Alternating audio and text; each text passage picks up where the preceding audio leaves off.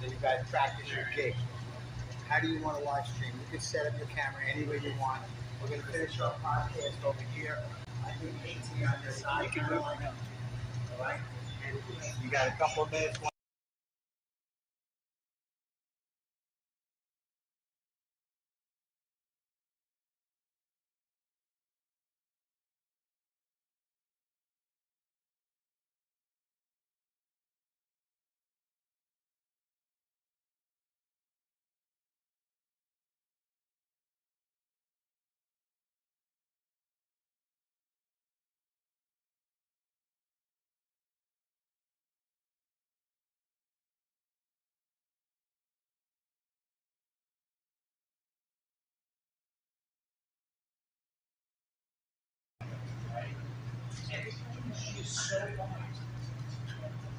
Yeah, that was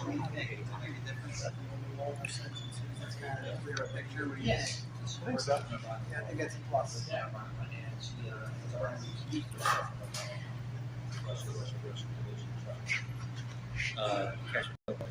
She also Castell was had her when they were suing for the Russia. We are back, folks, at the America First Warehouse for the January 6th Truth and Justice Week. And we are now joined by J6er Tommy Tatum. Tommy, welcome. Thank you. What's up, Tommy? Long time. So I had the opportunity to sit down with you for Real America's Voice News and at CPAC earlier this year. You have an incredible story, right, Steve? You witnessed what you think is the final blow, the fatal blow against Roseanne Boyland on the steps. What did Roseanne Boyland do to deserve the treatment she got in the tunnel? I guess she trespassed into people's house. To be beaten to death? Yes. That's what you get? I don't know that Roseanne Boyland never did it. Yeah, that's beyond Working on her? Yes. Well, to be completely honest with you, this one person, I don't want to say their name, but I respect their opinion about things. And they said that strike could not have killed her. I'm like, well, how come if she hit her with it and then 60 seconds later she dies? How do you know, especially when they cremate the body, what was the cause of death?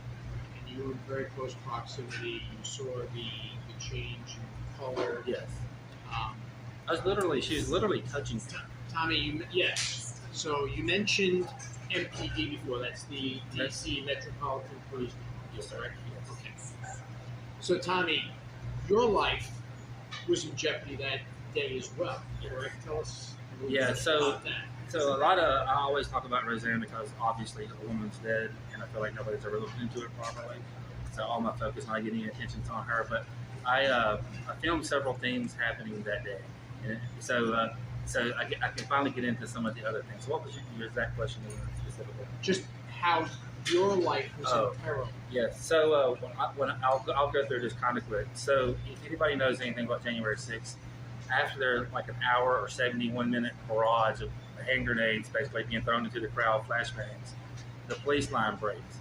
These prosecutors and judges like to pretend like it broke because of the protesters, and that's untrue. I testified in Brian Mock's trial in court about 2 months ago that at 2:25, and I'm answering your question, at 2:25, Officer Tao, T-H-A-U, indiscriminately sprays the entire crowd, including every police officer present, with OC spray, which is a deadly spray, causing the line to fall. They retreat back. during that retreat, I get trampled. I fall down on the ground. People are stepping on me, and I finally get back up. There's tear gas everywhere. 20 minutes later, there's another episode, and I end up beside Roseanne.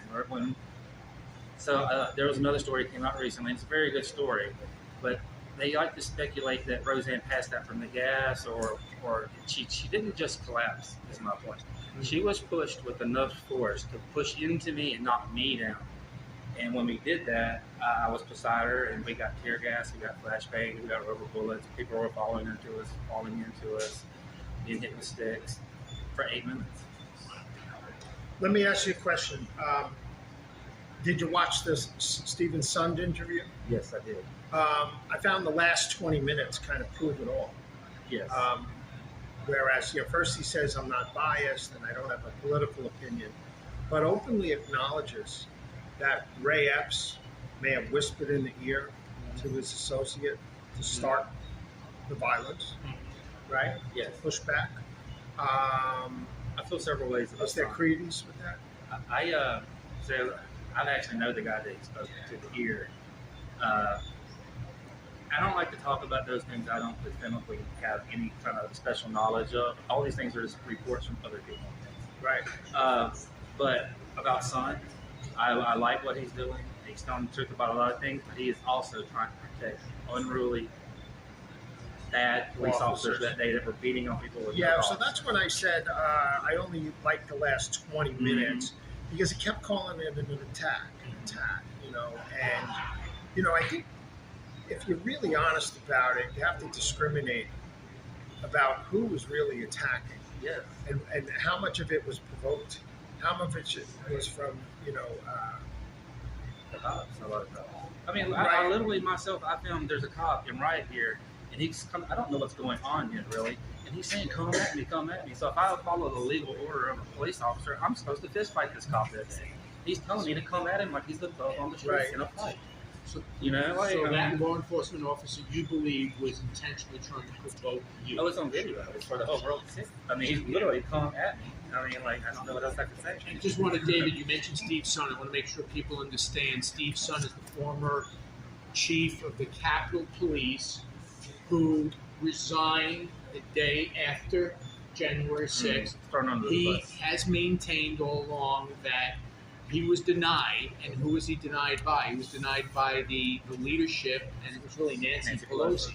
But he was denied the intelligence and the resources needed to prevent what happened on January 6th, which very much suggests that it was all intentionally planned. I think so. So in that Sun interview, too, please go back and rewatch it and read in between the lines. How many times does he mention military? The military was involved with January 6th. And this is what's eventually going to come out. And it's so scary. The average American doesn't even, when I tell them this, it does not scare them enough. They use the military. They use the world's strongest military force ever known to mankind to squash our free speech and our rights, and killed us that day. It was Americans to Tiananmen Square, and nobody even realized it. Yeah, it's very interesting. What about Yogananda Pittman? She a plant? I think this is me speculating with some. Was she under the wing of Pelosi? Oh, absolutely. I think Bowser was told to keep Sund in the dark. Yeah, I think Bowser and Nancy Pelosi got together and made that whole thing happen. And Yogananda Pittman, if you do what we tell you, you'll get a $250,000 a year job at the University of Berkeley. Right across the bridge from Pelosi's district. The audience to know, she was the person that was put in charge to replace Steve Son, right, on an interim basis. And then the people who worked with her, if you know how the Capitol Board works, they removed her with a no confidence. No confidence. And Tariq Johnson, who was responsible for removing congressmen and senators from the Capitol that day, the entire time he's screaming, I need to know what to do. I need to know what to do. Yogananda Pittman went radio silent, and that was her only job that day. Tariq Johnson says that it was a setup, and Yogananda Pittman is responsible for that. Have you made any progress in the last couple of months since we spoke? Absolutely. My main goal is, on a more personal level, is to get the story out about Roseanne, and then ultimately the entire story about all of January 6th. And there's been so many things that have happened. And anytime I know one more person learns the name of Roseanne or what happened actually, or any of the things that happened on January 6th, I see it as a victory. So we've had many victories. Kelly Meggs has been calling me from jail. and we spoke a couple of times. I missed him once or twice as well. You know, you only get 15 minutes to talk. They got him in solitary. Pretty unbelievable. I think they put I like him and Stuart Rhodes. I think they put those guys in isolation, solitary, because they don't want other men to get their thoughts. Yeah. Tommy, the Truth and Justice event this week at the America First Warehouse. What are your thoughts about it? What do you hope to see come out of this? You know, it sounds cliche, but awareness, and then more people getting involved. Like, you know, we do the Freedom Corner in DC. You know, they'll start your own corner. They'll buy a T-shirt, make their own T-shirt. Talk to people about January 6th because people do not know. Like Mickey and Nicole just went to an event in Michigan, and the event was about human trafficking, and they went and spoke, and they were the highlight of the event. People do not know what happened on January 6th. Should people petition their Congress, their local congressperson? Yes, because this is, I knew myself walking away from the Capitol on January 6th that they were eventually going to come for everyone. And I tried to tell, you know, people who, you know, maybe they don't have 30 or 40-year-old, you know, husbands or brothers who are extremely into politics. But I saw a study. We all know about what they do with the Catholic churches. We know what they do with the school boards. I saw a study about 8 months ago. They said they were spending a $700,000 grant to monitor online chat rooms for video games. Well, who do you think they're targeting there? They're going after your 14-year-old. He's going to say something stupid when he gets killed on the video game, and the next thing you know, he's going to be a terrorist. Right. Well, now they're in trouble for rounding up people based on their phone records. Right. A big article the other day about that. They did use it in Minneapolis in the George Floyd riots, but it may have been unconstitutional. Yeah, so I saw a story that it's kind of the same thing that happened with J6, and there's some crossover of this happening now with Beyond. Honestly, all these January 6th trials, I think, of ultimately, and you see it with Trump with his freedom of speech, they are not really trials. I call them Maoist struggle sessions. If you don't go in there and say you hate Donald Trump, it's all Donald Trump's fault, you're going to prison. I guess I heard a little bit of good news that Antifa is running out of people to protest your Freedom Corner. So we're going to have to wrap. Tommy, he'll be here all week. Today, the 15th, 16th, the 17th. We got a great lineup for the rest of the week. Mickey Widhoff, Nicole Refford, the whole crew. We're going to bring in Gary McBride now. Yes, Tommy, thanks very much for joining us, and Godspeed to these prisoners. Thank you. Thank you, Tommy. Thank you. All right. How long was that segment? It was 12 minutes. Was it a premature ejaculation? What happened here? Yeah. That's it. And Think so? it's like not only It lasted 12 minutes and 22. Yeah, really. I feel like Where's we're Gary? Are we okay? What happened there? Were we okay? Yeah, no, we're good. We're good. We're good. You had another minute. I didn't give you a chance to cover. I was going to fill up 2 more hours. I know. But all I'm looking to do is a couple seconds. All right, that's good. You got That's going to be Gary. Gary, you're I'm up. going to give you 14 minutes. 1 minute for commercial. I got to adjust that a little bit.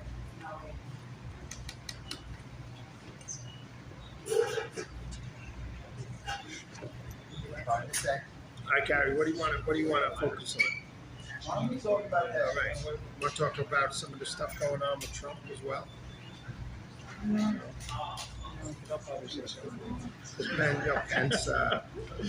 Pence kind of made an ass out of himself. I voted for the Constitution, not for one man. And Trump was making fun of him yesterday. I thought it was funny. But yeah. All right. So, all right. Yeah, he So, does need to hold the mic. Are you the architect of what's behind this week's events? Yeah. Are you there person and like putting the week together? I mean, it's everybody's worked together with it. It just started off at the beginning with Joe when Sarah McAfee told me she's going to be here this week. Right there. Well, maybe we'll ask you like. That's good. We can't see the app. I call the people. Oh, yeah. I'm looking at the wrong camera.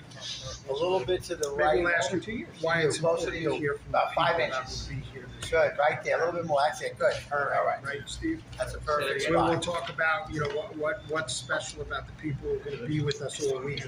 Gary, maybe, Why you? Do we have you have the piece of paper that we can hit on the themes for each day? why you did it, why you're here, what are we doing today this week. Got a couple different things. Yeah, M5 News is behind you, Gary. M5 News is behind you. I got no problem with you talking about what you're doing. Today's Freedom Corner, Court Day, J6er Day, Fight for the Truth. We want to just. Can you reference that, or do you want to reference that, You Steve? can reference whatever you want. Gary. Why don't we start with you talking about what Steve, each try day and is keep that door about, closed. and then we'll throw to Gary about the lineup. Right? Yeah. That's me. I'm recording this. Hold on a second. I just want to say to you, I'm only recording this because I'm going to do some news articles about this. I'll get anyone in trouble. Today happens to be focused on the Freedom Corner for sure. Yeah. We brought them in. These guys are part of it. Okay, You know, so he's that got- was the. Maybe we could Okay. segue because Tammy was telling me that maybe the Antifa people, they ran out of money. There's not as many people yelling and bullhorning and throwing stuff. That was fun. And then you have that woman there, Patricia Aquino, who was there on J6 on the other side, counter protesting and never got arrested. Right? On the set. Do you know anything about her? I know who she's talking about. Okay. Yeah, she's the one. I'm just gonna quickly hit on the 4 days, the theme for each All right. days. We're gonna Very good. turn it over to Let's do Gary it. in terms of Gary, what you know, how you see this unfolding and what you would like to see come of this, Okay. right? And your role. No, right now I just. Okay. Yeah. If there is a moment that we don't like within the segment, we can go back and cut Yeah. and slice it, okay? We'll make a note on when it's at. But we're going to go in about 5 seconds, okay? We're going to go for 14 and a half minutes. I will let you know the minute and the 30-second on the way out. There's a lot to talk about. 5, 4, 3, 2, 1, action. Welcome back, Patriots, to the America First podcast. We're here at the America First Warehouse for the January 6th Truth and Justice Week. And we've got another special guest here with us, Gary McBride. Gary, describe you as a videographer.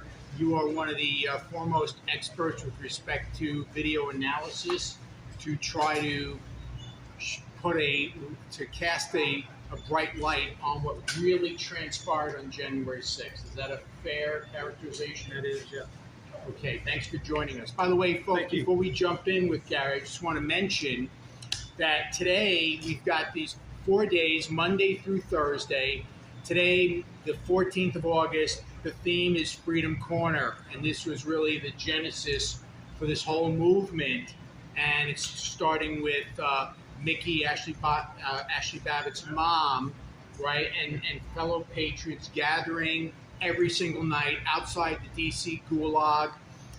Tomorrow, Tuesday, we have its court date, and we're going to put a spotlight on the gross injustice. People talk about two-tiered justice. We've said this before. If you have two systems of justice, you have no justice at all. So we're going to focus on the challenges trying to get real justice and what they're facing with the D.C. court system.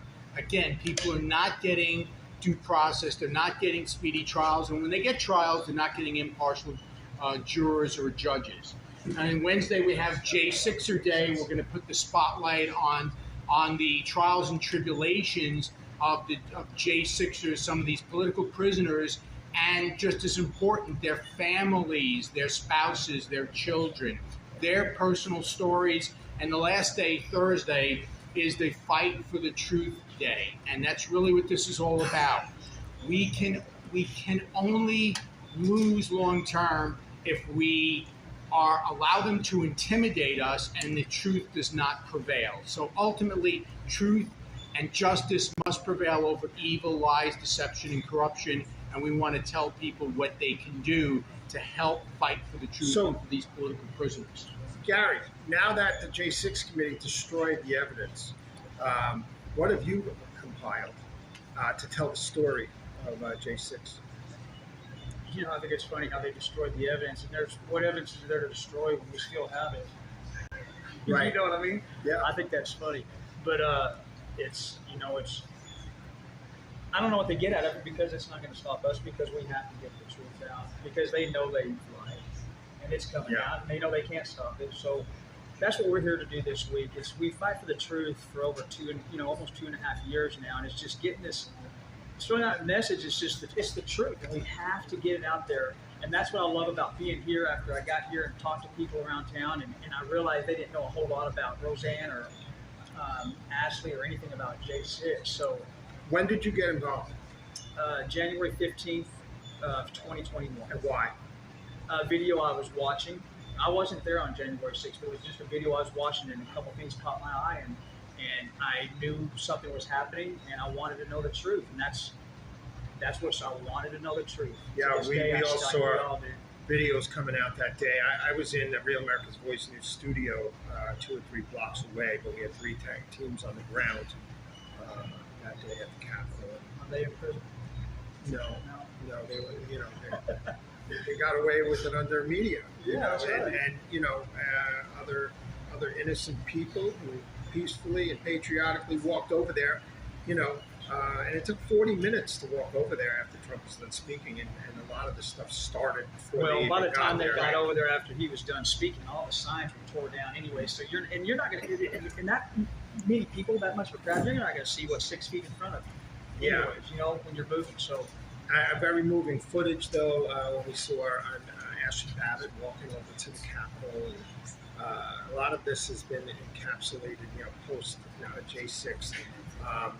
But how do we get the message out to the American public now that everyone's been criminalized?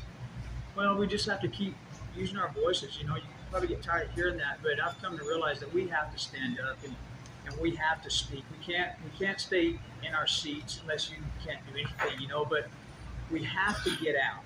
And being in DC taught me a lot when I showed up there January 6th of this year, with Tommy, Tammy, Nicole, Mickey, and everybody, and going to the courthouse, going to the Rayburn building, and get in front of elected officials. You get to a point where, they like to say it's a movement, and if it's going to be a movement, sometimes certain people like myself have to get up and move and go. And so Mickey's where she's at, and she needs to be where she's at, and they all support her, and we support Ashley, and that's what we want to do, build when we go different places, just to support, bring that message out with everything. Steve, I just want to ask Gary one more thing. So, who are your biggest allies in Congress, and what do we have to do as constituents to call our congressman so there's a J6 committee? Where's Tommy at? Tommy, answer that one. Who's Yeah. your biggest? Who's your biggest ally in Congress? Ivan Raiklin. Oh, Ivan Raiklin. I just interviewed him in New Loudermilk? Hampshire the other day. Loudermilk? We like Loudermilk. Loudermilk's good. Yeah. Out of Florida, right? We like Byron Donalds. We like Georgia. Okay. Oh yeah. Yeah. I thought he was Florida. Yeah. Anyway, Yeah. they recognize us now. They What do about recognize- Matt Gaetz? We like Matt Gaetz. He's he had the field hearing. Rosendale? Not so much. Not that he hasn't happened. Yeah. There's a lot of. Heard, that's for sure. Well, the question is, now's the time to push Congress and Yes, it everybody out there viewing this live stream, and I think we should push this all week here to get on their phone immediately. Nick Walota is the 1st District Congressman here. We have 4 on Long Island that are Republicans, supposedly, and will they act on the people's behalf, especially for my good friend Peter Maloney, whose life has been turned upside down for standing on the steps of the Capitol, owner of one of the largest funeral home chains in New York State, salt of the earth family. His father was the tax receiver for the town of Brookhaven, completely persecuted. I went to school with his sister. It's a very sad story. So, Steve, I'm sorry, I didn't mean to go on. No. So that's one of the things, right there. We talked about what you would like to see come out of this week.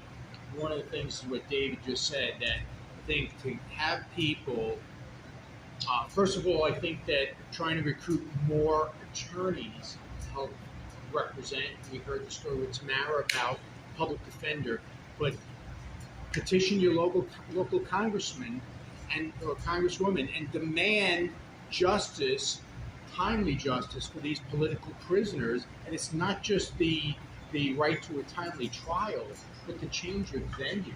And Congress people are just not speaking up about this, right? What are your thoughts? Yeah, no, it is ridiculous. I mean, when you go sit in there in some of the hearings and you watch, and everybody's sitting around, Tammy and Tommy, and everybody knows, and nobody has masks on except for the prosecutors, and their masks are pulled down. But when the jury comes in, they're wearing masks, and see they do. Prosecutors pull their masks up. It's such a show, and you don't get to see that. And you used to be able to call in and listen, but now the judges are ending calls where you can't even call in and listen to these hearings or anything. So it's being hidden. Who's the most informed person on January 6th right now in the country? Who's the core of the people? Is it yourself, Mickey? Who's at the core? Tommy? And where do you go forward from here? There's a lot of people that's done a lot of work, and we all work together. And the core people that we're bringing in here to, for this week is, there's nothing like those people, and we've talked. We've always said that one day they're going to listen to us, because we've tried to get in the hearings, we've tried to be called by Congress, we've tried to be called by J6 committee, we've done everything, we've put our face out, we've talked trash, so it's time for everybody to just. I just want people to listen and learn and just take away from this and spread the message. They have to share.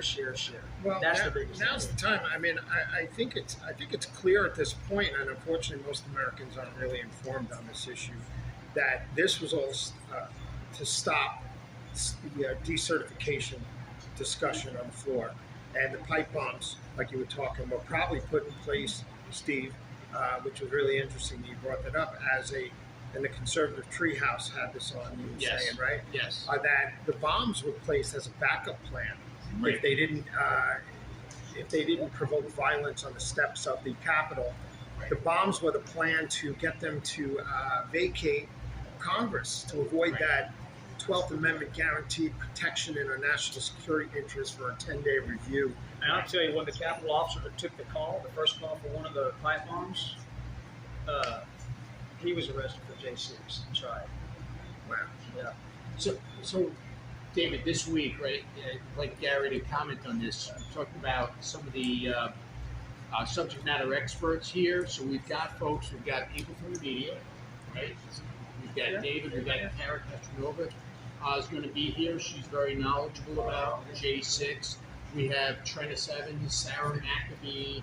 Sarah is the wife of J6, right? McAbee, right? Yeah. And Trennis Evans as a subject matter expert, his role in this as well. Yeah, he brings a lot of roles. He's a J6er, but he brings so much to the table as far as the attorneys, what's going on with the courts, even how he approached his hearing and his trial and what he wanted to submit into court. That's the biggest thing that sucks with all this, is when these guys take a plea, nothing gets submitted, as far as videos. So it's going to be our job to put those videos out that don't get submitted. What's the most eye-opening or damaging video that's out there in your opinion? What video has the most impact, to tell the truth, about what happened that day? The top 3 for you that people have to see? That's tough. Or is there just so much? There's so much. There really is. But the first one that came to my mind when he said it was Reyes. Yeah, whispering in the guy's ear. That, and then his second, the second time he came through the bike rails with, so it's just, and it's the night Reyes, before. but it's Eugene Goodman, Michael Fanone, who we're going to take care of with the source mount for him, because he's a complete fraud. Anyways, Fanone. Yeah, right. Michael Fanone. So, Gary, the videos that came out through Tucker Carlson when he was still with Fox News, how much did that move the needle in making the public aware versus what's still out there that it's safe to assume that a lot of the public hasn't seen? And how can they see additional video footage that you have? Yeah, when Tucker came out, if you're talking about with Jacob with Chansley, okay, so it's. But we saw that video 2.5 years ago. Yeah. So I don't know why it was new. And some of the stuff that they were bringing out, it's leading him around. The cops leading him around. Those cops that were leading him around those cops are everywhere else in other scenes also. So there's a lot to it in those videos that he showed. But that's just a small, that what Tucker showed was handpicked for him. There's no doubt about it. There's What no about way- Solomon's stuff? Has he had anything breaking that you think has any impact? I don't follow him. Yeah, So I don't So follow. people want to see video footage that you have of me. Just go to my website, m5newsgate.com, and you go to my media page. You see Rumble and YouTube. There's more videos that's going to come out. I haven't put a video out in just a little bit because we've been busy doing this. Yes. So we're waiting for this week, and we're going to put videos out this week. Well, Gary, I know you've been Surprises. hard at work here, and maybe this is something that's going to grow into something bigger, right? Getting the voices out of the J6 families. People's lives have been turned on end. Children, They're coming after everybody. Yeah, and Bernie Carrick says to me, they come after you, they come after your family, they take away your attorney-client privilege, and then they bankrupt you into submission. They watch you. They know how much money you got left, know how to handle the food. Yeah. Gary, thanks for helping to organize this amazing event this week, and great success to you and everybody participating. And we hope this does move the needle in delivering truth and justice. Yeah. Thank you, Gary. Okay. So David, I can answer that question. Which one? The only video, new video breaking that we hadn't seen before, that Solomon, Julie Kelly, and whoever else got, was the Ganell in the hall. You know what I'm talking about? Yeah. She found that on her own.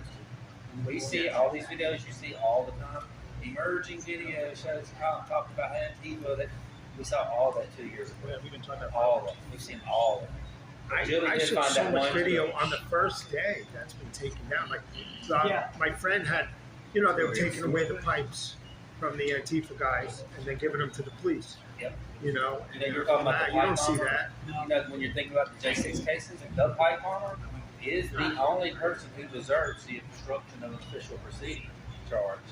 The person who dropped the pipe. Because that's why he put him there. I mean, the Was FBI to who obstruct dropped the the pipe. official proceeding. He's the only one who deserved that charge. Yeah. So right. Yeah. Okay. Do you? What's that? Yeah. So what am I doing? So Am I staying here?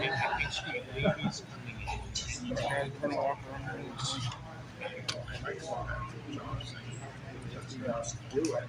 Well, just let me talk to Joe.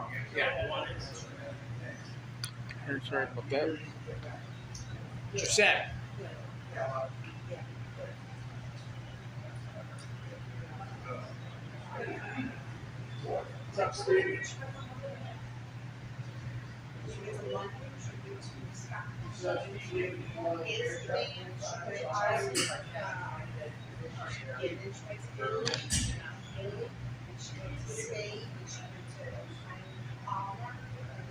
These guys go. Things are.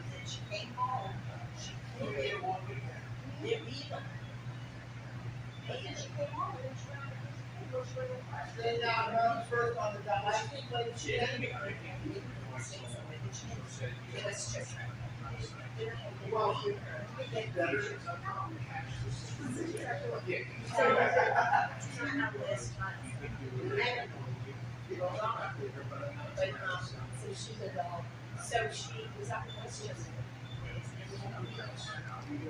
She didn't want her lunch to be that's why I play it early. I'll have more material for tomorrow.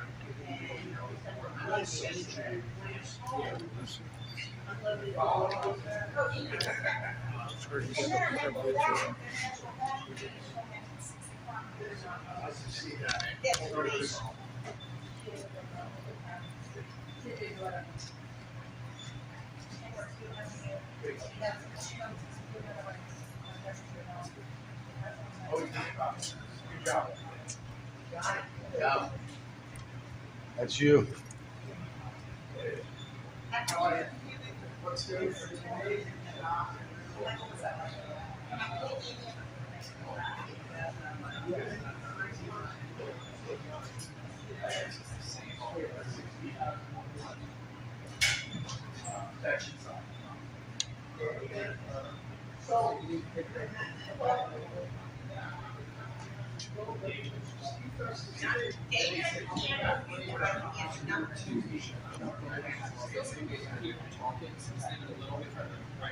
Just a little bit.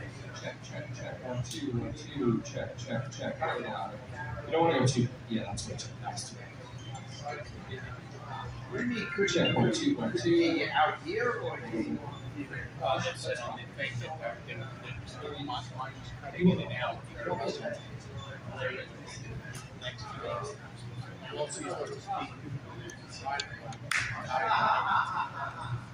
This is my friend David and his other live streamer.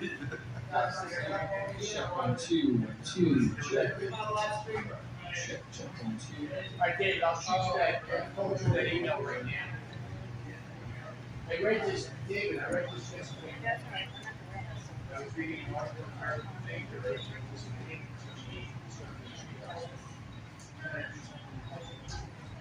This is going to be a. What kind of microphone is he working on? My son's out. We need silence so we can hear it's up.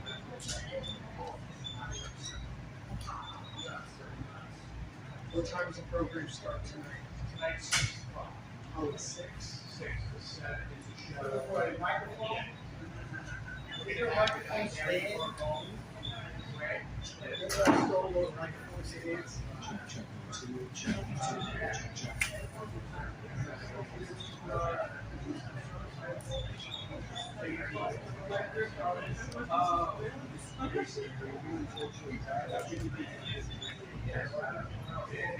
And he has a lot of nice things to do.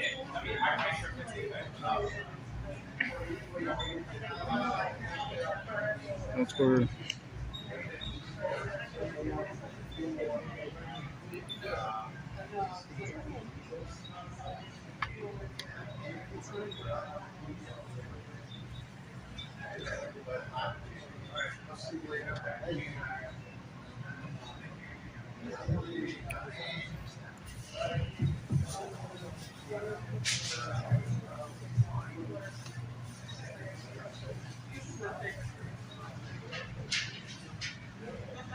you guys see?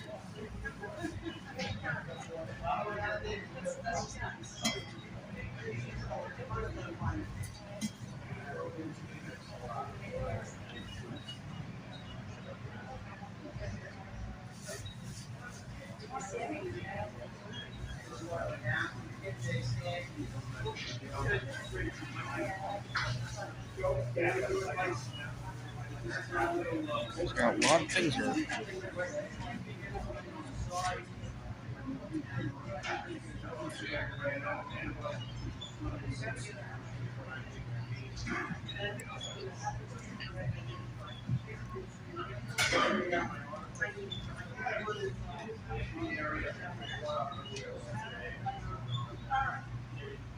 Yeah, exactly. Can you lower it at all, Steve? Can you lower your laptop at all?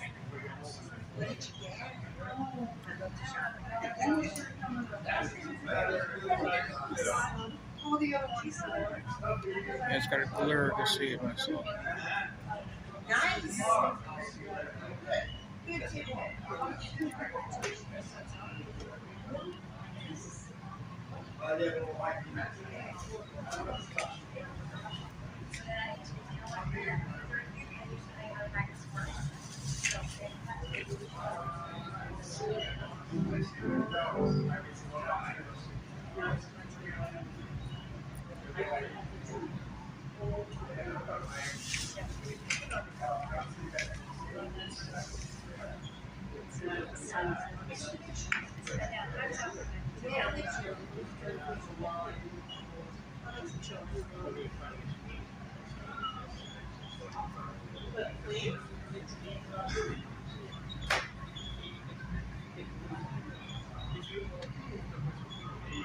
Yeah, right.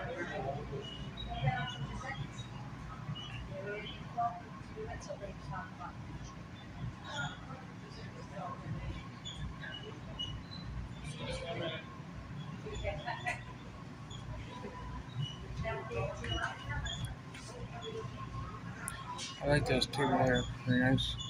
You help Clinton? No, I'm just taking a picture. I'm Dan, by the way. I'm sorry. U.S.A. You with M5 News? No, I'm sorry. I got it. I got one first.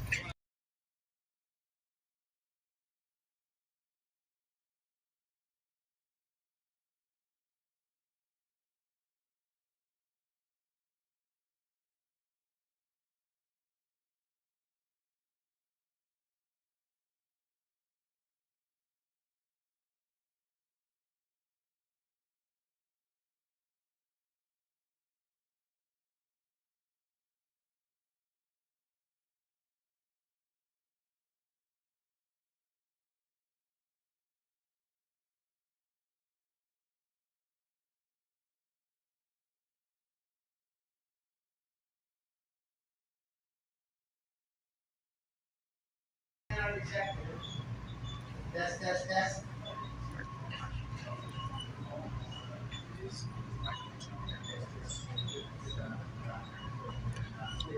I can't hear anything. Yeah, on.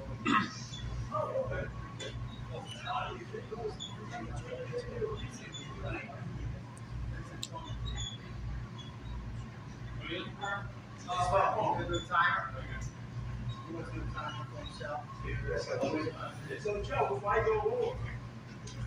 This guy got a lot of good things, really.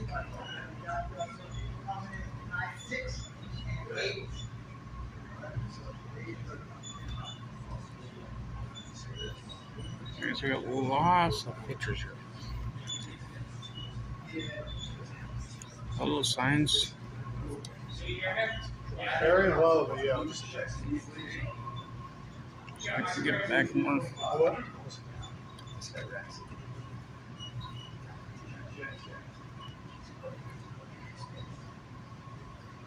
Yeah, let's have it.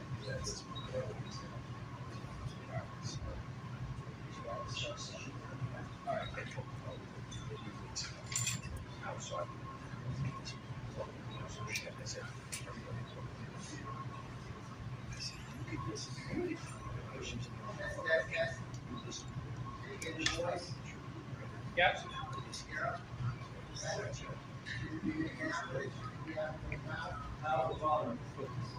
You're good. You're good.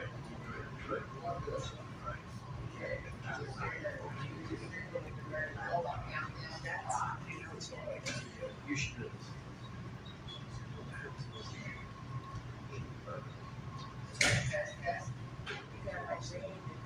You're good.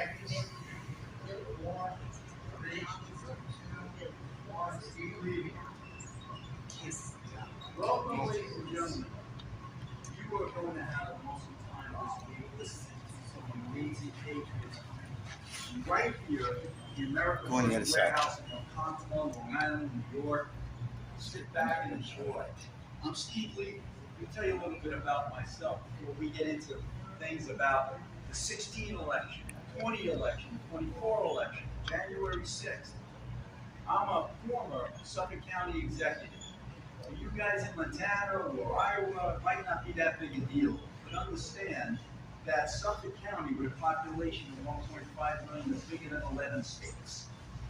I was a county legislator, New York State Assembly member, and county executive. But here's the fun part, and I hope the walls don't close down on me when I tell you this.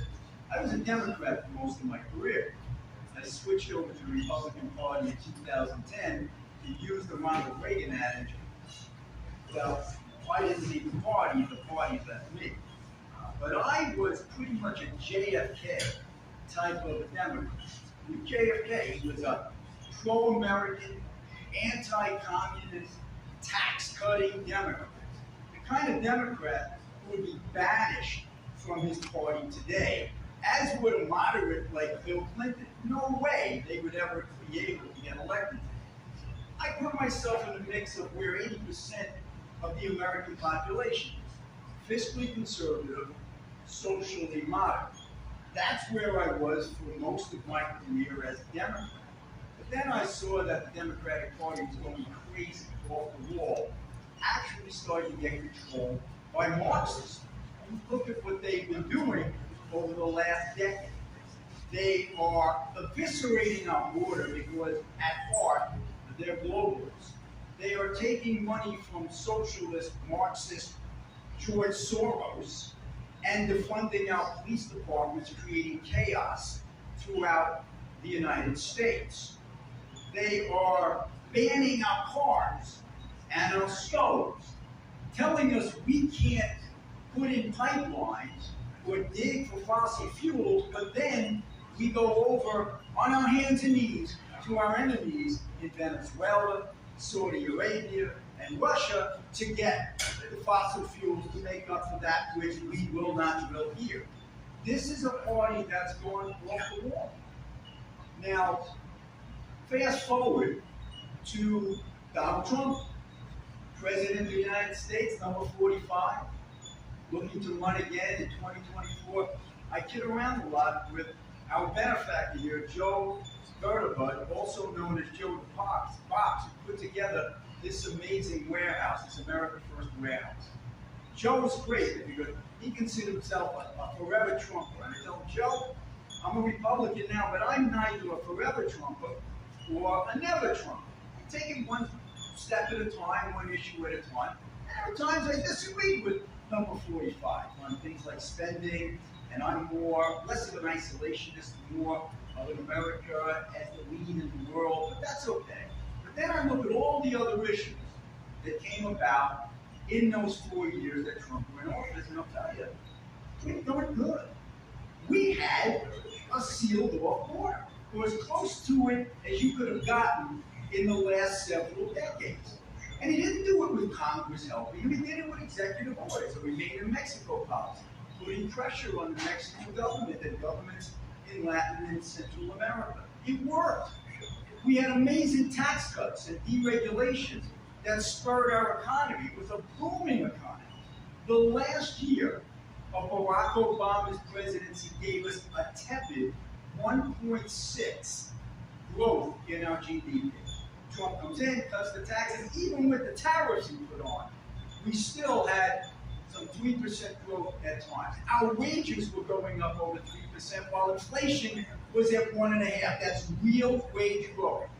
Today, inflation hit 9%, while growth was somewhat okay in wages, but overall, we're losing ground. Trump also gets credit for calling out wokeism, for alerting us about the deep state, and for warning us about a very biased media.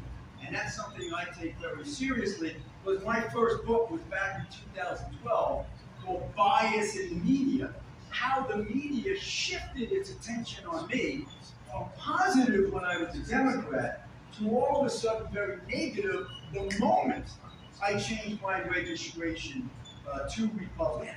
But the point is, whether you like Donald Trump, don't like Donald Trump, or men's on him, if you're objective, you have to agree that there's a double standard. And he's been treated remarkably unfair and much different than would most any other candidate. And there's a reason. I call it the Valkyrie effect. I wrote about this in a Newsmax article on the Newsmax Insider. I write regular articles for Newsmax. I've written for Fox News. I've written for the New York Post, Albany Times Union, the Washington Examiner, the Washington Times. But this article was probably about 6 years ago. And the Valkyrie effect. What was Valkyrie? Valkyrie was the code name for the plot to assassinate Hitler. It was devised by some of the higher-ups in the Nazi Party who realized Hitler had lost it, he's off the wall, and for the sake of humanity, they had to assassinate him. Well, that's kind of the attitude that the left, major institutions, the FBI, and especially the media and the leftist activists took about Donald Trump. This guy is the new Hitler, they say. So basically, anything goes. The standards that were often there for centuries in the press were abandoned, where higher-ups in the fifth estate, fourth estate, were now saying, doesn't matter to be fair, we've got to get this guy out of here because he's the next Hitler. when you adopt that attitude, crazy, illegal things will follow. I mean, just look at what this cabal of the FBI, social media, leftist activists, and a leftist press, which is almost synonymous with the Democratic Party these days, did to Trump. First, let's talk about the 4 indictments. 3 right now, but likely by the end of this week, the 4th one in Georgia. The Stormy Daniels indictment. Okay? It is a case where there was allegedly an illicit affair, and one person is demanding money of the other. Now, in normal cases, it's the person blackmailing the other who comes under investigation and gets prosecuted. In this case, the prosecutors went after the guy being blackmailed who paid off the money, which is not illegal. So they had to scratch their head and say, well, that's not a crime. How do we make this a crime? So they attach it to a so-called campaign finance violation, which it was not. Because if you look at the law, a campaign expenditure is anything that is solely for your campaign. If you expended that money for something other than the campaign, such as protecting your reputation on a personal level, it's not a campaign expenditure. Why do we know that? Because the feds, Mr. Smith, the same prosecutor going after Trump right now on January 6th, was the guy who brought the charges against John Edwards for the same reason, claiming that money was going to someone with whom he allegedly had an affair. No conviction in that case. Thrown out. So there you go. Yet they're trying the same thing all over to Trump. The second one, this one in Georgia, totally bogus. It's probably going to happen this week, where they claim that Trump violated the law by making a call to people in Georgia saying, find me X number of votes. Now, this would be the first time in the history of the English language that the term find is synonymous with manufacture or create. Now, Trump thought that there was a lot of fraud in that election. He thought there were tens of thousands of votes. He calls them up. It wasn't a perfect call, he said. In fact, it was probably pretty stupid to make that call, knowing he was being taped. He should have had underlings do it. Nevertheless, he says, you don't have to find me 100,000 votes. You just have to find 10,000, 11,000 that we think were fraudulent.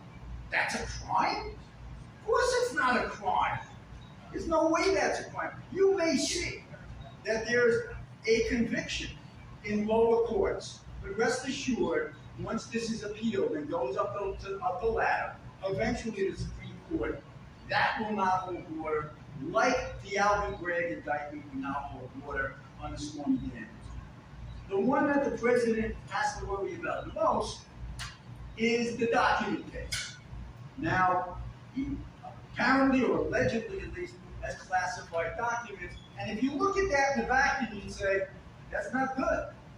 But you can't look at it in a vacuum. You have to look at this holistically, and how prosecutors treat this in other cases, especially when there are Democrats involved, such as President Biden, who has classified documents in a box in his garage next to his Corvette and accessible to drug-infested Hunter Biden, who's doing business with a lot of nefarious folks all around the world. There's still a special prosecutor, I think, looking into that. It's like a fine Waldo case. Has anybody seen this guy over the last year? No. But they prosecuted Trump over this, but they say, oh, it's not because of the documents. It's because he tried to destroy the documents. Well, if you're going to use that standard, then how about Hillary Clinton that used bleach bit, hammers on cell phones, erasing 30 million emails? That's okay. How about Bill Clinton, whose case went to court when he had classified documents in his sock drawer? And the Democratic judge made the decision that whether or not it is classified is solely at the discretion of the then president. Well, that worked for Bill Clinton. Apparently, the prosecutors ignored that case when they brought this case from Jack Smith on the document. But then we get to January 6th, where Democrats, the leftist activists, the media, social media, the FBI, all conspired to make it appear that Trump incited an insurrection. It was amazing. There was a news outlet that spliced the actual footage, and you could have seen this last week, where one moment they're showing Donald Trump saying, "We got to get out there and fight." And the next time they say, "Now go down to Capitol Hill." They conveniently spliced out the part where he said, "Go there peacefully." What a crock. It's the same thing that the media did. Remember Charlottesville, when Trump allegedly said, "Oh, those skinheads and those Nazis, they're good people too." He didn't say that. We know he didn't say that. Because if you followed out his commentary, he said, "I'm not talking about the skinheads and the Nazis," but they conveniently chopped that out to create this false narrative that he was claiming that Nazis were the same as anyone else protesting that day. And that's what they did in January 6th, where they clip out the term peacefully. And by the way, so too did the Democrats who held their insurrection hearings. They showed tapes and clips, but conveniently omitted that very exculpatory phrase, "Go over there peacefully." So notice something very interesting what Jack Smith did, the prosecutor. After all that, he gets up on a podium and tells the public what Trump did was an assault on democracy on January 6th. He incited a riot and an insurrection, but he didn't charge Trump with an insurrection. Why? Because he couldn't. Because Trump never said, "Go attack the Capitol and burn it down and stop the process." He said, "Go over there and peacefully assemble and protest." So what does Smith do? Smith says, "Oh, we're not getting him on that. We're going to get him on other charges that he was creating fake electors and trying to rig the election." Well, if you want to find out if this was a crime or not, remember back to President Tilden back in 1876. You remember President Tilden? I'm waiting. No, nobody remembers President Tilden. You know why? Because Samuel Tilden never became president in 1877, despite the fact that he won the popular vote. Rutherford B. Hayes, his opponent, and Tilden were locked in a battle over who won. 3 states were at play where it was claimed there were fraudulent votes. That's what's done in politics, but not here. So let's go back to January 6th. And Trump was on that grassy knoll complaining about the election, claiming it was rigged. He's got a right to claim it was rigged. I believe it was rigged. Now, I have disagreements with my buddy Joe Berger, Joe the Box here, because he'll use the word stolen all the time. I said, "Joe, I'm not going to use the word stolen, because to say stolen, you first have to prove that there were enough votes changed to alter the outcome. And the point is, we don't know because we never got a chance to really delve into it. But was it rigged? You're darn right it was rigged. How was it rigged? Let's go back to 2016 when we started the rigging. You had the FBI and the DOJ, along with Hillary Clinton and the Democrats, creating the Russia hoax. Get this. Hillary Clinton hires a law firm which hires Fusion GPS, a dirty ops group, who hires Christopher Steele, the British spy, who gets in contact with some high-up Russian. The Russian, probably for money, fabricates stories about Trump, passes it back to Steele, who creates the dossier, who passes it back to Fusion GPS, who paid him, who passes it back to the FBI and Hillary Clinton. And then what happens? higher ups within Hillary's law firm make a guest trip to the FBI. They sit down with the higher ups in the FBI and say, you have to investigate Trump. We think he's bought off by the Russians. Well, how do you know? Well, we got information from this Russian guy who they paid for. Unbelievable. The FBI knows this in time. They know the dossier's a prop, and yet they go before a FISA court, lie to the judge, and get a warrant to spy on Trump and his people. That is called rigging an election for 2020 by disarming and destroying the Trump presidency from 17 to 2021. Then we go into the impeachment, where the Dems tried to rig the election in 2020 by wounding President Trump midterm. What do? They say he had a conversation with the president of Ukraine, and he was asking about Hunter and Joe Biden and whether they were compromised. Now think about the irony here, right? Rudy Giuliani gets some information that there's some bad stuff going down with Hunter Biden taking money from the bad, nefarious energy groups in Ukraine, and they're working with Joe, the whole bit. So Trump, again, it wasn't a perfect phone call. It was a very dumb phone call.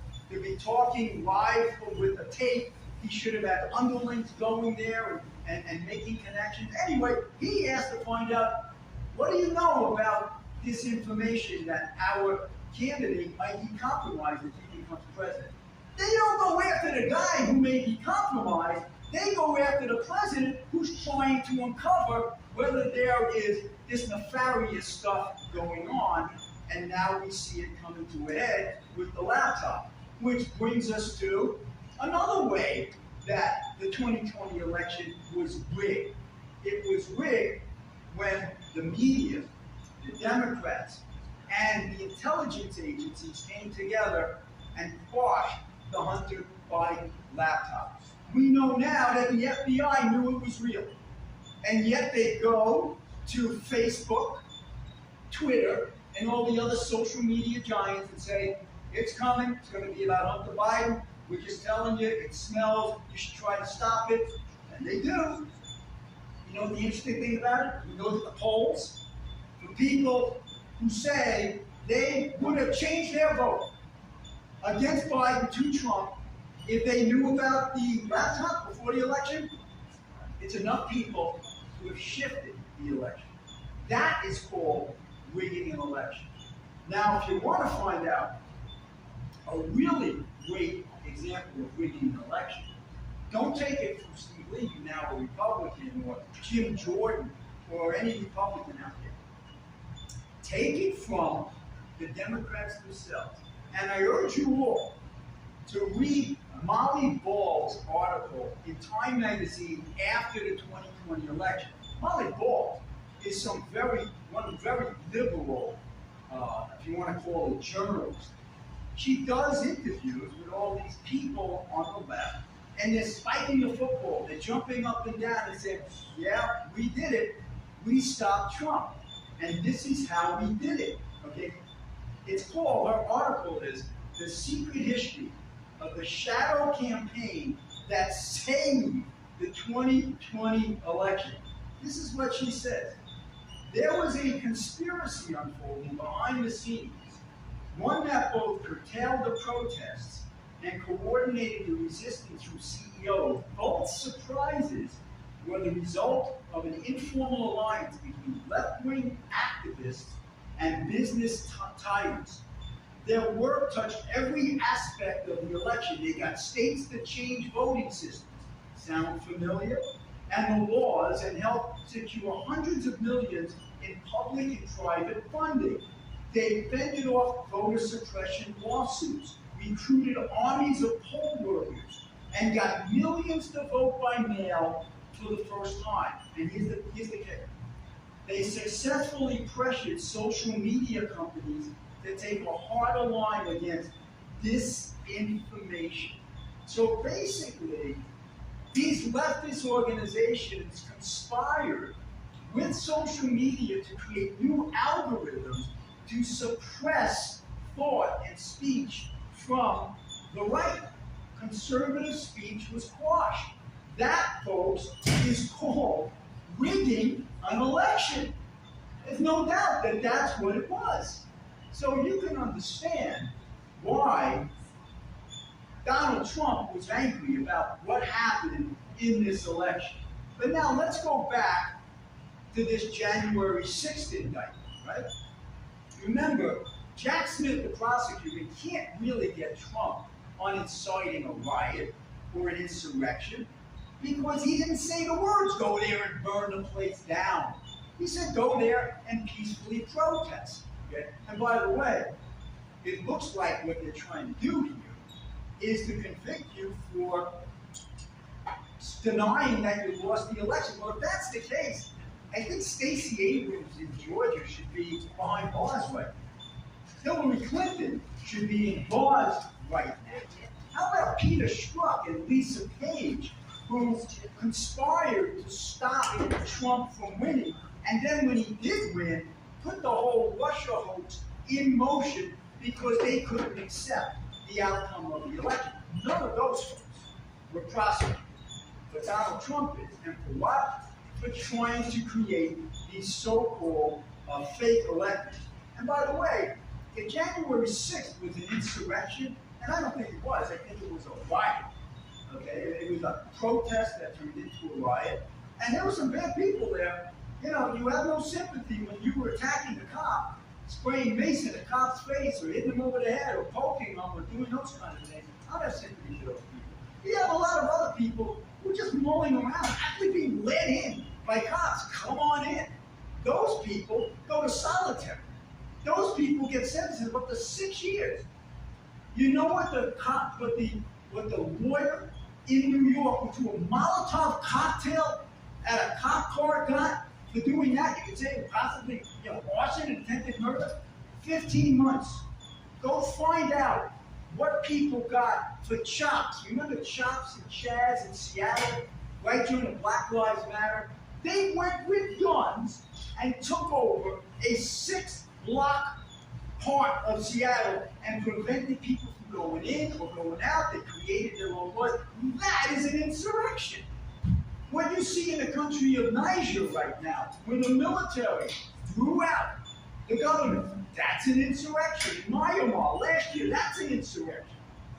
But if January 6th was an insurrection where people were just protesting, then so too were the teachers in Wisconsin when they took over the Capitol protesting then Governor Scott Walker because of his policy. How about those guys in Tennessee? Remember those Democrats a couple of months ago in Tennessee with the bullhorn who stopped the proceedings in the Tennessee legislature? Was that an insurrection? They stopped the proceedings. I don't know. If it's a January 6th insurrection, I guess that's got to be an insurrection as well. But I'll tell you, there is a double standard going on in this country, which is causing half of the population in America to really question our democracy. You hear from the left all the time that our democracy is in peril. Exactly, because they are the ones suppressing speech. They are the ones applying an inconsistent application of the law. Now, let's look at the biggest problem with the rigging in 2020. This is the last chapter of our podcast for today. It's all about COVID, folks. COVID gave these leftists the opportunity of a lifetime of a century. And as Rahm Emanuel, the former Democratic operative, once said, a crisis is a terrible thing to waste. They took the COVID crisis and used that as an opportunity to rewrite our election laws in ways that dramatically dilute the integrity of our electoral process. Let's give some examples of what the Democratic plan was. Here was their plan. First of all, flood the electorate with ballots. Ballots everywhere. Then follow that up with ballot harvesting. Ballot harvesting, where you have Democratic operatives go into the field, into the precincts, knock on doors, and take those ballots from the Democratic voters and dramatically increase the voter output. Add to that, Mark Zuckerberg and something called Zuckerbucks. You know what Zuckerbucks were? Mark Zuckerberg, who is a Democrat at heart, says, oh, I feel for the people who can't get to the polls, I'm going to give $300 million into the process. He gives them to not-for-profits, and we know these not-for-profits are. 99% of them are run by Democrats, contribute to Democrats, and have Democrat ideology. Okay? So now you have all of these not-for-profits getting the $300 million from Zuckerberg. But Zuck says, oh no, I'm not giving it to Democrats. I'm giving it to not-for-profits to get out the vote. Well, where do you think that money was going? Where the get out the vote was happening? In the Democratic precinct, in Philadelphia, in Atlanta, in Milwaukee, where it was going to make a difference. Now, why is that important? Because there are campaign contribution limits, and there are filing requirements that Zuckerberg did not abide with, because he claimed, oh, I'm not making a political donation. When in fact, a lot of people would argue, oh yeah, that was a political donation. But now you see what was going on. Ballots everywhere. Ballot harvesting and money coming in to collect all those ballots. So now we had Republicans who were challenging what was happening in these elections. And you will hear from the Democratic media that all those challenges fizzed out. And first it was no fraud. Then they had to admit, all right, there might have been some fraud, but it wasn't widespread fraud. And then they change it, they move the goalpost again and say, well, there might have been some fraud, maybe a decent amount of fraud, but it didn't change the outcome of the election. So the point is, how are you supposed to know in many of these instances? Okay, look what happened in Pennsylvania. They will tell you that there were court challenges and all the court challenges fizzled. Not true. Because there were some court challenges that were won by Republicans. But most of these court challenges were actually declared moot, that they never got to the next point of trying to prove the allegations of fraud. They said, the election's over, it's done. Or they said, we don't have enough time, or whatever the case may be, or you don't have standing to bring this case. But let's look what happened in a few states. Pennsylvania. You had the governor and the Democratic Secretary of State trying to change the rules so that the present law at the time, in 2020, was if you mailed in an absentee ballot, it had to be received by the Board of Elections by election day. They said, we want to change that to 3 days after the election.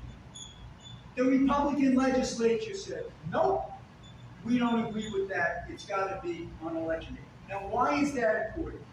Because if you read the United States Constitution, Article 1, Section 4, this is what the Constitution says. The times, places, and manner of holding elections for senators and representatives, that is on the odd, even year elections, shall be prescribed in each state by the legislature thereof. The legislature thereof, not the individual Secretary of State, not the governor, not a court. So remember that. Now let's go back to Pennsylvania. The Pennsylvania governor and Secretary of State, both fiercely partisan Democrats, said we want to change that date upon which you can receive the mailings. They lose. So what do? They get a Democratic not-for-profit again, good government group to bring a lawsuit. They bring a lawsuit. What happens? The governor and the secretary say, oh, no, we don't want to bring this, have the suit brought. Let's settle the suit. They settle the suit without the legislature chiming in.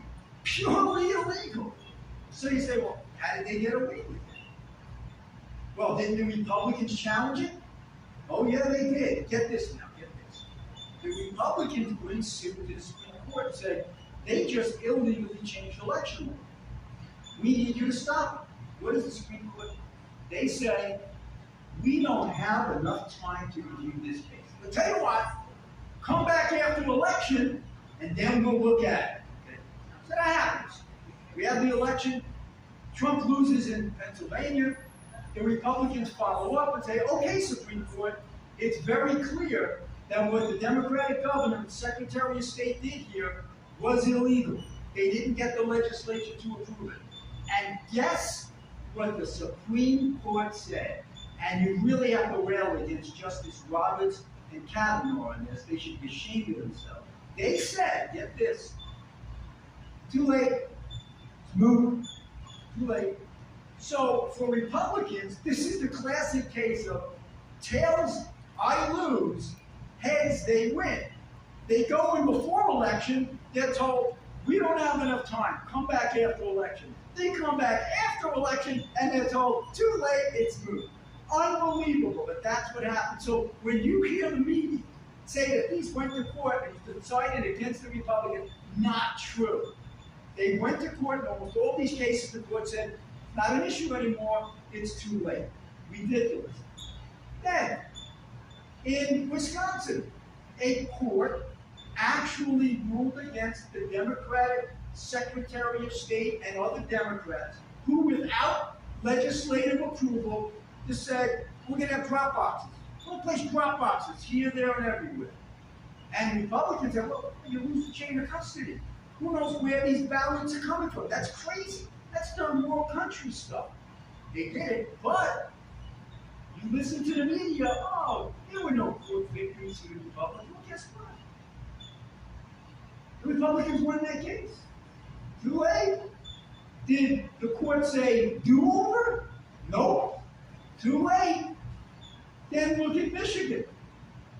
Michigan Court of Claims ruled for the Republicans, saying that the Democratic Secretary of State violated the rules in unilaterally changing the laws that pertain to absentee ballots. Too late. That's what the court said. Can't do anything about it. Too late. The Attorney General of Texas, Mr. Paxton, put an outstanding brief to the Supreme Court, or to the district courts, claiming that there was fraud throughout all of these states. And you know what the court said? Sorry, Attorney General, you don't have standing to bring that case. So don't buy this nonsense that this was a fair election. And this has nothing to do, by the way, with Donald Trump. You could like Donald Trump, you could hate Donald Trump. What matters is future elections. Look at mail-in voting. Who was opposed to mail-in voting more than anyone else just 20 years ago? How about Democrat Jimmy Carter? Democrat Jimmy Carter headed up a commission along with then ex-Secretary of State James Baker, Republican. Together they concluded the single biggest threat to the American electoral process is massive mail-in voting. They were saying this in 2005. They knew what can happen. How do we know this is a problem? Check out this example. There's a fellow, a journalist named Victor Jokes in Nevada. He did a study. He had 9 people contact. They said, I got all of these ballots mailed to my house. I didn't ask for them. One's of a dead guy who hasn't lived here in years. Another one's someone who moved. He said, okay, here's what we do. Give me your ballots. He's got 9 ballots sitting at the desk. Here's what we're gonna do. I'm gonna sign your name in my penmanship. Who does that? Then he tells them all, now I want you to take your ballot and sign your name in my penmanship. Okay. So now you have 9 ballots going into Nevada with penmanships that do not match those signatures that are on file with the Board of Elections.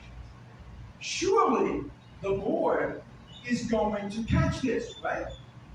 Of the 9 that were submitted, 8 go sailing through. 8 of the 9 with bogus signatures go sailing through. So then the next obvious question, folks, is how many more like that are out there? And the point is, I don't know. You don't know. Nobody knows. That's the problem with these mail-in votes. You know, we're the outliers here in America, folks. We're not the leaders in electoral reform. We used to be the gold standard. We're like banana republic now. European nations, what are there, 45 European nations? Like 44 of them have votes on one day.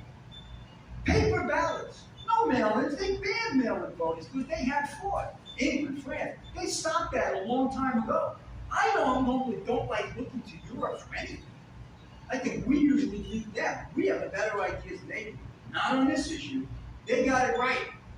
You have one vote on one day with paper ballots or at least a paper trail, and then at the end of the day, you know who won. Because if my guy loses in a fair fight, I'll accept that every time and I'll say, wait until next year. We'll come back and get it. But when you have this kind of chicanery going, or the potential for it, that's scary, scary stuff. They'll tell you, oh, you're over-exaggerating, there's not a lot of fraud. Well, you don't need a lot of fraud. Al Franken, the guy who had to resign because of his picture, you know, the old comedian, he was elected senator in Minnesota by a margin of about 300 votes. There were more votes than that were contested that year. It makes a difference. But here's the kicker. You know how many votes separated George Bush and Al Gore in 2000? I asked people, 5 million? 50,000? 10,000? They scratch their head and say, yeah, probably 50,000, 100,000. Get ready. This is the number. 500 votes. 500 votes made the decision, the difference, as to whether Gore or Bush were president. Now you think you're lying, exaggerating, you don't know what you're talking. Google it. Because up until Florida, neither Gore nor Bush had the magic 270 some odd electoral votes you needed. Florida determined it all. And they can count it the weekend after weekend. In the end, 530-something votes separated Bush from Gore. You're going to tell me that fraud is not important? You don't have to have millions and millions and millions of cases of voter fraud. You need just a few, and it make a difference in the future of in history. So we have an obligation to make sure that our electoral integrity is upheld. I hope people never forget it. Now, I'm going to conclude with this. One of the scariest things for our nation going forward is the first bill that Nancy Pelosi put into play when the Democrats took over control of the House years ago, called H.R. 1. H.R. 1 was an attempt to rewrite the election law throughout the nation and nationalize it to give total dominance to Democrats for generations to come. One of the things they wanted to do, get this, was ban voter ID. I am not making that up. They wanted to ban voter ID. Thank goodness that didn't pass. The other thing they wanted to do was to allow for ballots to be mailed out regardless of what you asked for. Probably regardless of even if you were registered. But the biggest kicker where they wanted to prevent individual states from banning ballot harvesting. Ballot harvesting, which is banned now in about half the states, why is it banned there? Because it's odious, it's insidious. Imagine this case, and we're going to wrap. Imagine Cuba, after decades and decades of Marxist rule, decide we're going to have a free and fair election. We want the people to decide the next president of Cuba. And they say, we could have all these impartial observers come over, but here's what we're going to do. We're going to have our Communist Party operatives knock on the door of all of our residents, and we're going to ask them to give us their ballot. But we promise we won't vote. We promise. And if we like the result, we'll keep it. If we don't like the result, we'll keep it till we won't throw it down the sewer. Okay? But don't worry about the chain of custody, and don't worry about us. You can trust us. If Cuba did that, we would laugh our tails off, fall on the floor, off our chairs, laughing how ridiculous that is, how corrupt that is. But that is what they are doing now in many of these states around the nation. That is what Nancy Pelosi and Democrats want to be the norm throughout the United States of America. Why? Because it helps their side. They go into these big housing complexes. They knock on the door.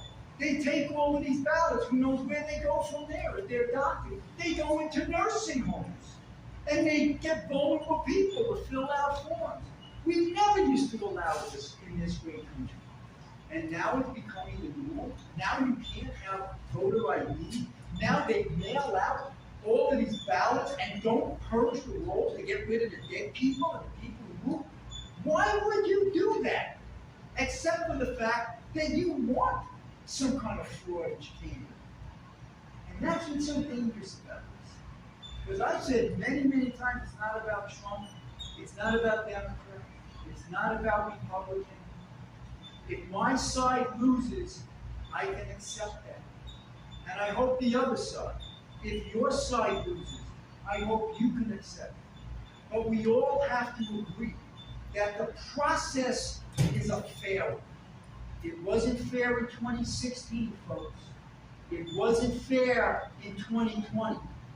And we have to do everything within our core to make sure that that nonsense, that garbage, that attack on electoral integrity is not repeated in 2024 or any year thereafter. You've been listening to Speak Out with Steve Levy, folks. We really, really appreciate you joining us. And we hope that you'll stay tuned at this America First channel and see all these other amazing patriots as they feed you tremendous information for your mind over the next week. I'll be back with you in a couple of days for Part 2. Thanks for joining us. Have an awesome day. Way to go, Steve Levy.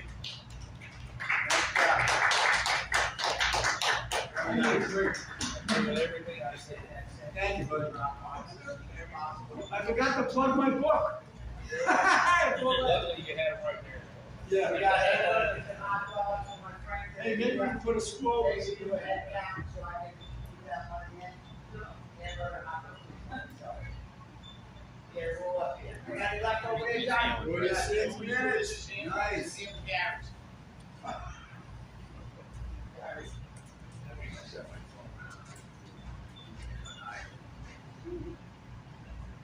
Yes, hamburgers and hot dogs right here. Did you get one, Big Tommy? Did you get one? I'm going with your buddy. Levy, grab a hamburger hot dog if you can. I think the hot dog is kosher. You live? My Catholic mother will like it. Yeah. Steve. Very Oh, very good. Why?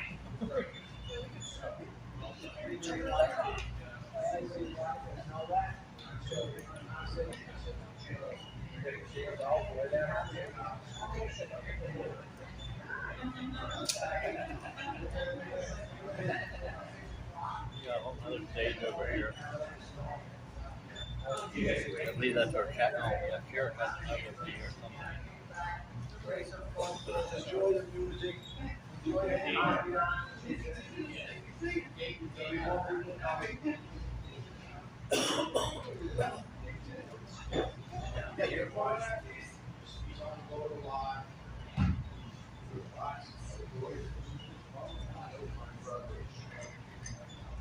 We need to be adults, but we also need to be adults and not make sure that everything is being done correctly. You can't just assume that everything is correct. We have evidence of other things and shenanigans taking place. We cannot allow those things to take place, and we do have to accept the outcome if we know that everything is handled right.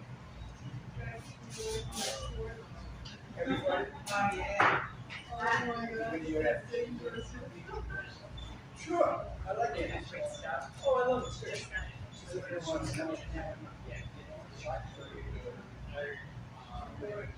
Coming Friday night.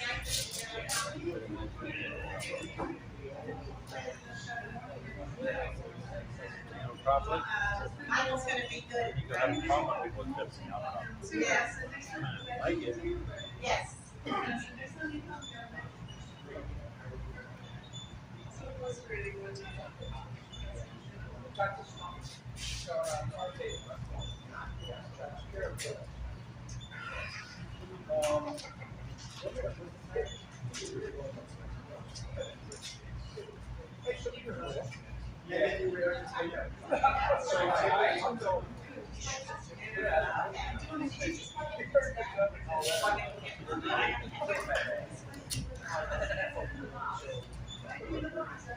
That's right.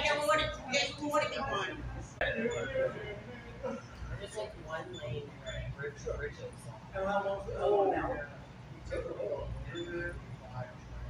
The GPS said, do you want to go on this faster route? And I was like, sure, except. But we didn't see it on the freeway for 200 miles. I'm in. I just tried it first. Tried it first one, while you're on the Yeah. You see, Here. yes. I could have got out and picked up the computer. Oh.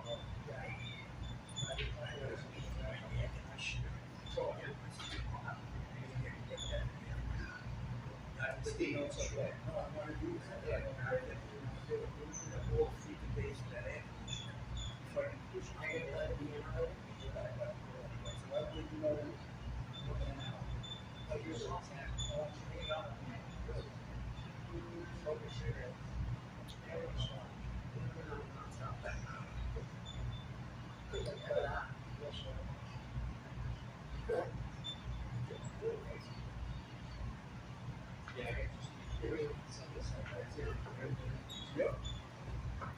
All right, so I will follow up on that shortly. And we'll find a place.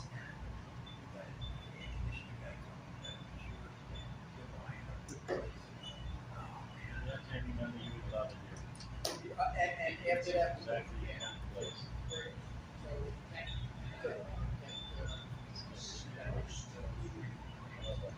I like these.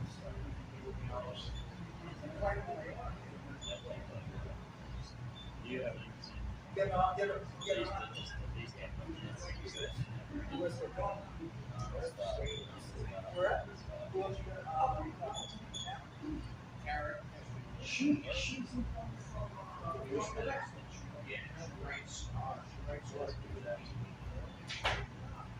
We can put your house and yard inside this warehouse. Right next. Steve, what's the green light for? State five.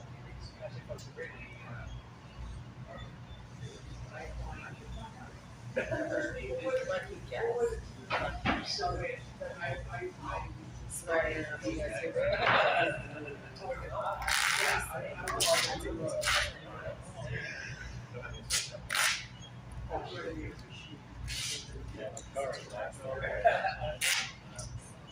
You go outside.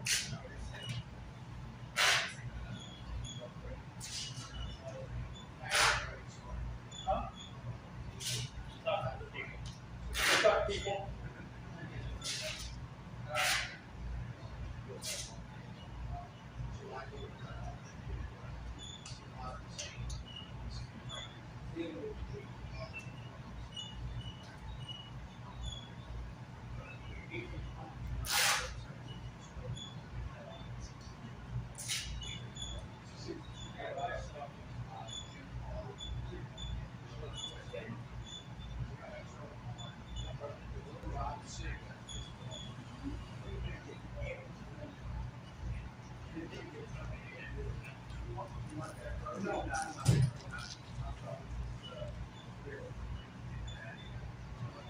Hey, Gary, do you know if there's any more, are they cooking any more food? What do you want, Steve? Steve is gonna grab a Frank. You got a hot dog grade otherwise. Yes, there are hot dogs. And watch, I don't wanna take the last burger. You have plenty more. And the grill goes on 1 second. Any sauce? Yes. Yeah, Steve, the grill is back there. Yeah, hot dogs are outside. Yes, yes, yes.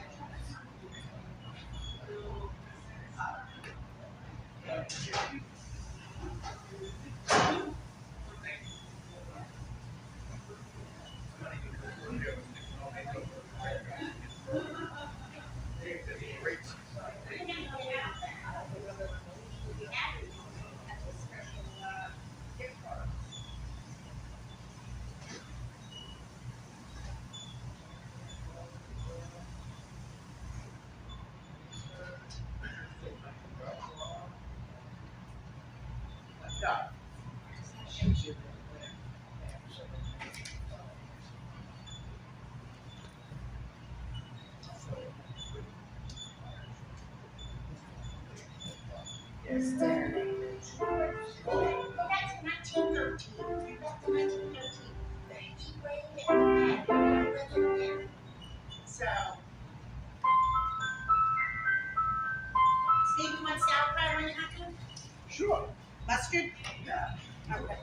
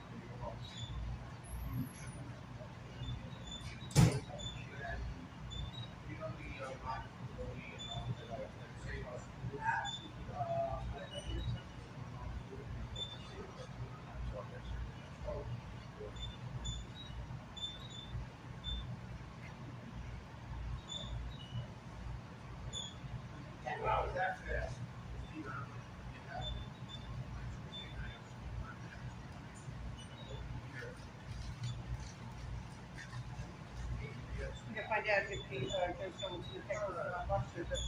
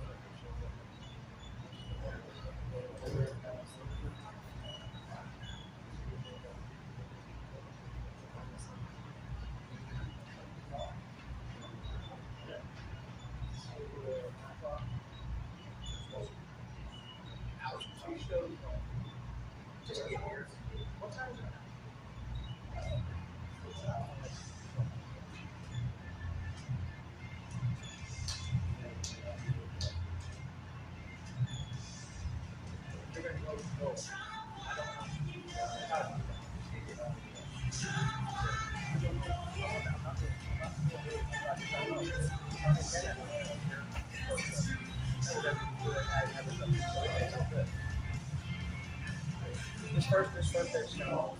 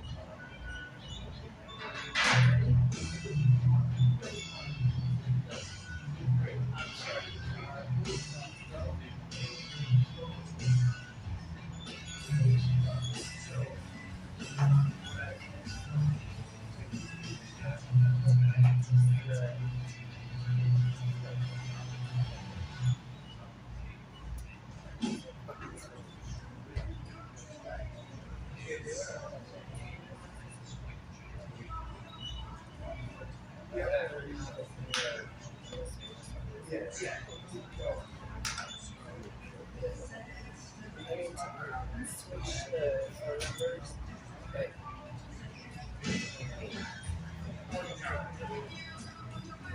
since the number that's on my new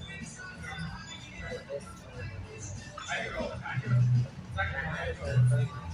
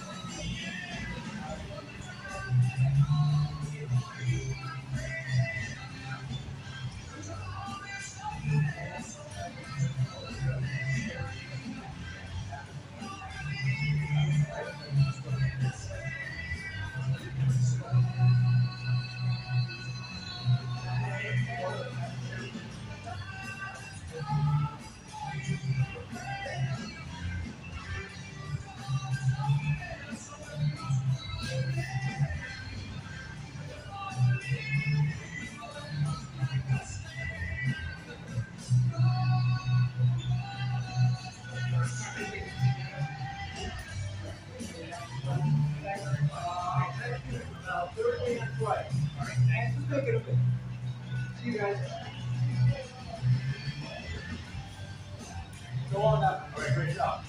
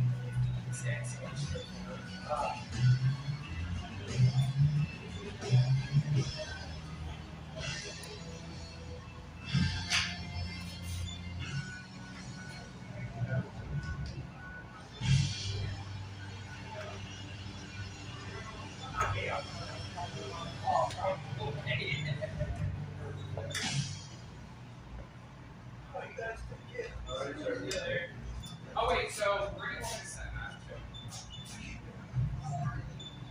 Okay.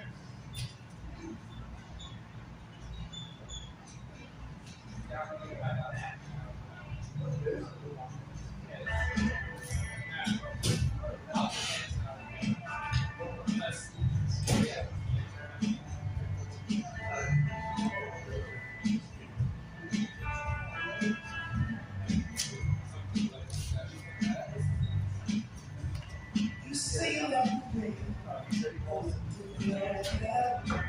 come on over me.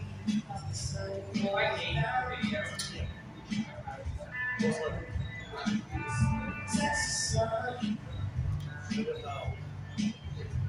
See you later. Come on over me. You're much quicker at this than I am. Texas sun.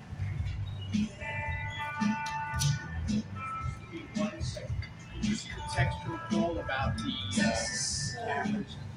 Yeah, I don't know why it's not. I had this conversation with Dan. He said, yeah.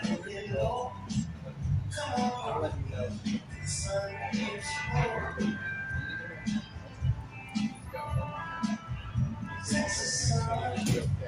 Yeah. I only ever give them one camera.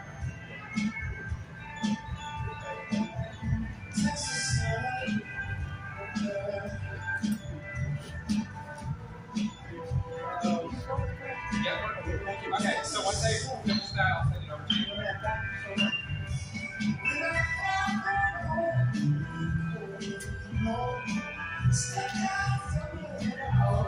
Alright. Oh yeah, you said. Alright, so you want to go like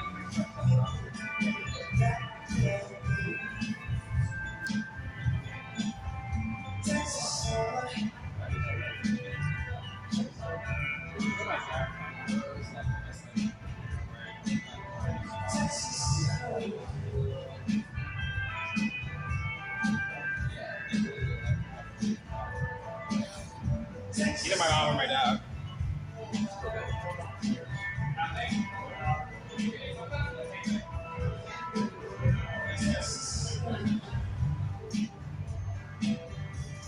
You say that me, come on over me, the sun goes down. Texas sun.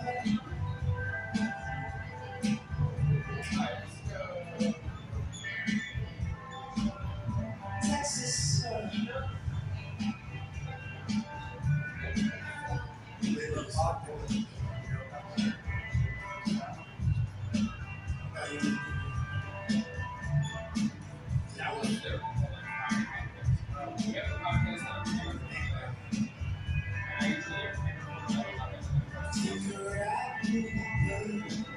You got my style.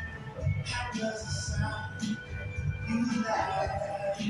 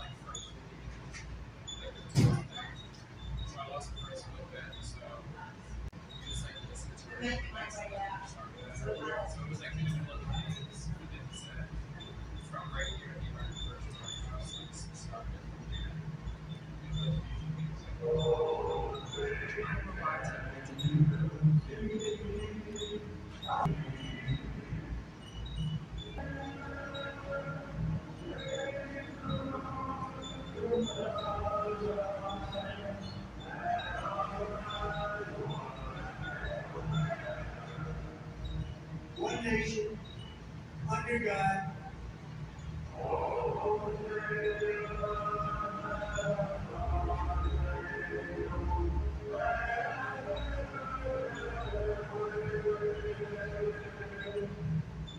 Indivisible, with liberty and justice for all.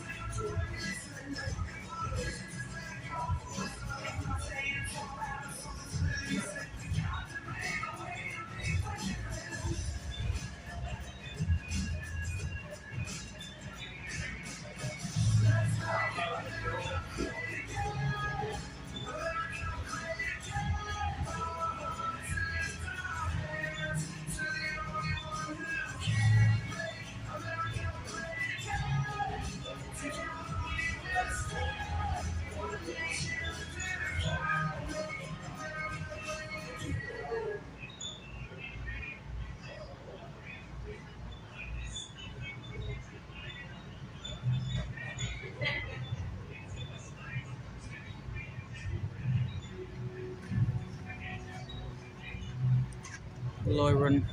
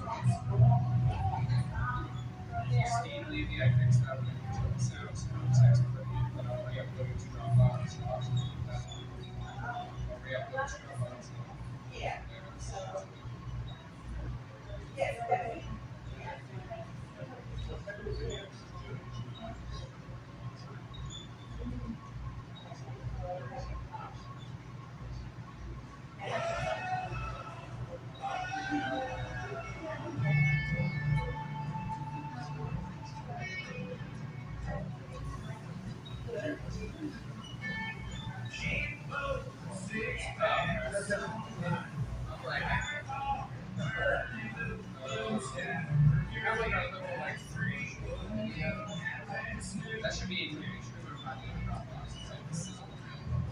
the First taste of freedom after high school. Breaking hearts, curfews, and mom's rules. I just laugh thinking about all the shit we got into. Yeah, usually it's unless he wants to stay every unless it's like something that's like, well,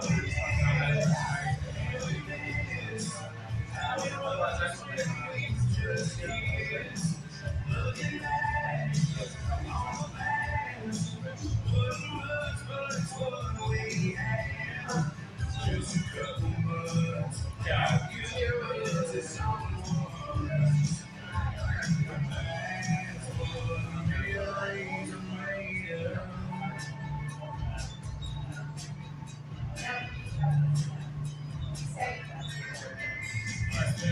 So long since me and Katie first met. We lost touch, shadows of the years. Flying past, fading fast, vision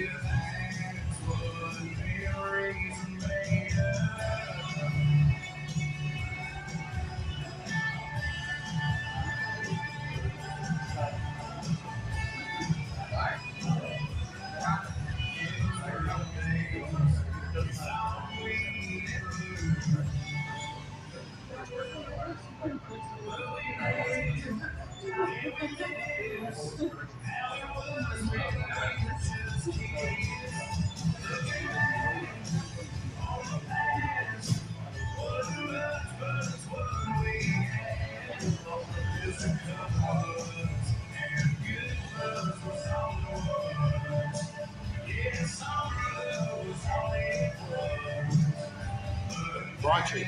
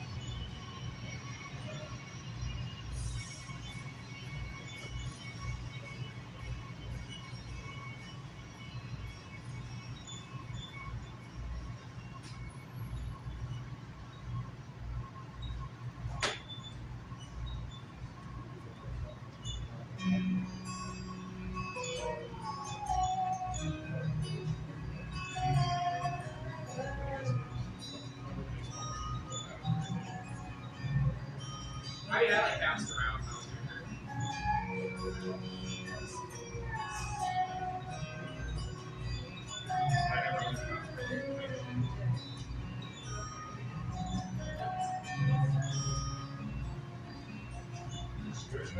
Sit here on the stairs and listen to Yeah, sometimes they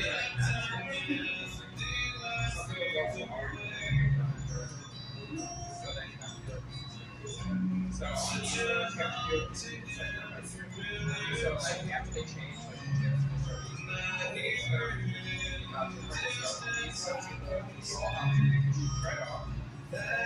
control option check for 7 seconds. Then power 7 seconds like that. Yeah.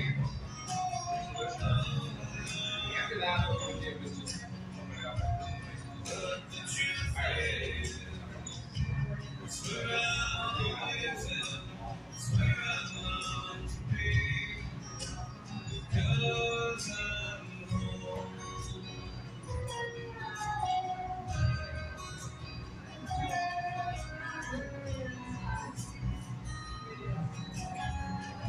Okay, so I did that.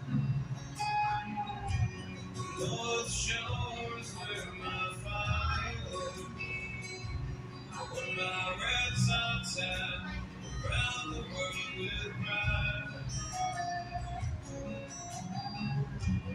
But the Berkshires are where my heart is. When I see them in the distance, I could cry. 'Cause I'm home. Massachusetts. Yeah. My daughters and my wife, they wait for me.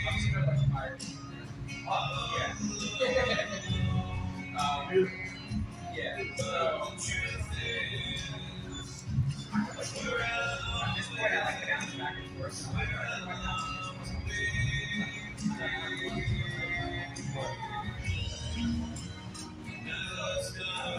That's good. Like this too. it's always just the perfect mix of me and you. They keep getting older, time keeps going by. To think about it makes me happy. So I just pass the sign that welcomes me to Worthington, established long before this country came to be. Place that hasn't really changed with time. The way this country that I love it used to be. Because I'm home in Massachusetts. My daughters and my wife, they wait for me. Oh, but the truth is, it's where I always am. It's where I long to be. Because I'm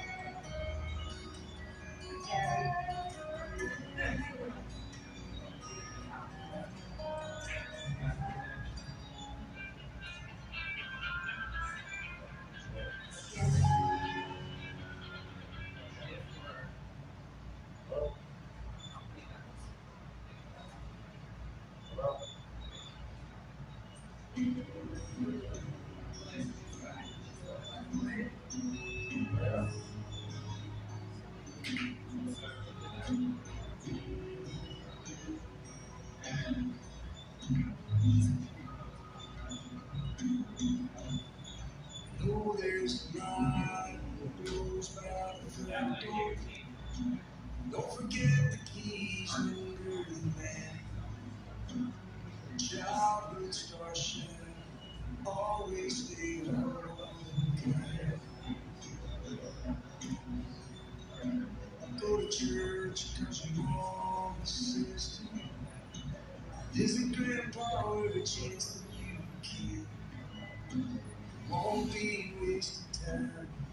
Always stay home and kind.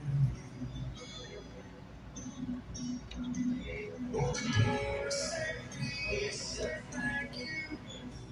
Don't steal, don't cheat, no lie. I know you got mountains to climb. Always stay humble like This is pretty cool too, like this.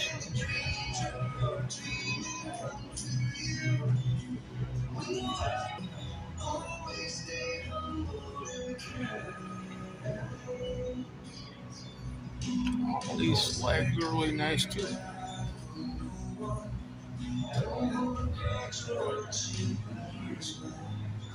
Bitterness keeps you from flying. Always stay humble and kind. Know the difference between sleeping with someone and sleeping with someone you love. I love you, we don't pick up lines. Always stay humble and kind. Say please, say thank you. Don't steal, don't cheat, no lie. I know you got mountains to climb. Always stay humble and kind. Those dreams are dreaming come to you. Life is what you feel like. Let yourself feel proud. Always stay humble and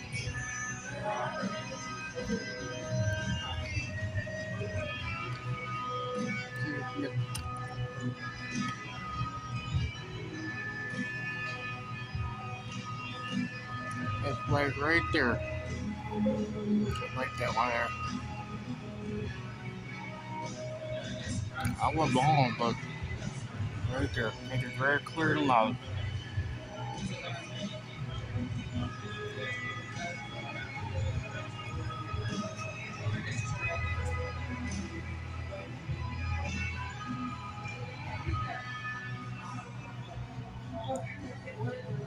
it's not you, dear boss.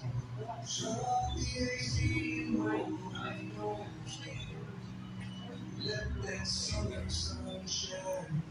Always be holding back. Let's have a streamer war.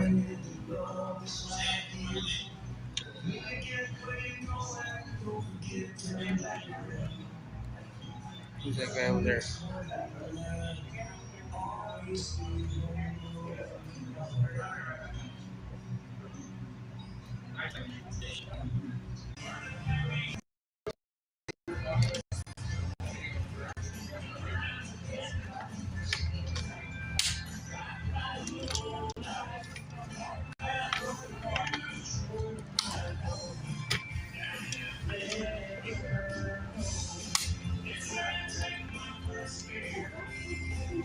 Okay, let's try to see if we can deliver on that.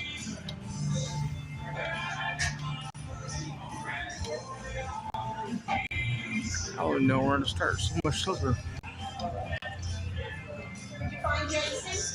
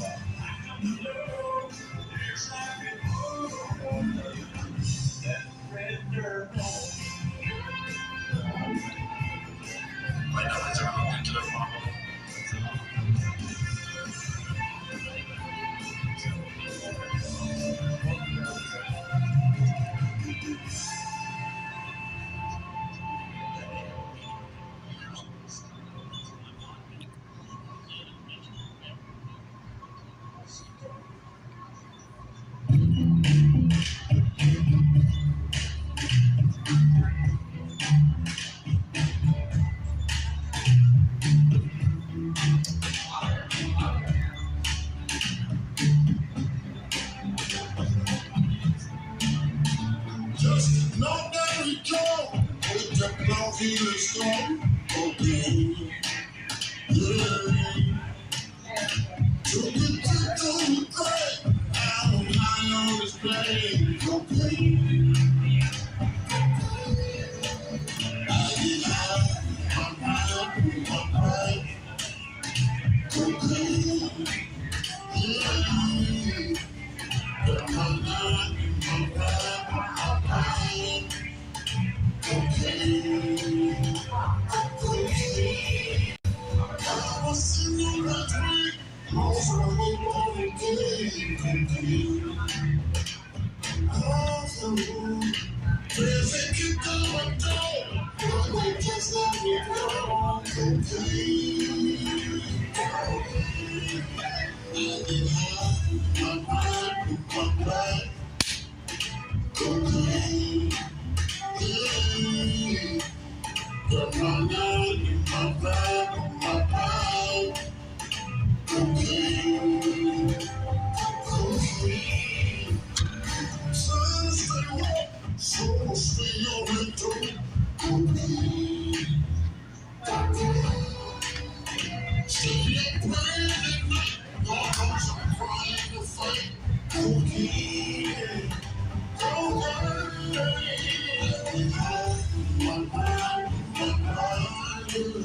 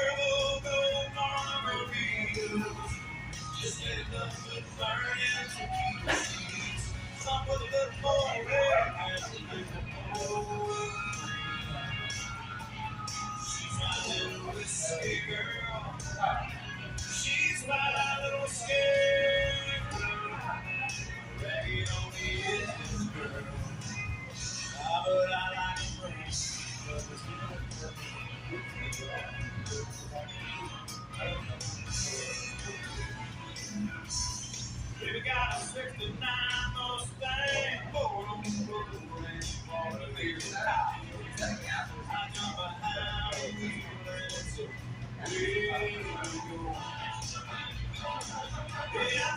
too fast. She don't care. Burn that out in her hair.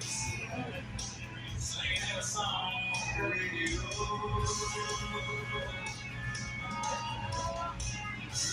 She ain't a wine roses. Beer just makes her turn up her nose. She needs that $1,000 in the jam. No Cuervo, no margaritas. Just ain't enough good burning tequila. She needs something a little more rare down in the bowl. She's my little whiskey girl. She's my little whiskey girl. They don't need it yet.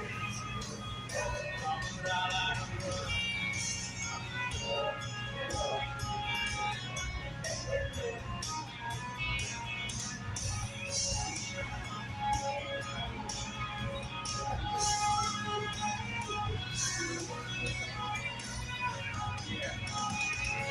No Cuervo, no margaritas.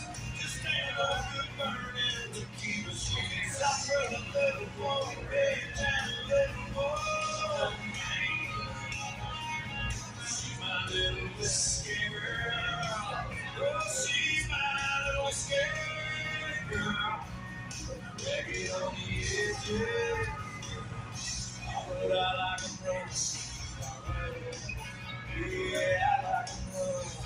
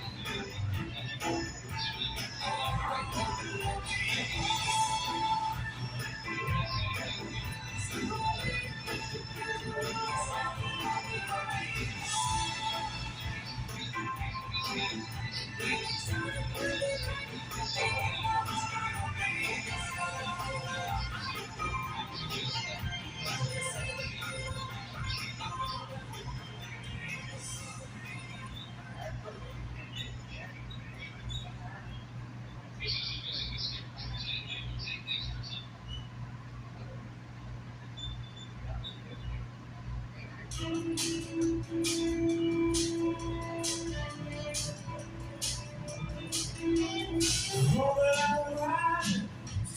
sailing, it's got to see. Now she headed east down the border. Move on. Sure, so I like the way, I like the way. Set your ship down, and the wheel come on. I will weigh you down and go down, weigh you down.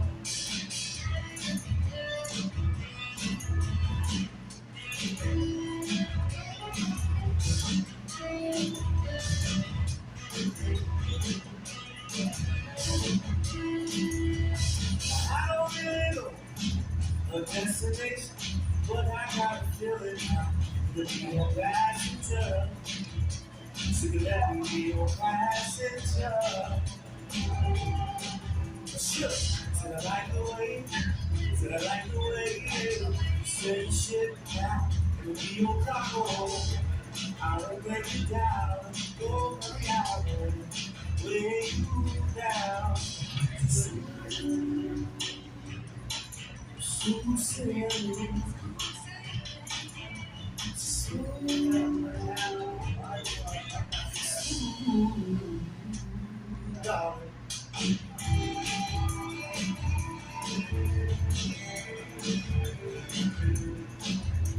Sweet pretty baby, won't you be my lady? Oh, sweet honey darling, you know I'm calling. I want you. Sure, said I like the way, said I like the way, yeah. Said shit now, cause you don't come. I won't break you down, go down, I'll lay you down.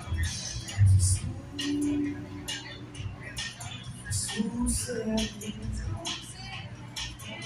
smooth, darling.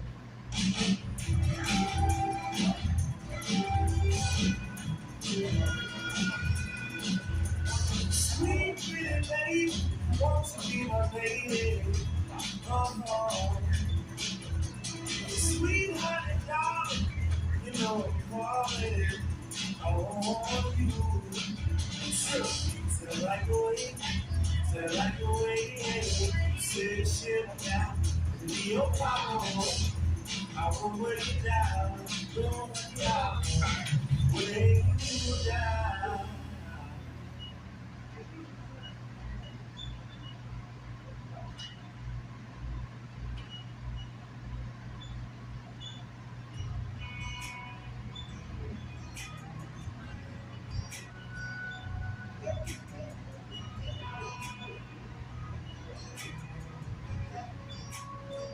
I was gonna keep it real, like chill, like only have a drink or two. But it turned into a party when I started talking to you. Now you're standing in the neon, looking like a high I wanna be on.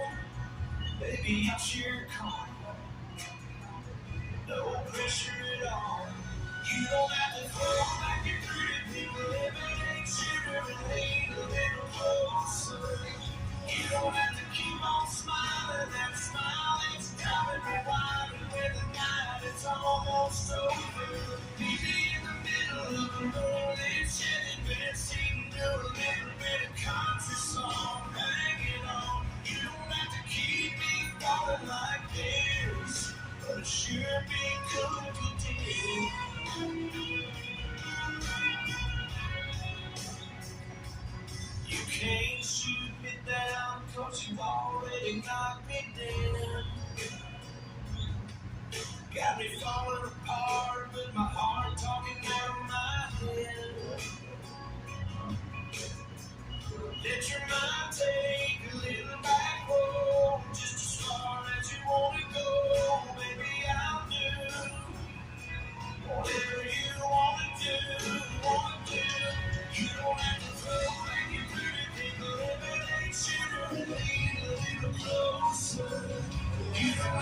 keep on smiling and smiling. It's driving me wild, and when the night is almost over, meet me in the middle of the moonlit city. Get sing, do a little bit of country song. Hang on, you don't have to keep it going like this. Like that third man watermark, because that's what I think of. Right, hashtag SJD.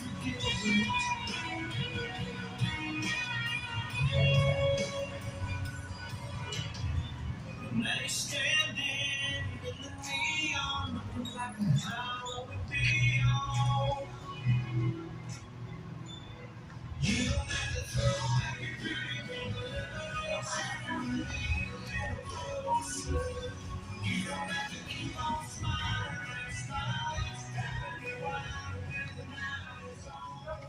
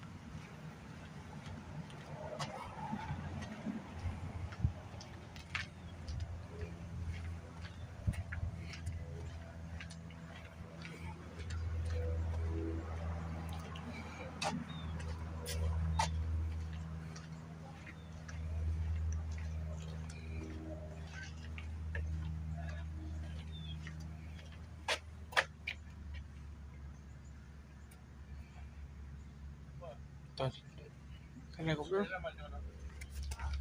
Worried about live stream. You come on.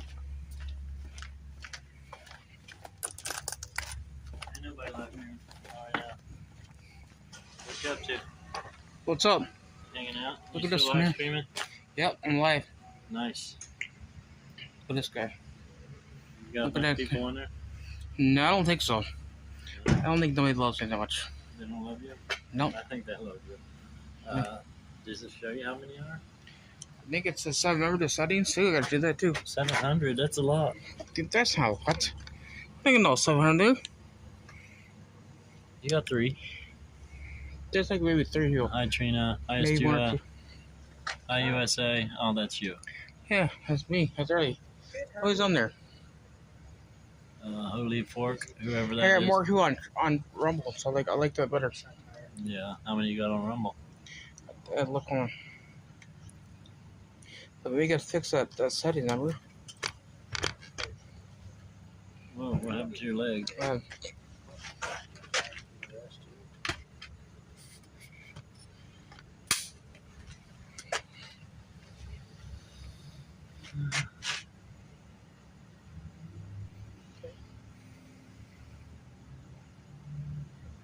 I lost that marker already.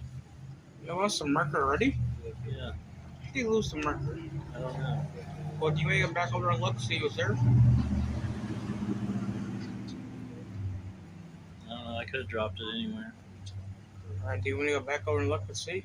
No, you don't have to. We're going to be walking back over there soon anyway. I can look now if you want. They're starting back up at 6 o'clock. Are they? Yeah. That's why I shut mine Pick down. up kid. I got charges too. I got 6 in I was Rumble. using it yesterday when I was praying, holding it and everything. So it's That's good. Or 6 are out on Rumble. I have more than that than you two.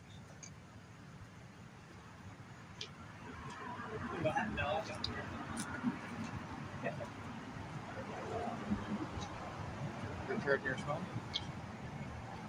Charging your phone now? Yeah, charging here in. Yeah, it's only there's 3 on YouTube. So let's see if it's true. No, 4 now. 4. Yeah, 4 on there. Yeah, sometimes I say one. I don't think. You show them the bikes and stuff. I like bikes.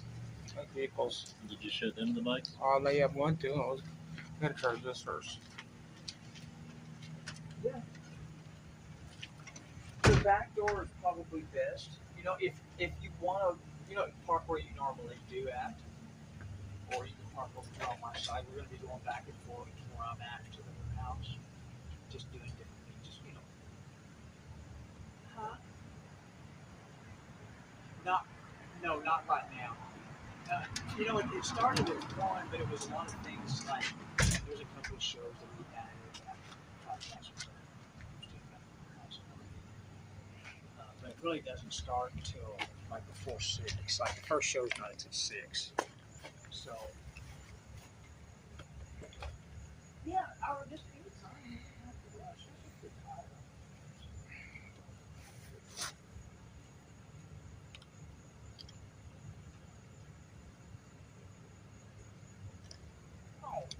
Yeah, we're to Well, the there's show. 2 shows a day. The first show is at 6 and 7, and the next show is at 8 to 9.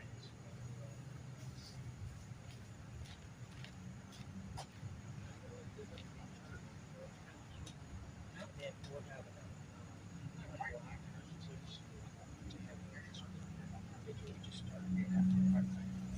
I was here last night.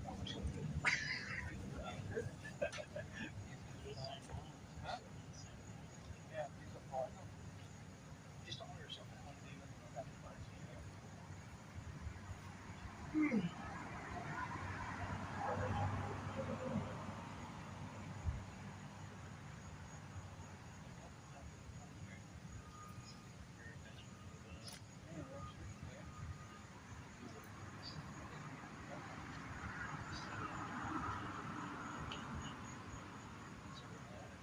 Did I? Lost it still. But anyways, yeah.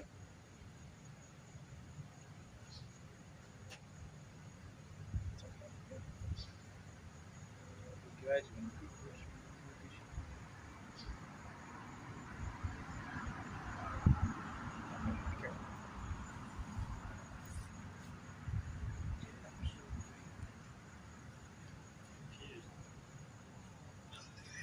Wait till you see Pastor Crystal, dude.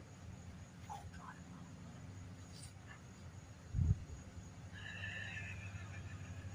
Shut the fuck up, David. Okay, damn it, man. I just started sweating. You've only 2 days. Pastor Crystal on the throne.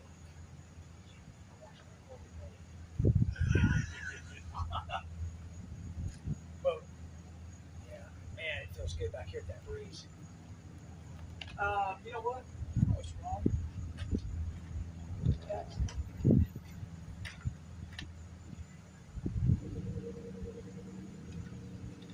You guys get you a burger earlier? Yeah, I got a burger. Nothing chip those? Always get 2 meals. I graze on them all. I'll graze on what I got for 2 days.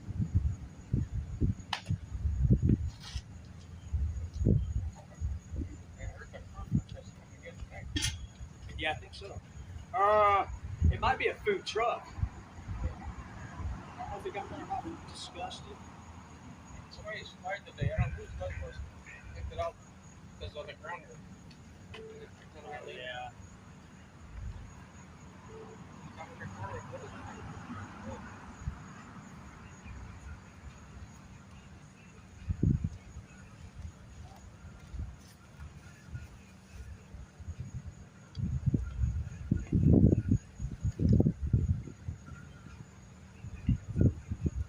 Here, to the chair.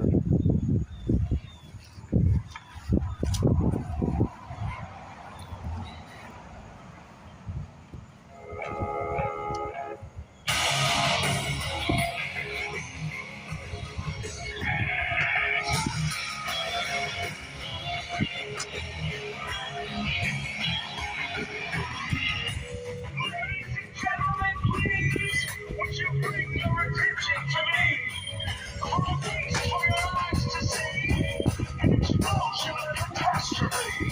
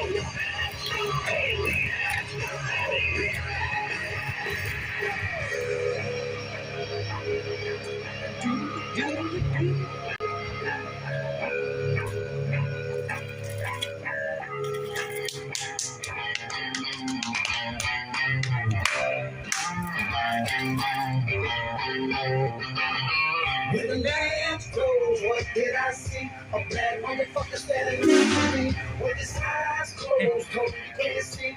Trying to follow orders, just go on and be free. Be free like a bird from the day I'm a fly. Bad, bad motherfucker till the day I die. Be free like a bird from the day I'm a fly. Bad, bad motherfucker till the day I die. Yeah!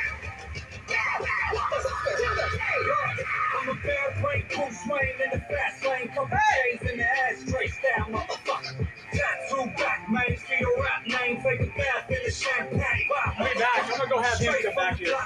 30 shots, walking to the stove, $1 for a black and mild, motherfucker.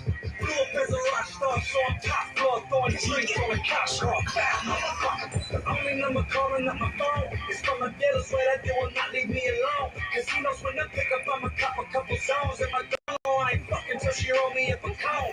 I be keeping peace in my home, yeah. I belong, yeah. Go deep like the know, yeah. Keep them on, yeah. I be rolling stone, yeah. I should be on the cover with my middle finger screaming, I'm a bad motherfucker. Constitution, Steve gave you his flag. A bad motherfucker standing next to me with his eyes closed, hope he can't see.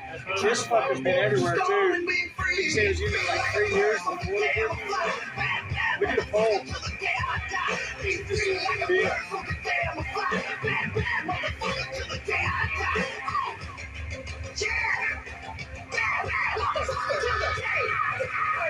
Kill Rock, that's a bad motherfucker. Young Kel, that's a bad motherfucker. Oh shit. Detroit, y'all some bad motherfuckers. Cleveland, y'all some bad motherfuckers. Okay, I'm reaching in my pocket, got a condom and $100 bill. I can snort a rock and spend it on a pill. I be with some models that just flew in from Brazil. When they give me pussy 365 days a year, bitch. I'm the type to never go to sleep. I'm the type to break a couple motherfuckers' teeth. I'm the type to drop a hit and pass it on the beach. Inside of Baltimore Street, fuck the police. Do not get it twisted, this is not an image. They're a legend, so I got the knife, I'm in the village. It is not a question whether or not I'm the truest. Every bitch is pressing me to get some cum on their acrylics. 1.5 million for my record dealer, now I got the feeling I can finally give a fuck about my parents' marriage healing. I'm across the mirrors just to put them on the ceiling, so when I wake up, I there.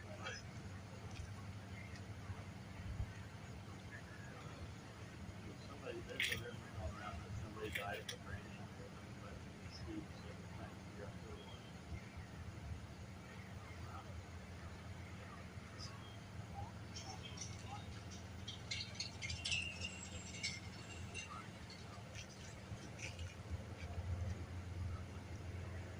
So as far as we know, there's no dead Steve laying around.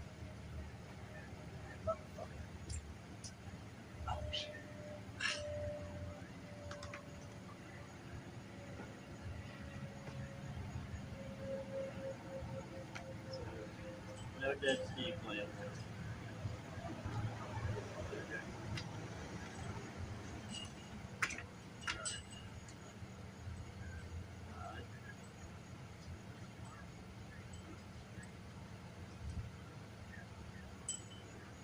Somehow, I'm not sure what they're planning to do.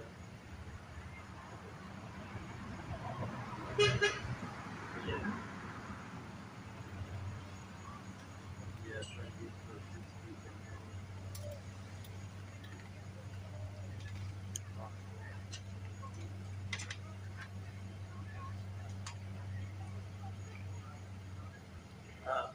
Hey Gary. Yeah. We're gonna be trying to connect with the other vigil tonight. Yeah. So I've got Jericho on the phone right now. So he's kind of trying to figure out what he needs to make sure he does a good job. All right. Let me get information for him on how we're going to do that. I'll get with the producer. Try to just bring him right up on TV and watch. Yeah, because I know what they want to do. I'll just probably say like what it is. Double O Jericho. Double.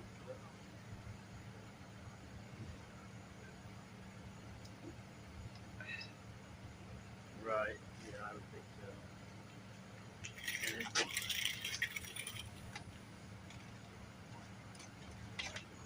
I don't know if there's any way to make sure that Hey, I'll be right back.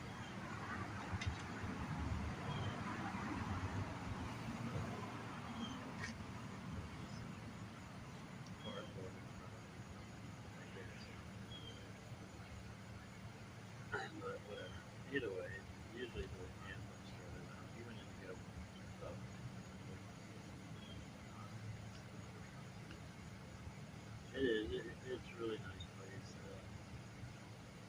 It's comfortable. I mean, I like it for them.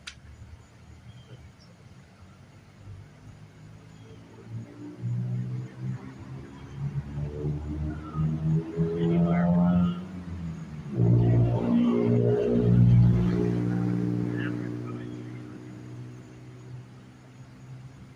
been up to 400,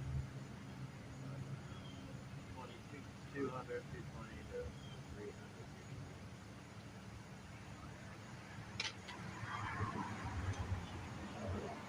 You should definitely. I don't know if you was on there when I was telling everybody earlier. Make sure to set your channel and watch over there.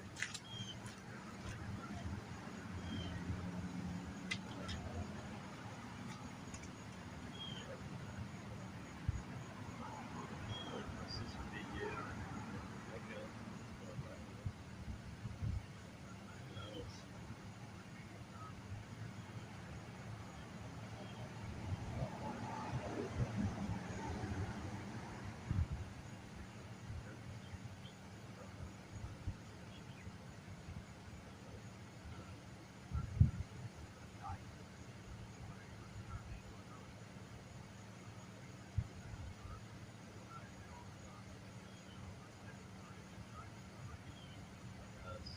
Summary of the night before.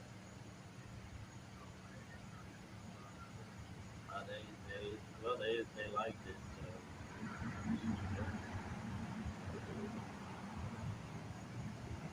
That's what I was thinking. Like, if it depends on my mind, nature of what's going to do. If I could take,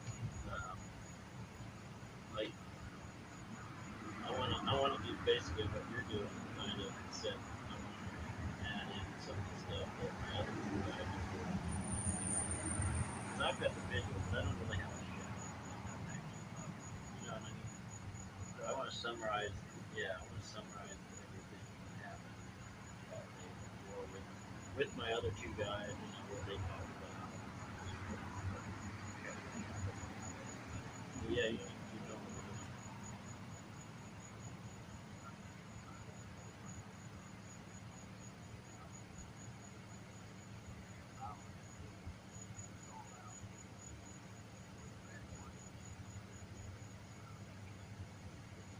Yeah, it does take time. That's the hard part.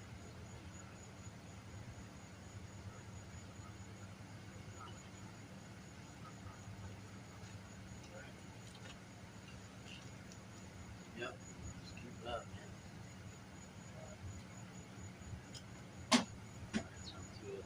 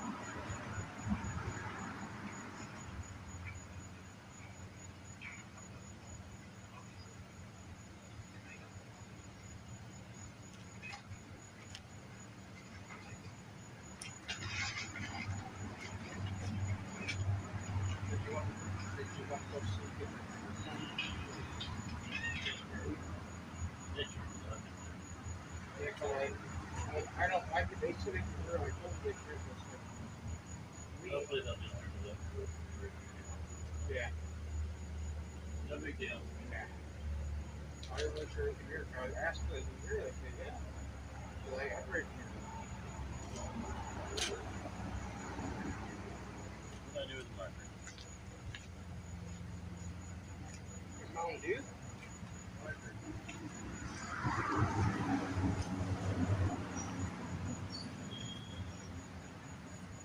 Tracing this thing. It's gotta be somewhere. You know, there's a pin in each particular. Oh, what? Mounted. Right here. You gotta put the refrigerator. Pretty much one count. Is there a refrigerator in here? You see, yeah, this one.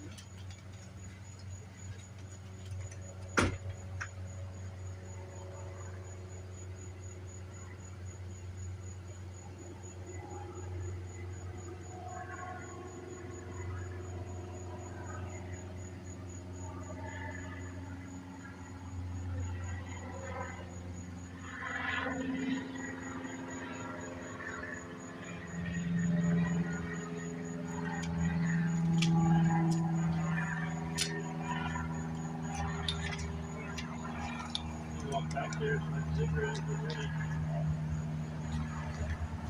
What are you doing? What are you doing, buddy?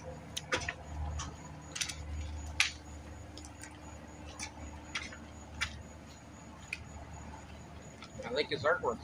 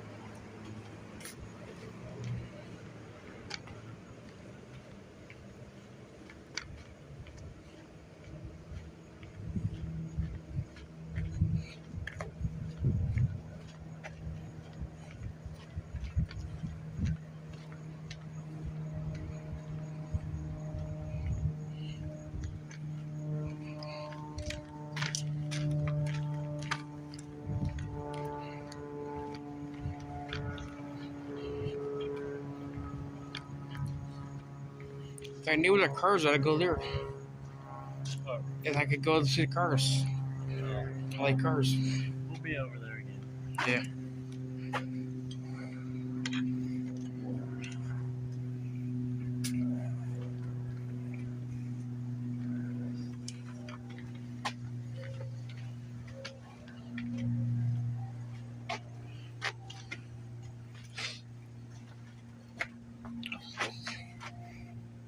It's locked. I guess we can walk around back. Yeah, looks like we have to.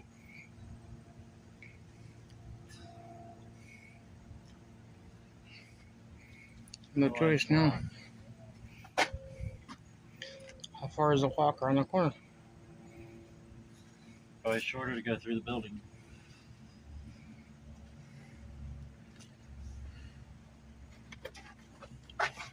Go through the building again?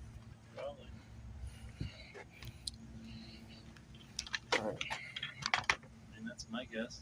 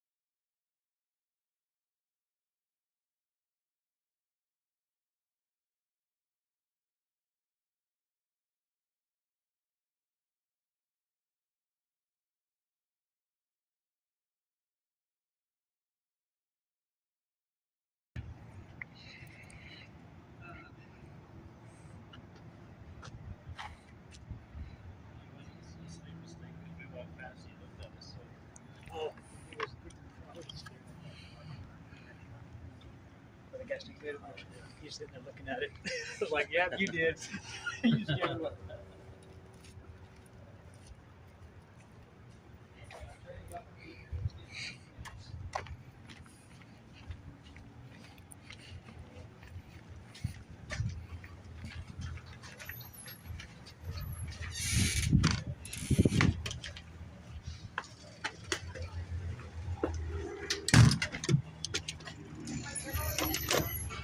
So we're gonna have Cowboy Logic from Real American Voice features tomorrow night and Thursday. So.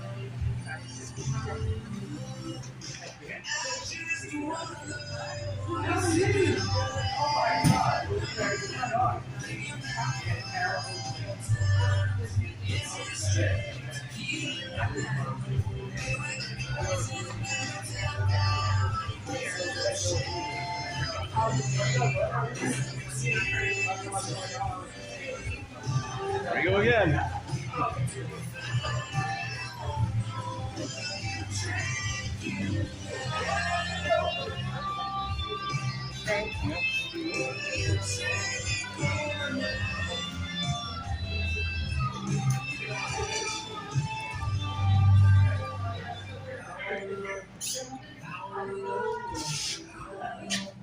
Oh, Chris.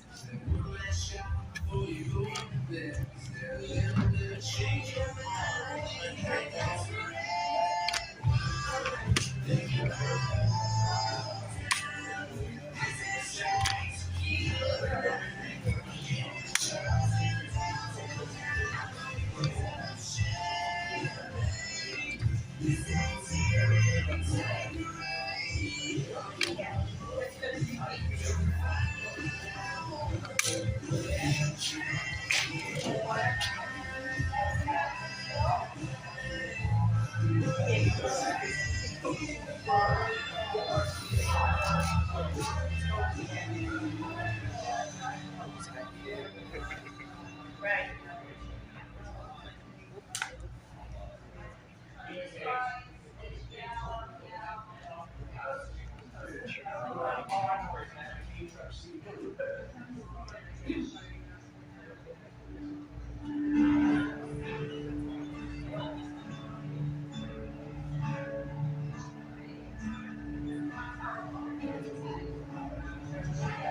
My country is something sweet land of liberty, of the I see.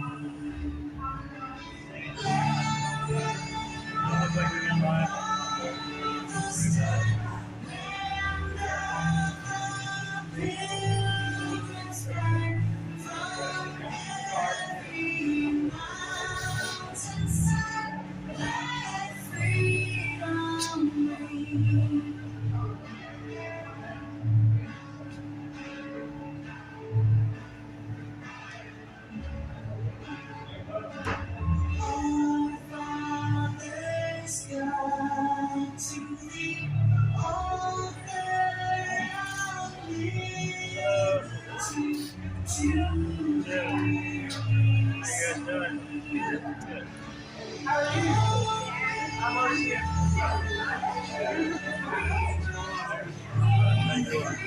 Yes, you guys. Yeah, I live there. Came up to visit, so I said, might as well come this weekend. Here, you'll be here soon.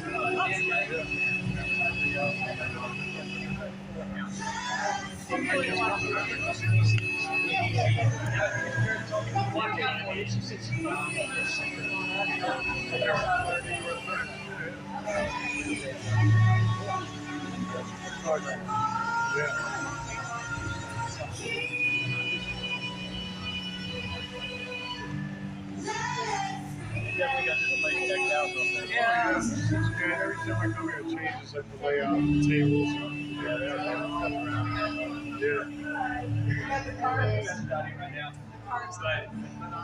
There's Taylor Green. Taylor Green was here one day. I was here. Yeah, they got some good guys too. There's not screen. I know. And I said, listen, if you guys are free during the day, Sounds driving. Is Gary over there? He's right here. Did you hear from Karen at all, or She'll be here just a bit. she'll be here just in a bit? And Andrea Young, her mother-in-law, we can come up any minute now too. Oh, that's fantastic. We want to get her up there and we want to get the ball rolling. We're gonna do live streaming for her over here, okay? David, we're gonna put her on the stage. Hey, how you doing? I'm Joe the Box. What's your name? I think I've seen you down at Freezing a couple of times. I have been down. How are you? How are you? How are you? Once Karen gets in, we'll start do the show. I got a meeting coming in a little bit. All it is about getting the information down, getting it onto the platform and sending it out.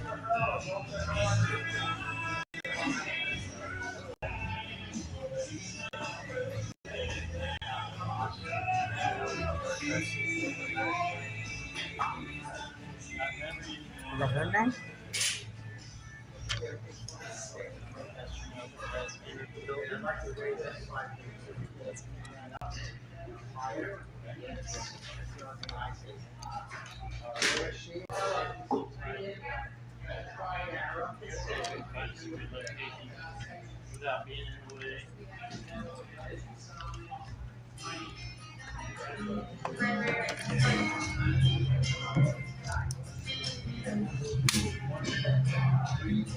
Hello. Hi. This is my wife, Elena. Hi. I'm Sue. Hi, Sue. Very nice to meet you.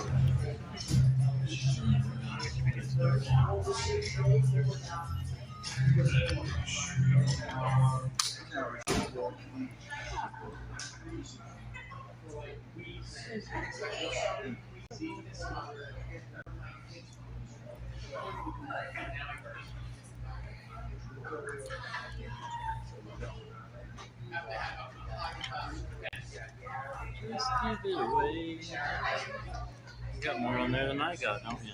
I don't think so. You got a good spot.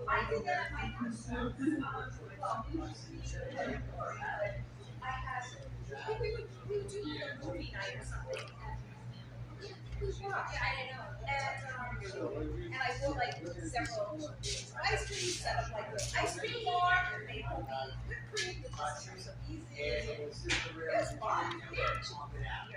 Yep. I'm gonna fill it out. Get back here. Yes. We do an ice cream bar. Yeah, that's right. I guess Gary. All right, Gary. You off first, Gary. I'll pay. Gary, makeup for Gary. Hair and makeup for Gary. He's been doing his hair all day.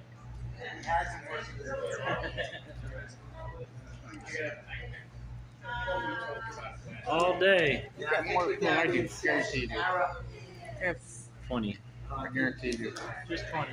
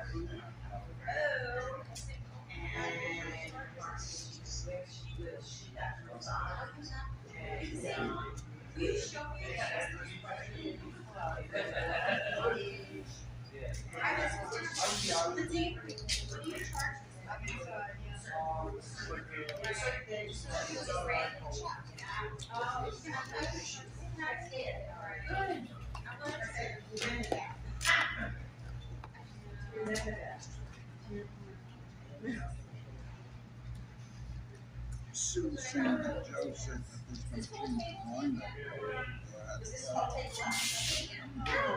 Yeah, she's a big and Nicole, the schedule. Yes. Yeah.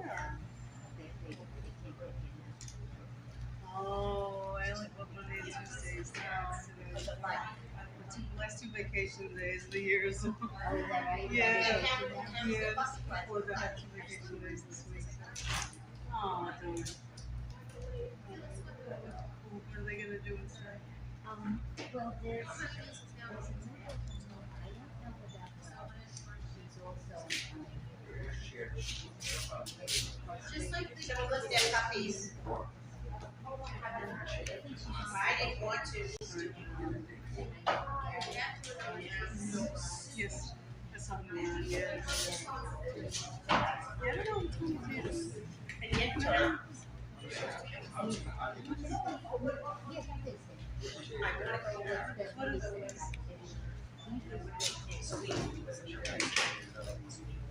Oh, what's that place?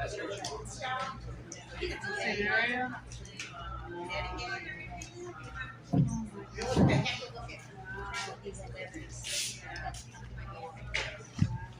Let's see. I'm going to change my hair appointment, so she's gonna do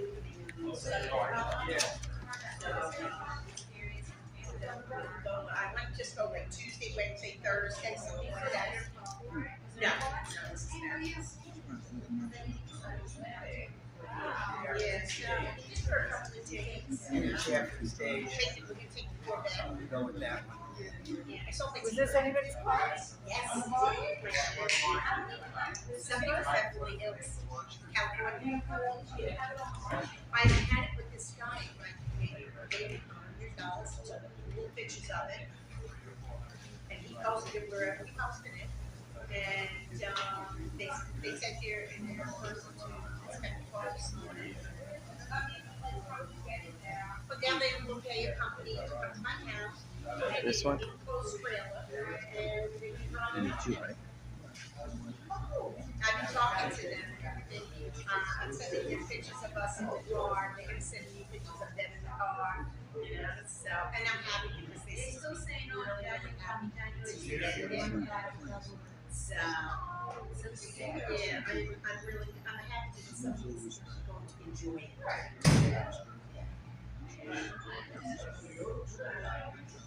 Yeah, so my daughter's like, "Oh, I want to read natural."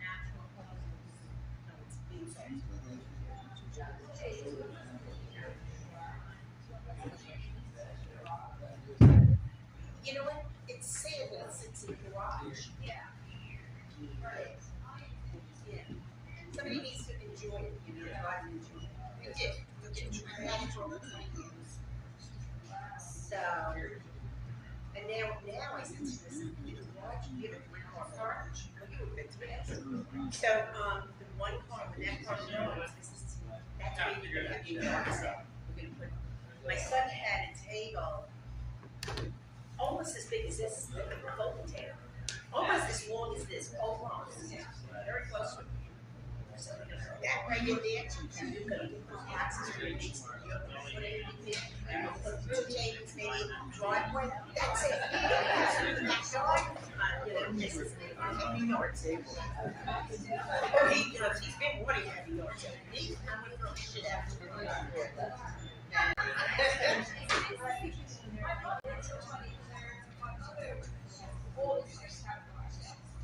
Oh my God.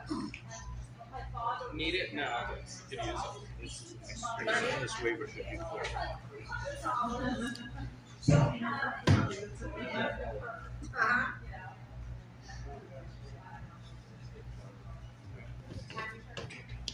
Yeah.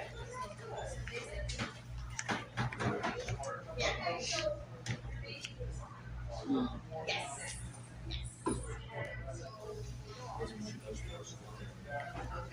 A white lab. You're a white lab. This is a bit of Minnesota. He's already had me, and I don't know how he did it, because I have See? You know another book? I had written furniture again. It's a year old. And the cushions and everything. And it's so hard to out and get it. Yesterday, it's been 2 hours. The hair was all. And I tried that. It hit a little, the vacuum, a little vacuum, did a little bit. So, yeah. So I don't, you know, the fun is with me.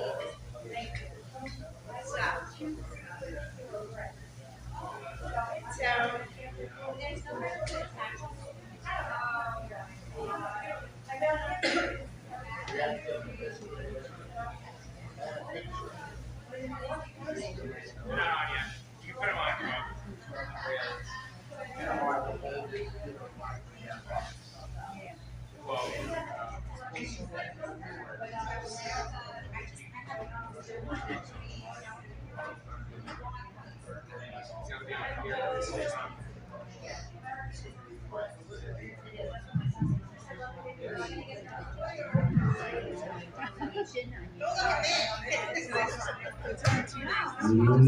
Ladies and gentlemen, this had a great race start. Good. I forgot what that was. Ruth's Raceway. Come on now. Remember the Raceway? Listen, we're doing some great things here at the American First Warehouse. And I want to tell you, the people that went in for the 4 days, they have VIPs to me. We're going to have some hamburgers for you VIPs and hot dogs. Okay? Don't worry about that. We're going to cover that over here for you. The itinerary is changing as we go. It has not changed with Cara Casanova from Newsmax and Golden Glove champion and many years of being in front of the camera and promoting the truth. And that's what we're going to have tonight. Cara, come on up if you don't mind. Have a seat on this chair right here. Who we're going to interview tonight will be, first one up will be Gary McBride. If you don't know Gary McBride lived in Texas. His life was affected by the J6ers, and he started to dig in and want to know the truth. So he went and did all the research to find out, and he feels he has a lot of the truth, and I believe him. I've seen him. He's dedicated his life like many of us. Made major changes in our life when this country was taken over by this regime, which is exactly what it is. This is Cara Casanova. For the next 15 minutes, we're going to do 3 blocks. 15 minutes, we're going to cut. We're going to let you breathe. Then we're going to come back with another guest. We're going to do that 3 times. And then Travis and my team will cut it and put it on Rumble and Dumble and Truth and Twitters and wherever else it goes. All right, out to the universe. And then as we continue to go, the country will see what we're doing and will listen to it. Because when you get a person like Cara and people that can listen to her, she has tens of thousands of followers, okay? Where was Gary McBride so we can get going? Gary? And Joe, people want to know, are they able to applaud? If you feel the need to applaud because you like what you said, then you go ahead and applaud. No heckling, all no right? applause allowed. If I say something like Hillary Clinton and you want to say boo, I'm all right with that too. All right? Do you let your emotions? I'm an emotional guy. I don't like what's going on. Yeah, you're fine. Your involvement and you yell something out, we're not going to be too upset about it. I'm not. Because you probably said it for a reason. Gary McBride, come on up. Okay, you're first on the first 15-minute block. That's on Gary. Come on, Gary. His name is Gary. I call him Gary. Gary. That's what it sounds like to me, Gary. Gary McBride. Okay. We are ready to rock and roll. Travis, my producer, you ready to go? Are you guys ready to go? You want some water or something for the table? All right. We're going to find the water real quick for Cara. And once we start, we're going to film. And it's no big deal. You know, this is a live kind of thing, but it's not live. You know, if you don't like something, I can't kill it. Just let you know. But I'd like to do one take and get it all done. All right, we're good this evening. Okay. From the America First Warehouse, The voice in the wilderness. 5, 4, 3, 2, 1. Hey everybody, welcome to the American First Warehouse, where patriots come to learn about, patriotic events and see great speakers. I know that we've had some wonderful people here in the past, like recently Rudy Giuliani. Jill Box, thank you so much for doing this. So I'm Karen Castronova, and I am here today to interview a lot of people that have invested a lot of their time and their life's work into exposing the truth about January 6th. And I'm one of those people. 2.5 years ago on January 6th, I was there and I witnessed what happened. I'm exposing myself. People are afraid to say. It's very sad. It's very sad that a lot of people are afraid to say that they were on January 6th. But I was there, and what I witnessed was a fairly peaceful event from the vantage point that I had. And I had the unfortunate experience of getting FBI visits to my house, which was very scary, and made me really start researching if this was legal, that these FBI agents were coming to my house just because I was at a protest. So I started to learn through the Gateway Pundit, which I now work for, that they were political prisoners. And this is going back to right after January 6th, almost like I said, 2.5 years ago. And I was outraged that there were political prisoners 2 months after. If somebody would have told me, fast forward 2.5 years later, those same exact guys would still be there, still pending trial, I never would have believed it. And we did the first rally. I started an organization called Citizens Against Political Persecution. And we did the first rally here in New York City to invite the media to and tell them that there were these prisoners. And I remember the Gateway Pundit covered it, as they always cover stuff first. And you have the video, so I can show proof. If I'm going to allege, and I'm going to let you talk a lot, allege that somebody, especially a police officer, and I'm obviously being watched by the FBI, killed somebody on January 6th, or allegedly did, I have to have proof. So he sent me the video. It was like he was watching. I don't know why you were watching Meek and Joe. That's weird. He was watching Meek and Joe Scarborough. It was on his TV, and what they do is like and this is a fact. This is pretty factual as far as my knowledge goes. That the government will release to liberal media like the New York Times, which is a propaganda arm, videos that they want them to have, and then they'll play it on a loop on TV, and then everybody else picks up on it, like MSNBC, and they were releasing body cam footage of what they thought made the crowd look bad. And they released a particular video of what looked like unhinged Trump supporters. What did she do when she released it? She said that the DOJ and FBI has released new footage that shows an officer made his way to the front of the crowd to save a woman who later died of a drug overdose. They said, so what Gary sent me was, they were also saying, like Meek was saying it literally, look at these Trump supporters beating up cops. And then he's like, look in the bottom right of the screen, you see Roseanne Boyle being beaten by a cop. So it was the opposite of what they were saying. And because they just read off of a teleprompter and don't do anything, they didn't even see it themselves. They're just reading off a teleprompter as they're playing this video. So Gary spotted that. He was like, oh my God. And he brought it to my attention. And then we really, really put that video out at that point. And if Gary wanted to talk about, we didn't know who the police officer was. And Gary was able to give her badge number from the top of her helmet. We didn't know, we thought it was a guy at first. And we were trying to identify who this person was. And Gary, if you want to tell the story of how we were able to identify Lena Morris and put her name out there. Yeah, I'd be glad to. So when, before I knew that the badges were on their helmets, one of the things they're supposed to have is identification of their nameplate, their badge number, so that you can identify the cop. That's the whole purpose for it. We couldn't find anything. So it dawned on me that the number on their helmets was their badge number. So I had about 15 cops that we needed to find out who their name was. One in particular was Lila Morris, who beat up Roseanne. I'll say it nicely. So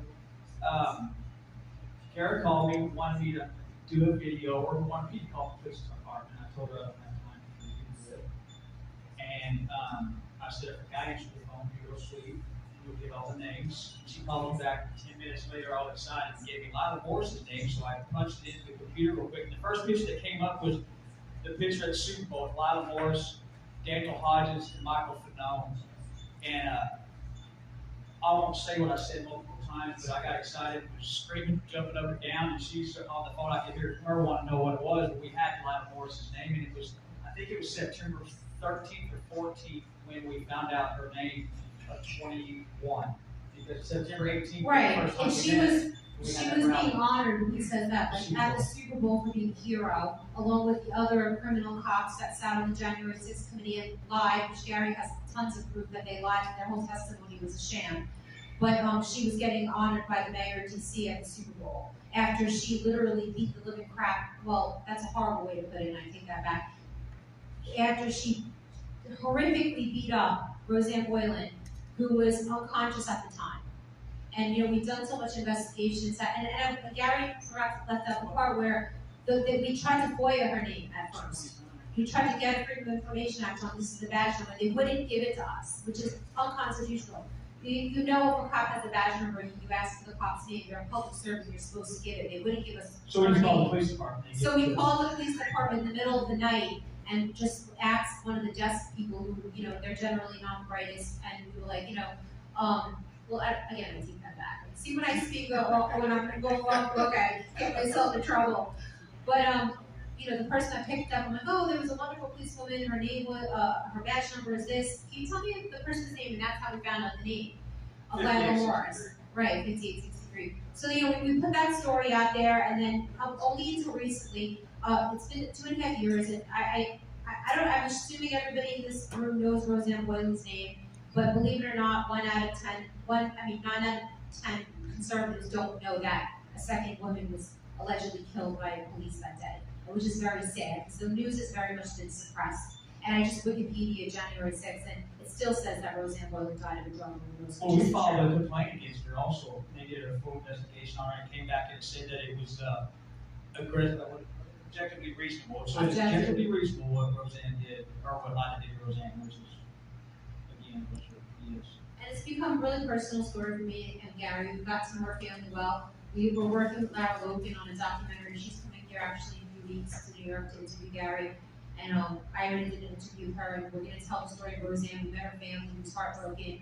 We've met her friends. We've met multiple witnesses that day who says that she should definitely, what I wanted to know was, did she suffer and was she alive when she was getting beaten by Roseanne? And multiple witnesses said she was 100% alive and she was saying, please help me. And that's when she started getting struck by Lila. So it's very sad to say, and I always apologize to her family that's listening.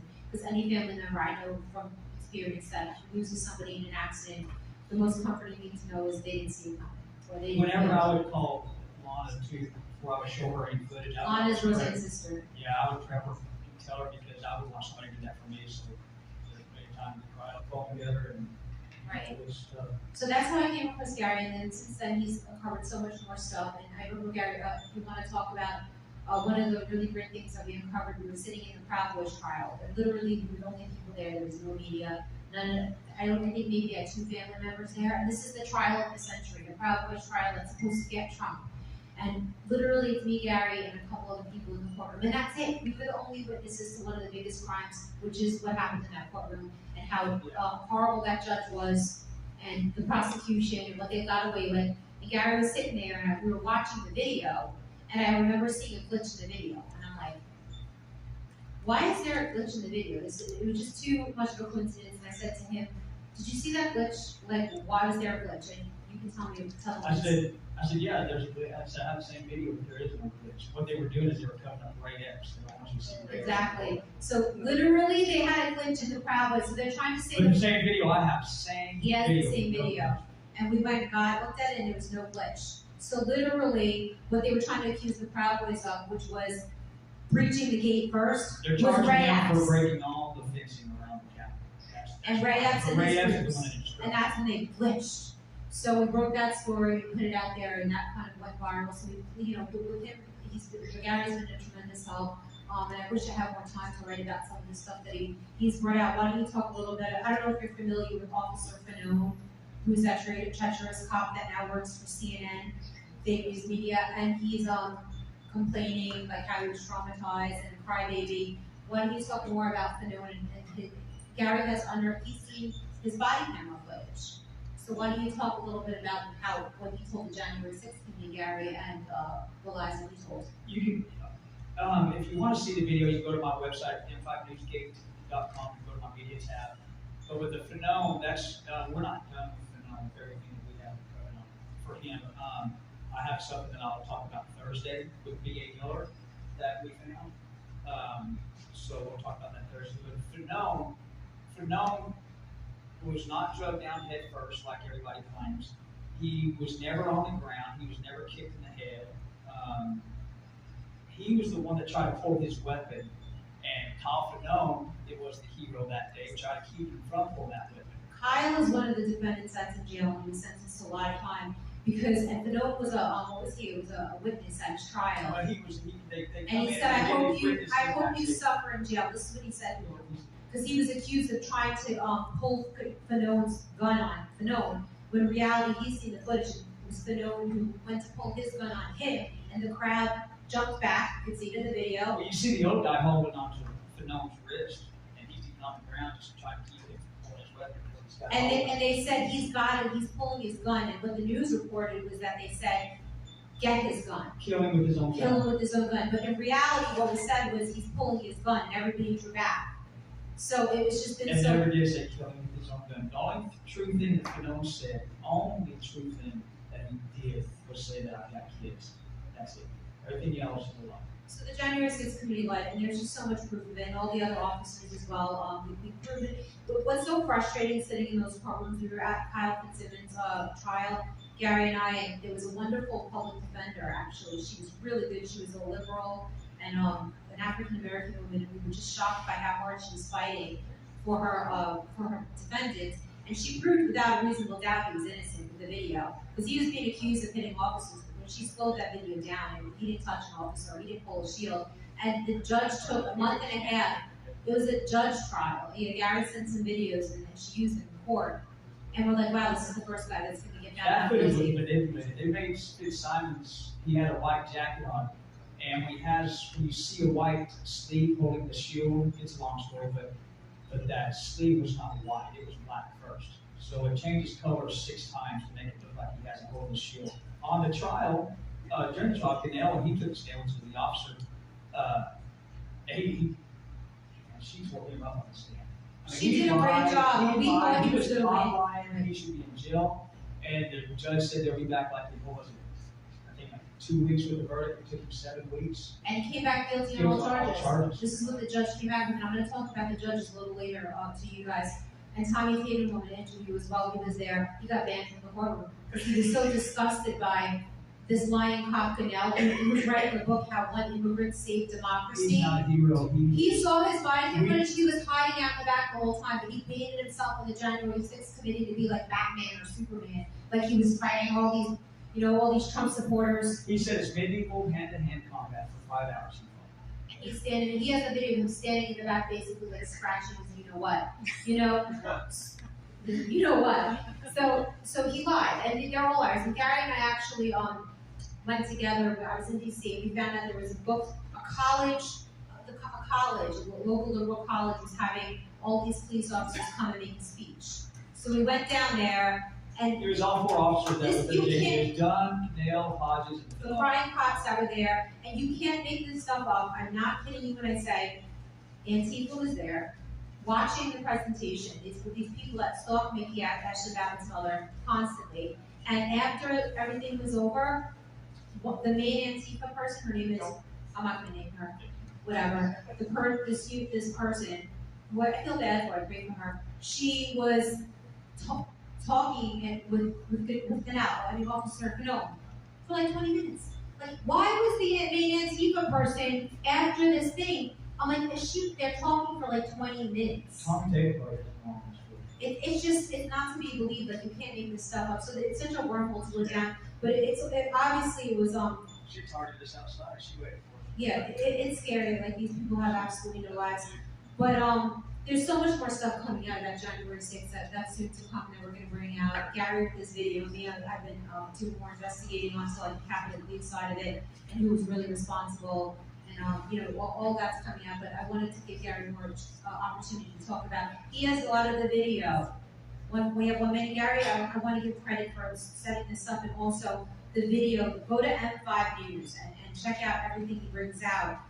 He has access to he has the video that they don't want me to see. That they're only letting very few journalists now go see in DC. And if you want to close, Gary, and tell people where they can see your wonderful work. You can just go to m5newsgate.com and you can find my media tab there. And I want to thank Joe and Tony for letting us do this here at the First Yeah, Appreciate it. and thank you, Gary. And I'm telling you, he's like a hero. This guy spends every waking hour, second, watching this video and comes up with something new every day. But the unfortunate thing is the mainstream media won't cover it. It's very frustrating. And maybe in 10 years they will. It'll be breaking news, but we heard it with him first. And you.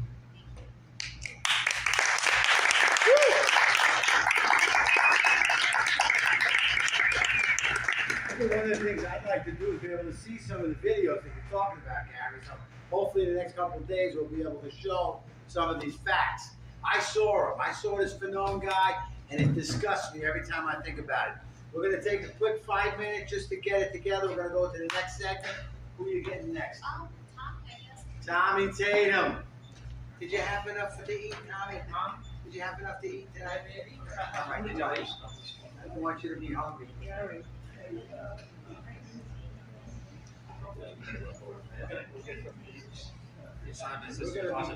That's it. Yeah.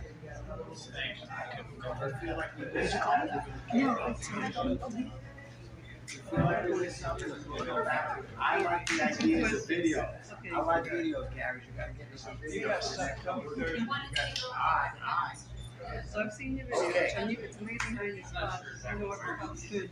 Okay. What I understand, we will see a lot of these videos as we go. Thursday is a big night, Gary had told me. Tonight we're going to continue with Cara Casanova from Newsmax and local television and running for office and everything else. So we're going to do it again with Tommy Tatum, Cara Casanova in 5, 4, 3, 2, 1. Hey everybody, and welcome back again to America First. Hey everybody, welcome back again to America First Warehouse. And I'm with Tommy Tatum today. Tommy Tatum is a generous witness, and he actually witnessed the death firsthand of Roseanne Boyland. So how I first came into acquaintance with Tommy was I wrote an article on Roseanne and I interviewed Tommy. And we've become really good friends ever since. And now he's down there with Mickey, Ashley Babbitt's mother, at the vigils, sort of like a bodyguard. I sent you down there. I sent him down there because Mickey needed a bodyguard. I'm like, I know this guy, Tommy Tatum. He's a pretty big guy. He's a Patriot. So he went down there. He's been there ever since with her. He's a very, very loyal person. So Tommy was there on January 6th, and there's video there of him underneath that giant pile that Roseanne Boyland died under. So Tommy, I first wanted to start off by asking you about what your experience was like specifically at the West Capitol when everything happened with Roseanne and how you felt underneath that pile. Yeah, so a lot happened that day. I'm just so everybody knows, I've never been arrested. I've never had as much of a negative news story written about me in my hometown. These feds in D.C. act like I don't exist, and I've literally been talking for over a year. Because I want to tell my story. I had a chance to tell a little bit of the bench trial months ago.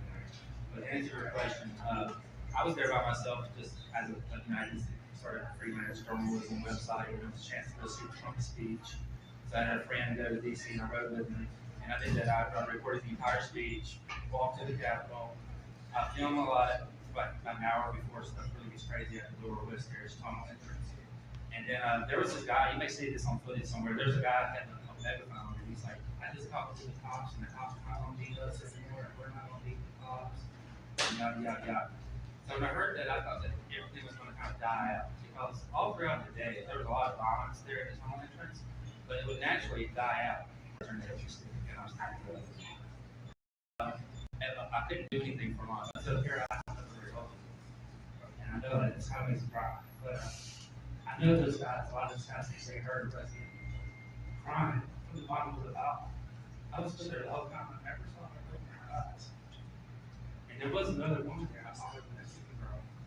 So if we were there 8 minutes, the first 3 or 4 minutes, I really couldn't see anything. I thought people were being thrown on top of me, sprayed in my face. I looked at the girl and she was laying on her stomach and her feet had feet in the tunnel entrance by maybe a foot. And when people would try to pick her up, she would scream bloody murder. And I think that's something after here. But I hear them say, Roseanne was screaming from the bottom of the house. I never saw her open her eyes. I never heard her make a sound. But I think they're talking about the other woman. I don't know that anybody knows her name. Yeah, I've seen, I've heard. So one of the cops were so lawless, they were even pushing each other, and a cop got pushed into the cop. His body camera fell off him, and I've seen that footage, and you hear a blood-curdling scream. Someone sounds almost like a wounded animal. Yeah. And a lot of people assume it's Roseanne, but Tommy has attested that there was another girl over there that was also being crushed. So I've heard conflicting things, and I mean, this is why the January 6th committee obviously should have done their job and actually figured this out. Then you have like sleuths, online sleuths, and investigative journalists, advocates, turn investigative journalists like me, because nobody else is doing it. And this is all really hard stuff. This is really down deep rabbit holes to get to this. And I know some straight, I don't think the guy's lying. I just think it's wrong. Right, yeah, it was a commotion, and there was a big pile, and to finish it up, all that's going on for 8 minutes, and all I could think to do, I was sticking my head behind the rail, so I was getting in the head, and all I could think to do was pray, and I prayed, Jesus, please give there be a moment of calmness over this crowd so we can get up and get away. And immediately there's a defendant in Jake Lane who starts to pull me from the bottom of the pile, and I tell him, no, you'll break my legs. But go save those people because they're dying. And I pointed to the other people in the pile because they were, at first their eyes were real wide, and they were scared, and they were screaming, I can't breathe, we're dying. And then you can see them slowly passing out. So Jake hears me the first time. He lets go of me and tries to pick up Roseanne. I don't think he could do it. I think he thinks she was dead at that moment. I don't think she was dead at that moment. He did get in between us that are on the ground and the cops, and you can see the cops spraying pepper spray through his fingers, and he's on video screaming, you're killing them, you're killing them. And that did cause a moment of just like a brief half a second to where we could stand up. And when I'm standing up, as DC Metro Cop Otto Morris takes up the stick and hits Roseanne in the head with it. Right.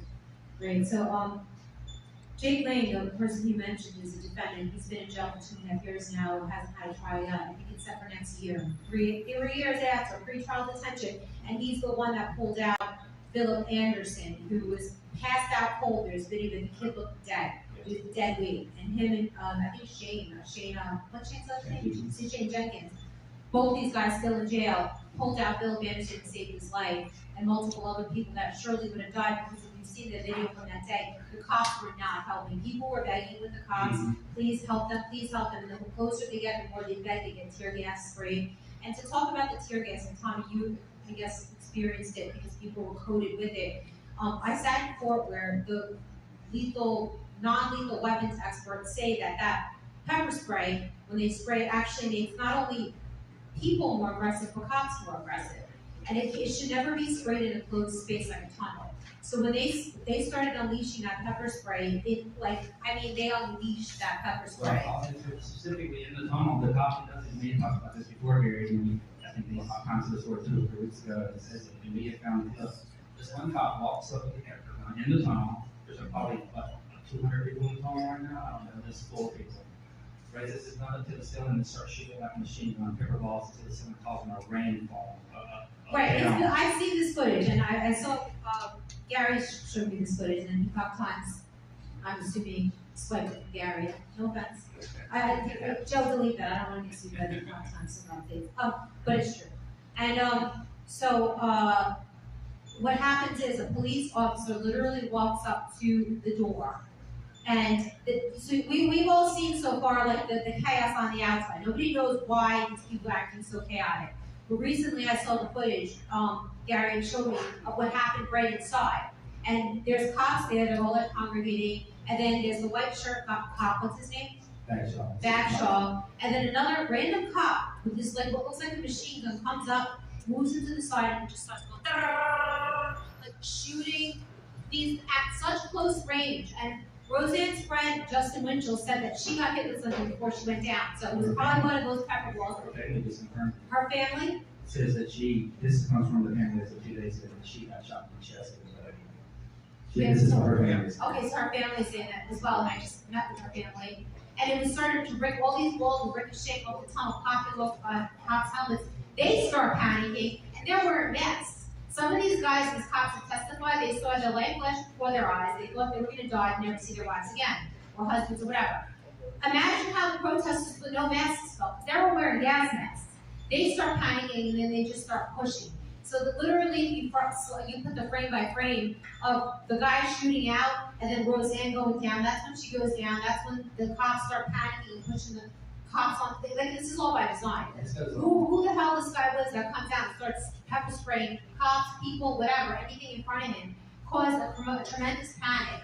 And Justin Winchell told me that at the same time as the cops started pushing people down, there was people with earpieces behind them pushing them up. And it sandwiched everybody together, and everybody like collapsed, like what Tommy described, into this like very deadly pile. So that's what happened. And all this just starts slowly coming out because we're just starting to see the footage now. So I've always told everybody, and I'll remember this, as soon as we hit the ground, as soon as we're on the ground, Roseanne's already bleeding from the nose and mouth. It wasn't either, they said we were trampled and all that, and it's kind of hard to explain, but I think that they just wanted to hair balls there. But my point is, she was already bleeding once she was still on her feet. Right, yeah, and it's a terrible story, Roseanne. I'm curious to hear where was that? Talk about her parents confirming she was. So, it was Epoch Times story about 2 or 3 days ago. No. So, they did their movie from the Jason. Right. And that's really So they said they spoke to her family.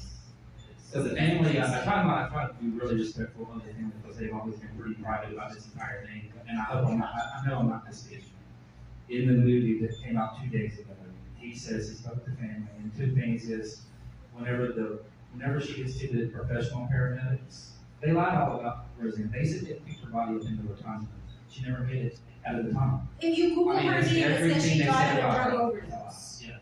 So I forget what I was going with. you said everything they said she was like they drug her in. Yeah, her family was. They did appreciate the level of care the professional paramedics gave her, not the MTV, not Ganell. Ganell is when that's just talking about. He actually breaks the defibrillator. He can't even open the defibrillator. He's so incompetent. But He he's the testifies. hero that saved America. He testifies according to his new book. that because the protesters there is the reason why he couldn't save their life. Right, but he's standing in the back, tries to open the defibrillator, doesn't even know how to work the thing, and he just stands there watching. I believe. So, you know. There's so much about the Roseanne. I will say this: this government is afraid of everybody in this country realizing what happened to Roseanne. They're definitely afraid of it. They won't arrest me. They won't take me to court because if they do, when they do go to court, they'll show the video of something happening around Roseanne, but they make sure they zoom her out of it every time. They do not want Americans to know. It really is a conspiracy. Like it really is. They do not want truly Americans to saying. know that an innocent, unarmed woman who was already unconscious and bleeding on the steps of the United States Capitol of the United States of America was a cop picks up a stick and beats her in the head and kills her and gets away with it. Right. So, And then they cremate the body. and what's so interesting is that there's about 15 guys in jail still that are all part of that would use the Roseanne Boylan defense. And that's why they're still in jail. Meaning if they ever went to jail, they were going to wait until after the election before they try any of these guys, because if they went to jail, they're going to have to admit onto the court record video of Roseanne. And there's not yet been a case that was around from someone around Roseanne. There's 15 of them, and they're the most violent ones because they were trying to help and they were throwing things at cops because they were. Like, if you watch the reaction video, it's like all pure reaction, like throwing water bottles, like, you traitors, you killed her. So these are those guys. Not one of them has been tried like by design, or they're offering them plea deals because they don't want that evidence of Roseanne before the next election getting out. I've been over here, I've been to a lot of these. I don't think it's offering them plea deals. I think they torture these guys into taking plea deals. And Tommy can speak. Why don't you speak about, so he's down there at the vigils with Mickey. So he's a fixture there in DC. They have a vigil every night outside of DC jail on the Freedom Corner to stand in solidarity with the guys out on the inside who call in and flash their lights. They see them out there. They know that there's people out there that support them. Why don't you just tell us a little bit about the vigil that you do with Mickey every night, every single night for a year now? So if you don't know the story, Mickey said that after she, I guess, mourned for 6 months, that she saw her daughter actually came to her in a dream. And one way or the other, Mickey had the feeling that if her daughter was still alive, that she was still alive, she'd be in D.C., outside of D.C., doing the vigil for the guys in jail. And I forget exactly how Mickey states it, but she made her mind that was what she was going to do. And she has not let anybody deter her the entire time. And look, I know this sounds arrogant to say, but we came to D.C. with a hope and a prayer and 4 T-shirts, and we've changed that town. We go to the committee hearings, we've been to 15 of them. the Congress people recognize this. They say this. They see this on the Democrats cannot stand the fact that we're there. They hate us with every being, every fiber of their being, and I love that they hate us so much. Nikki's a fighter. I tell everybody Nikki's not some Mickey Mouse little old lady who's just going to take it. They pick the wrong one. Badass. Yeah, Mickey is really badass. And I met Representative Gosar at an event recently. He was wearing the Ashley Babbitt bracelet that Mickey gave him. Right. He had it on his arm. He said, look, because I was telling him about January 6th. He was like, oh, and then he's worked, but there's so few of them. There's so few of them, you know that. There's like 5 to 10 of them in the Freedom Caucus, maybe, that care. And I know, and at first I was very, like, these guys are worthless, what are they doing there? But I'm overwhelmed myself, like, I wish I could do more. And like, you're only one person, and they really are trying, I feel like, as hard as they can. It's just like that one person against the whole Congress. And they have to get McCarthy to agree. Like, how come they haven't investigated the January 6th committee yet? It's unbelievable. Honestly, it gets down to these Republicans on January 6th. They started doing what we wanted to do, which was the process. And then 4 hours later, it was no longer the right thing to do. They're culpable. All these Republicans that we think are on our side of everything, they let us down on January 6th. Maybe 2 or 3 of them did, but the other ones all cowered when they mattered the most. Yeah, it's unbelievable to me that there's not yet been an investigative committee on the prior January 6th McCarthy-led committee, Kangaroo committee, that destroyed all of their documents, a lot of their documents, by the way, because everything was probably exculpatory for every defendant in jail, including Trump. And they probably destroyed their own evidence of guilt and everything. Right. So, okay, so we're going to wrap this up, but Tommy, you're an amazing patriot. Thank you so much for everything you do to help out Nikki, Ashley Babbitt's mother, and to be a testament to what happened to January 6th and to keep fighting for justice for Roseanne Boylan. Everybody, if you could give Tommy Tatum a round of applause. Little break in between, we're going to bring Tammy around, Tammy Perryman up here. You got it. Okay, stretch and everything else. Then we're going to do another segment. Then what I would like to do, I'd like to have the 3J6ers up there with Kara. And if anybody has any questions, yeah, we do. I know I have a ton of questions. I'd like to know why. A couple of things. So you might have some questions yourself. Yeah, I honestly would love to do questions because when we talk about this stuff, we get like a little bit of a robot routine. Yeah. And there's like a zillion questions out there to answer. Okay, I'm sure there are a lot of questions. So we'll get 2 more chairs, 2 red ones up there after Tammy. All right. Thank you, everybody.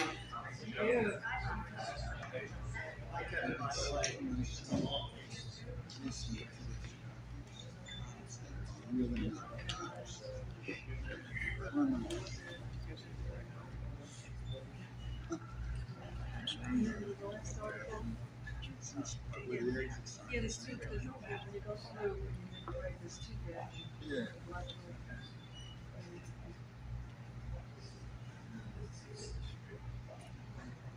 I start writing down my questions. I get so many. Every time they say something, I think of something else. Oh, it's cute. Girl, boy. She's a girl. Not mine. Oh, okay. I do run You're babysitting. Okay. So. Oh my God. So cute. Little. Good time.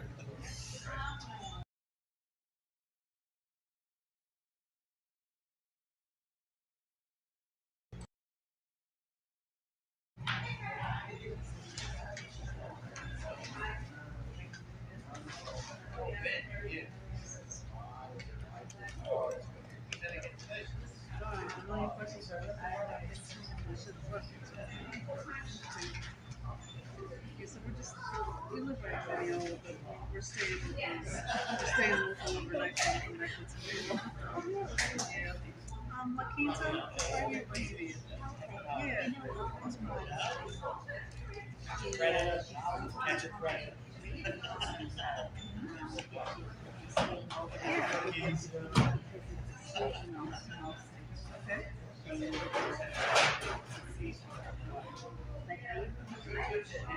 Oh yeah, and they have big concerts and things there. No.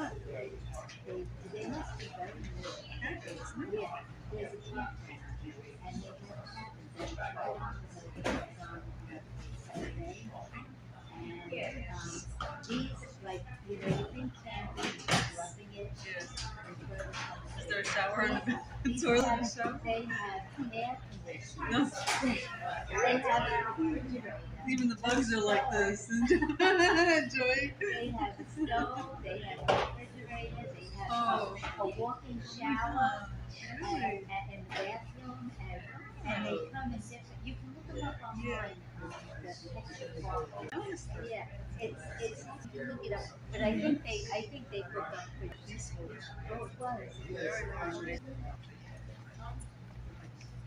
Free hamburger on me. A couple minutes. I understand that Johnny will back up.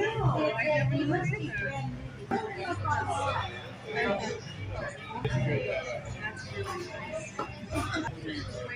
Hey, Kara.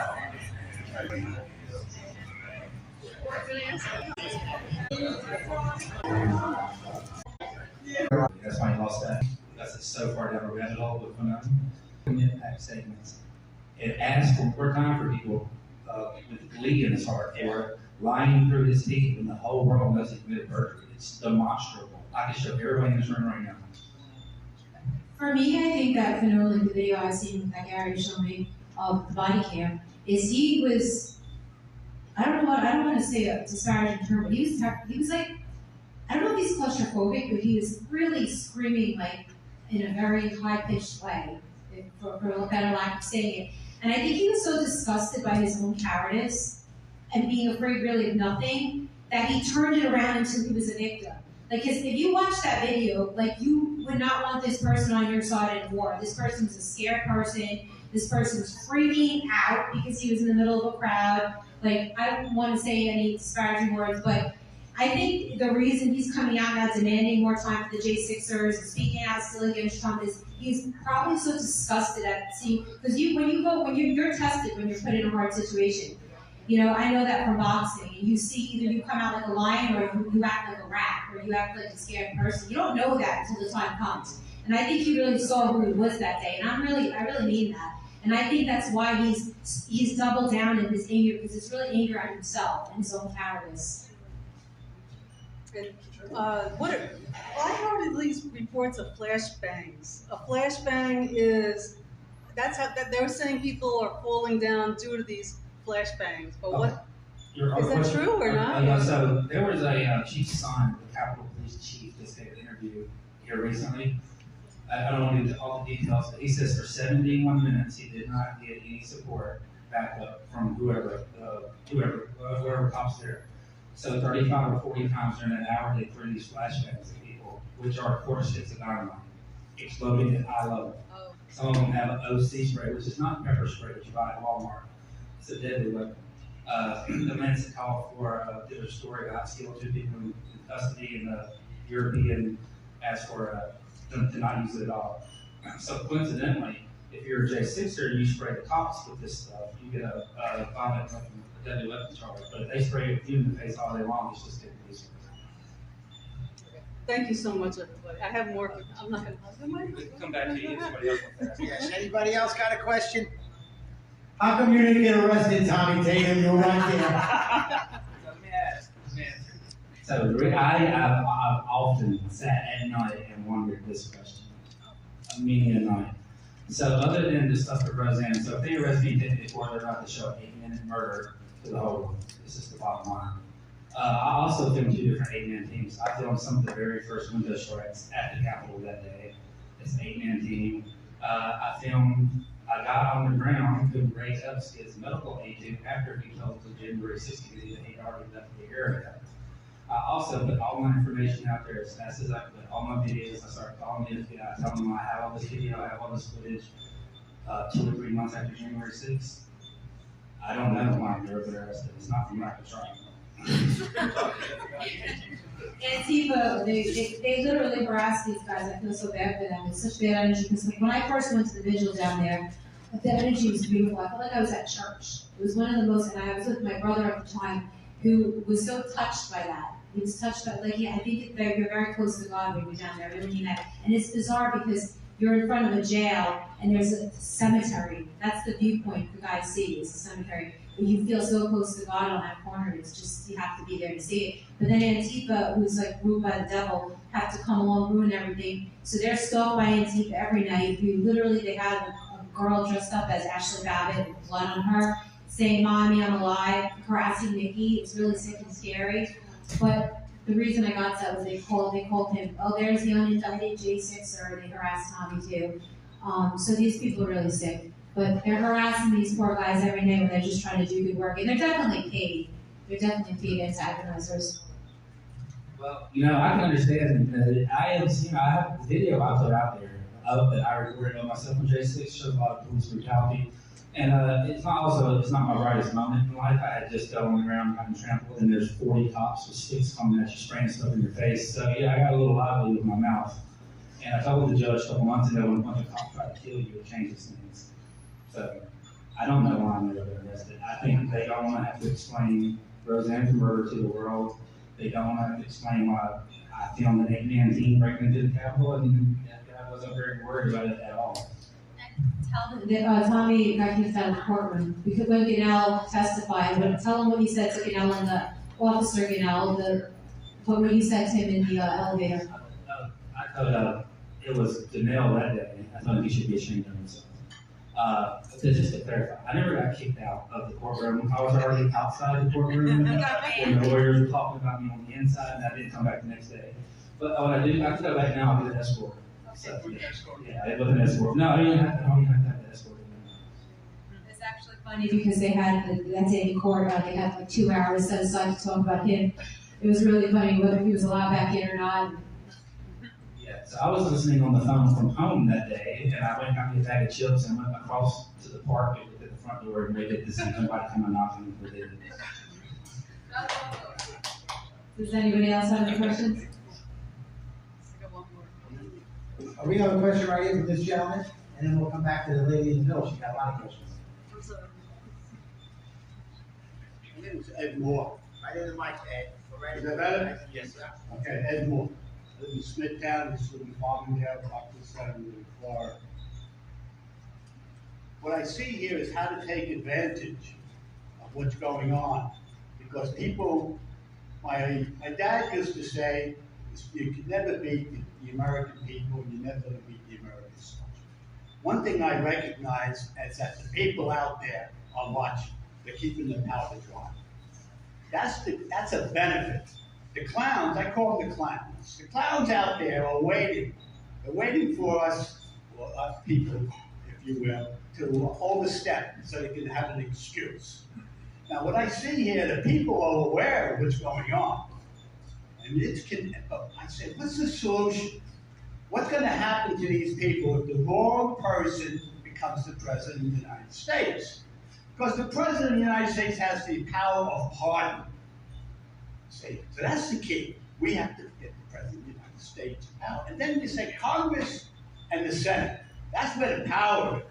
Now, one thing I noticed about the clowns out there, the reason why President Trump lost the election is they were smart enough to say, well, hit the guy in the basement, okay? Go out there and take over the voting booths. Because if we control the voting booths and we control the paper that goes in there, we control the ballots, we win. So out of this can say, how did we lose and what do we need to do? So you have to get that message out there for the Republicans and the moderates in between to go to the voting booth and be aware. Because so now you have to turn this around. One of the things I see here is that, okay.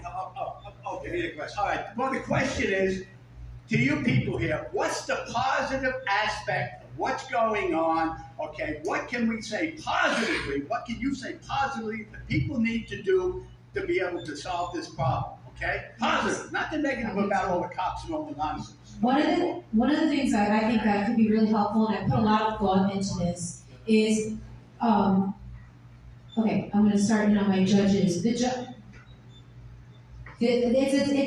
lot to explain. I know we have 5 minutes, but the judges are completely colluding with the Department of Justice. There's no doubt about it. And that's a complete violation of the Constitution because there's supposed to be separation of power. And now that Trump is a J6er and they're trying to push his trial to January, what we have to do, and I think this is so important for anybody listening, for anybody here, this is the solution, and I've been doing this for 2.5 years and nothing else to solve the problem. Jim Jordan, Matt Gaetz, and they have to get Speaker McCarthy in on this. They need to do a House committee hearing with the Judiciary Committee, put 3 of those judges on a hearing, at a table, and get some of the adjacent attorneys, Alan Dershowitz has actually said he will come and he will sit, and this is a liberal, and say how unconstitutionally these judges have acted and how these trials need to be moved out of D.C. So now that we have President Trump to shine a light on this, and he's saying he needs to get out of D.C., he needs to have a fair trial, we need to be calling Jim Jordan, we need to be calling McCarthy, we need to be calling Matt Gaetz, and saying that we need you guys to set up a committee hearing on the judges and how unfair they've been, and how they need to FOIA, they need to demand any correspondences that they've had with the Biden regime, anything with the Biden White House, anything with the former January 6th committee, because they're not supposed to be talking back and forth, and there's no doubt in my mind that the judges are getting directives from the Biden administration on what rulings to make. So that's the answer, to get that committee hearing. Call your local senators, call your people, and call Jim Jordan and tell them that you want that. That is the answer. With 30 seconds each, can you give us a call to action possibly? With 30 seconds, and what's for dinner tonight, Tim? You told me not to cook tonight, so I'm preparing that. Anybody can get involved on every level, and the easiest way to get involved is just to become active. You can get involved in your local polling, you can get involved in your local politics. That's really where it starts and where it finishes, is at home in our local communities. We need to be holding our county judges accountable, we need to be holding our state representatives accountable. All the politicians that are in office, because we voted them there, they need to be held accountable. They work for us, we do not work for them. Timmy said a lot. So I just refuse to bend my knee to these tyrants. I don't care. I'd rather them just take me all the way out than me have to bend my knee and live in this world where face masks, keep level 4 weapons, bio weapons out here.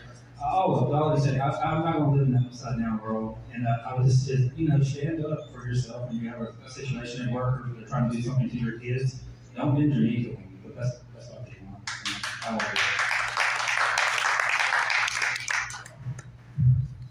I think I just want everybody to just come away from this learning something. And if you have time, if tomorrow you show up, bring somebody with you, because the more people that hear this, we need you to go out and continue talking about it and sharing it, because that's the biggest issue we have, is just, we're silent. We can't spread the news like we are right now. And this is a huge start for us. We've been doing it, so I'm not going to stop. Like Tommy said, he's not going to bend any knee. Nobody's going to quit. We put too much into it, you'd be stupid to quit. So just start arguments with Democrats whenever you can. And really, it's the good thing that's come out of, like I said before, is this community. I knew all these people separately, and then they now know each other. And Joe the Box helped me during my election campaign. And now Gary's staying here at the warehouse. So it's like we're all meant to fight together. And they're like, these are the best people to be in the trenches with. I'm not kidding when I tell you, because we have been in DC. And so is Joe the Box. And it's so kind of magical that all my friends from DC are now here on Long Island, where I live with Joe, who I know from all the fighting he does here. So that's the magic and the beauty out of this, I think, is that we brought together all these American fighters and patriots, and we found each other, and we're not going to give up. So living in DC is such a surreal thing. Just to be involved with January 6th, to have been there to begin with, is such a surreal thing. To meet Ashley's mom, Nikki, and do the visual, that's all a surreal thing. We get a lot of people promise us a lot of stuff, and very rarely doesn't ever happen, right? Joe the Box is just stand up. Yeah. Joe the Box. And Joe the Box is one of very few men that I can say in my life has ever been hypocrite and did everything he said he was ever going to do. Yep. Thank you, Jim. Thank you, everybody. God bless you. Honored to have these great American patriots, these people that care, their lives are upside down because of what's happening. That's why I can't do enough for them. My wife and I feel, okay? We're going to take a 10-minute break, and then we have the King of Brooklyn. He's going to laugh so hard. He's going to come up on that stage. He's going to get our attention. Then we're going to do another show after this. Johnny the Backer was here from Wise Guys. What a wonderful night. Thank you very much. 5 minutes, and we're going to have the calendar of King of Brooklyn. King of Brooklyn.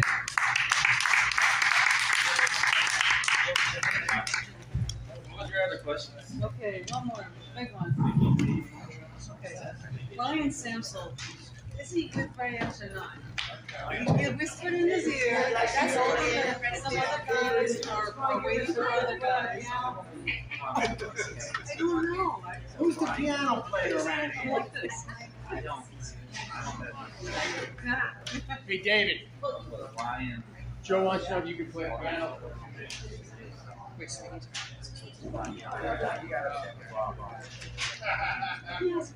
And it's jail. Don't get me wrong, it's jail. I don't even, but, so I don't mistake.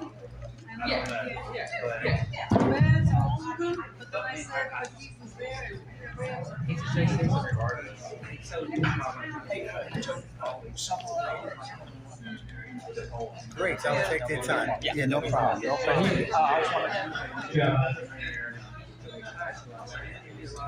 Alrighty, we're getting close here. Grab a little snack, grab a seat. Can you see me up here? Anybody can see me? Can you see me up here? Oh, fit in the hole, Fred.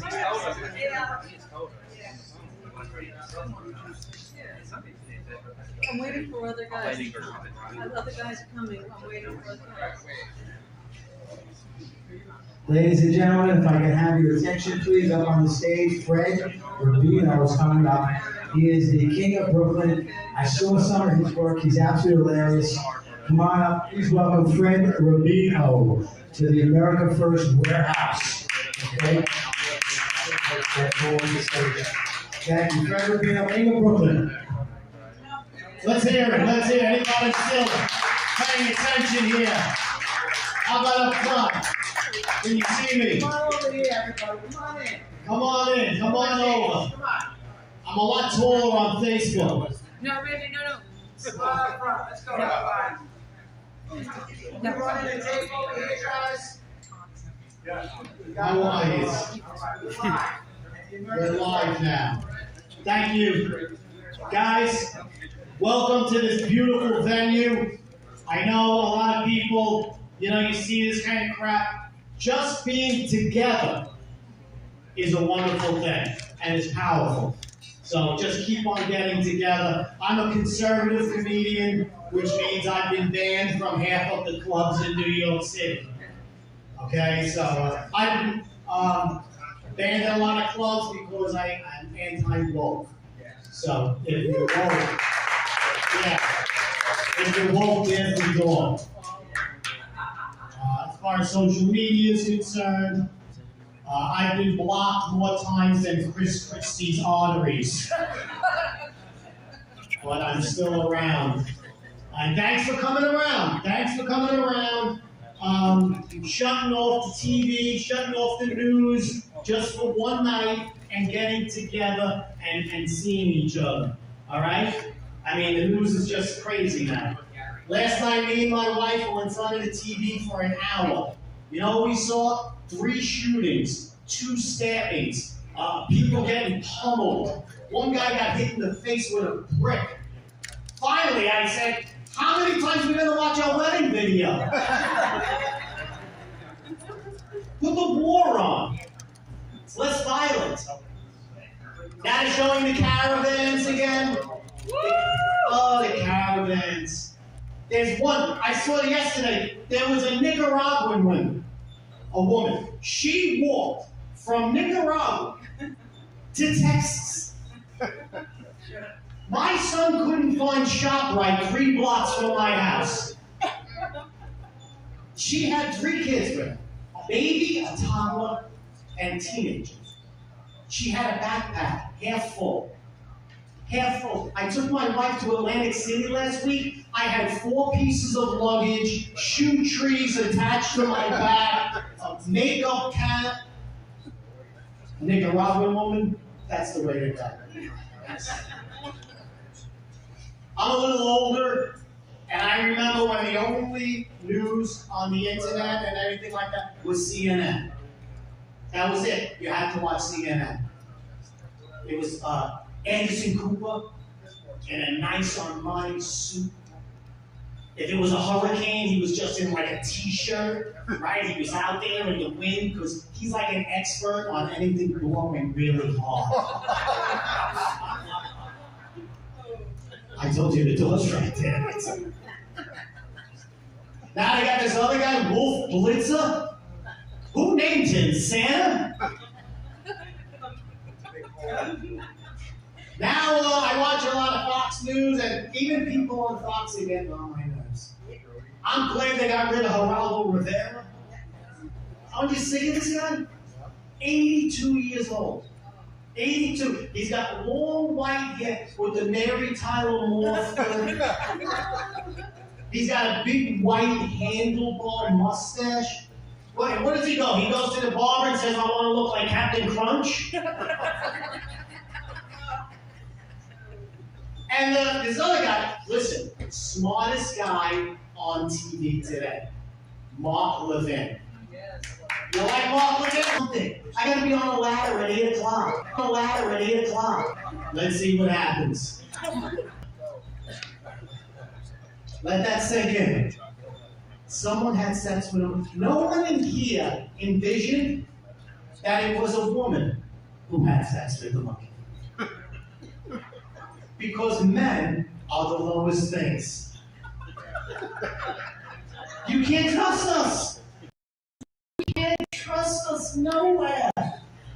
You know it wasn't a woman, right? You try and pick up a woman, they're like, oh, I don't like him. He's too tall, he's too short.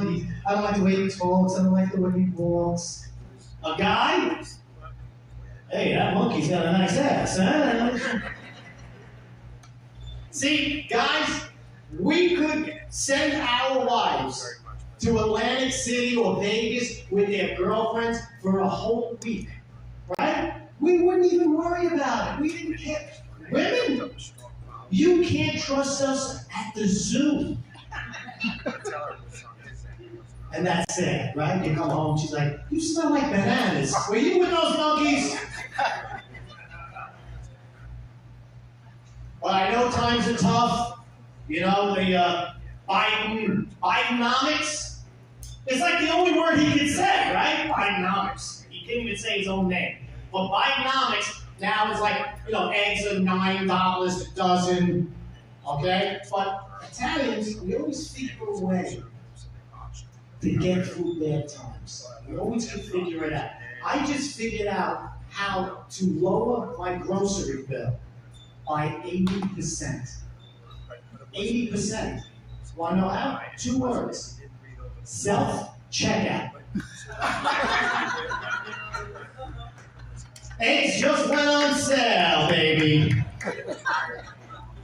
Yeah. Do you know how many T-bone steaks fit in the family-size box of Kellogg's Frosted Flakes? 6. And they're great! Do you know how many batteries fit in a tube of Pringles? 100 AAA batteries. Yeah, and it was buy one, get one free. I didn't even want to steal 200 batteries. I pulled out of the ShopRite parking lot with my Jeep. I had more voltage in it than the Tesla behind me. I live in Florida now because New York forced me out. Yeah, landed a free Florida. I'm telling you. But there's certain things. But I flew in to JFK on an airline called Spirit. Are you familiar with this airline? It's a school bus with wings on it. You gotta watch it. I was never so afraid. I walk out and I walk into the plane and the window has duct tape on it. The cockpit door is broken. I look in, it's like a bodega. There were 2 old Mexicans playing cards on a little table in the cockpit. There was a cat. It's a cat to me. I I look around, I see duct tape, broken door. I'm like, we're gonna die! And the captain goes, that's the spirit. It was the only airline I ever took where they didn't care if your seatbelt was buckled during takeoff. I'm sitting there, I got the tray table down, my laptop out, no belt on. The stewardess comes over, she's like, good luck. Unbelievable. Then they say, there's gonna be a snack. They hand me a bag of pretzels, 5 pretzels the size of a nickel. Is there anyone on earth that thinks 5 pretzels is a snack? I have more pretzels in the cushions of my couch at home. So I think that's it. It's all over. You know, I'm done.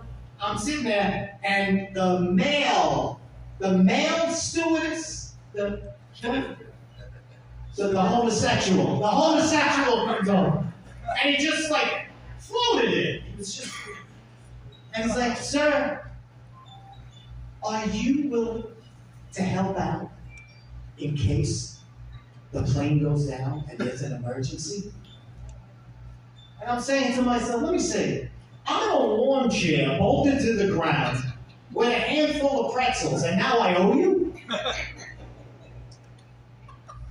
I can just see how this works out. I can just see. The plane gets turbulence, it crashes into the mountain or something. There's smoke, there's fire. I open the door, but before I leave, I'm going to make sure that Shaniqua, 3 rows behind me, who hasn't shut the hell up the whole flight, gets out okay. You know, wildlife? Snakes. Like, that's not in the brochure. I look out my window, there's a snake in my neighbor's driveway. And they're just standing there. I'm out the window, I'm like, hit him with a shovel! Hit him with a shovel in my trunk, hit it! I go out there standing there next to the snake talking. Like, what are you, Adam and Eve? Then my neighbor says, you have to watch out in Florida. When you go to the bathroom, you have to lift the toilet out to see if there's a snake in there. Yeah! How traumatic is that? He said if you don't watch out, when you sit down, a snake could swim up your ass. I gotta be honest with you, if a snake could just swim up your ass, you drank too much Bud Light.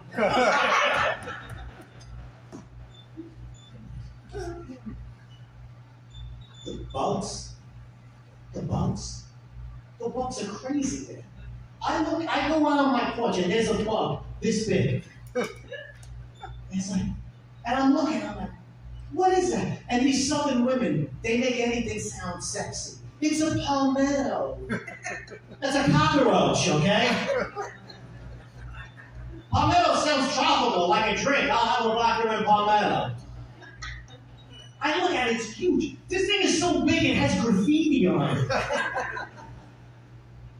I get a newspaper, I roll it up, I go to hit it, it drips out of my hand. When it took off, it had other bugs on it. It was like an Uber for the other bugs. It was taking the older bugs to the villages. I tell you what, man. Horrible the bugs. If you go to Florida and you miss people from up north, just go to the Home Depot bug spray aisle. We're all lined up. We're all there. And I'm not looking for the environmentally friendly one. I'm looking for something that's going to give the concrete cancer. I'm not messing around. I don't have luck with bugs. My neighbor calls the exterminator, and he's like, it's one bug. It was raining, it came in, as soon as the sun comes out, it's gonna go. Me? Uh-oh! This bug, you got the queen bug! This bug is gonna lay eggs all over. This bug's been having sex with every bug in the neighborhood. You have the Kamala Harris of bugs. She would sleep with a monkey. I think that's how she got the job. I'm not sure. Yeah. I tell you what, they scare me, right? They scare me. This whole thing with Biden. You know, have you seen the movie Jackass? Every time he does a speech, I'm thinking they're gonna come out and say, "Okay, it's just a joke. He's not really a guy." You know, is this a joke? And he scares me. He has Alzheimer's. I'm not making fun of people with Alzheimer's. I did an Alzheimer's show the other day. Bad news is they only paid me $200. Good news is they paid me 37 times. But he's too much. Sir, there's a spy balloon over our nuclear facilities. Oh, it's a balloon. I love balloons. I love a balloon. Right? It's a joke. It's going to kill us all. And I know how it's going to happen. He's going to be in the Oval Office, and the Secretary of State's going to come in and say, "Sir, it's time to have lunch with the missus." Launch the missiles. Launch the missiles! Launch the missiles! We're all going to die over a tuna fish sandwich. Well, I tell you what, thank you for putting up with me. I don't mind talking politics. I don't like when people who aren't American talk politics. Yeah. Right? We got our own problems. You know, the other day I was watching the news, and the Pope came out and said that the wall would be immoral.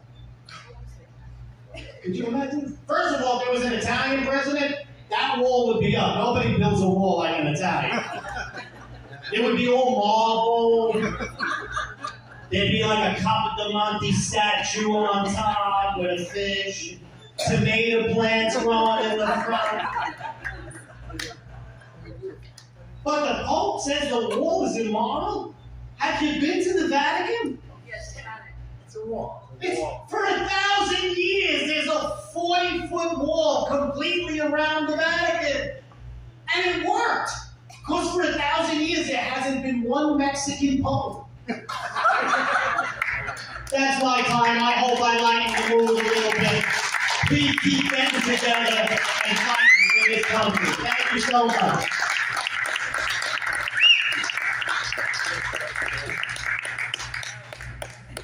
Thank you, Fred Rubino. He is the king of Brooklyn. He came out here to share with us. Stick around a little bit, ask some questions. Johnny the back was going to be asking questions from everybody today, right? We're going to take 5 minutes and we're going to get one more session in. At 9 o'clock, we want to put on the TV Freedom Corner. There's a few live streamers down there. We want to try and put it on there. And I would be on it if everybody would sing the Star Spangled Banner with us and the J6 prisoners at 9 o'clock tonight, okay? Thank you.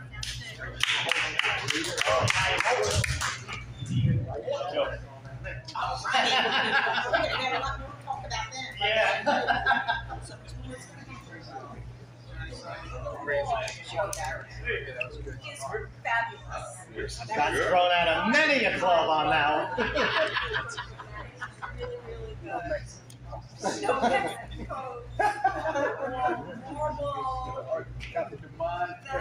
It's a good Sunday joke. You don't have to go to church for another weekend. No, Thursday night, I'm here.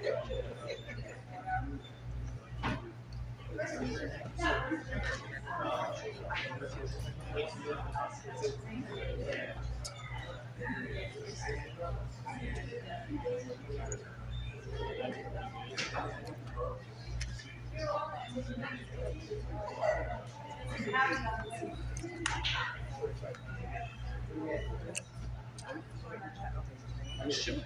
I'm chilling.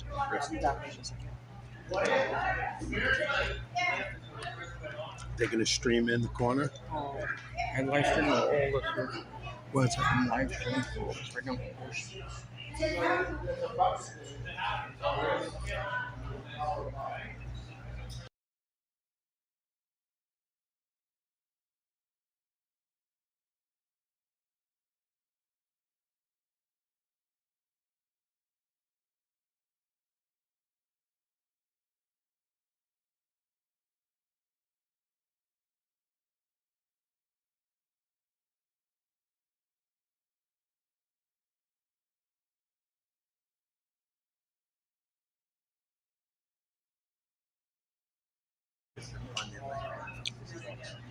Yeah, it's fine. I can talk. We meet him to talk. We talk all the time. I have a lot of things I have a lot of things to say.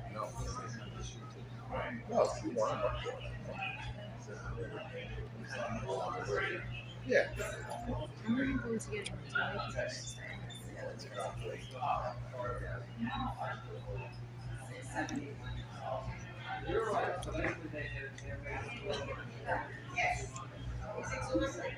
Yeah, you just said cash.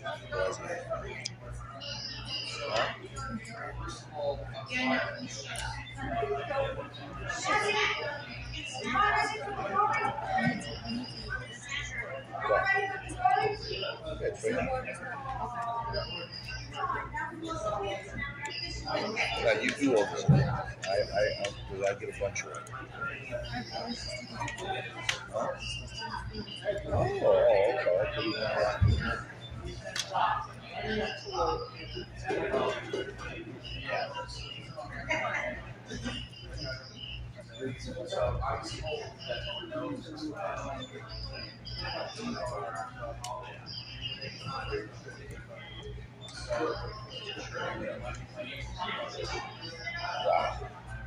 Hey, did you happen to see the most beautiful girl in the world?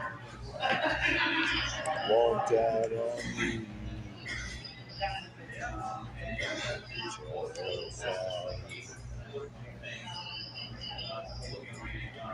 How does this stupid film make pro work out? I didn't even adjust the aperture.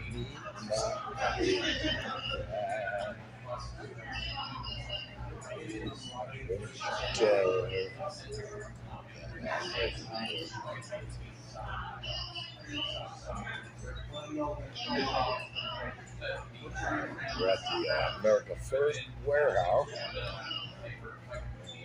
Talk about the box.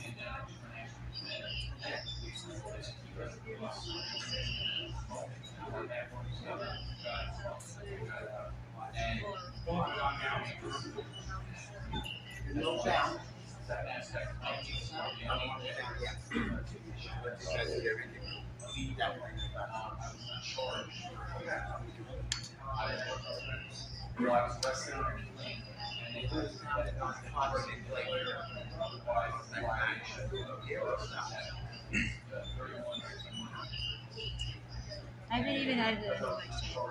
It's open. David Valentine, what is the I really wish you would ask Joe to help me. I said I wouldn't. I have something to work with now.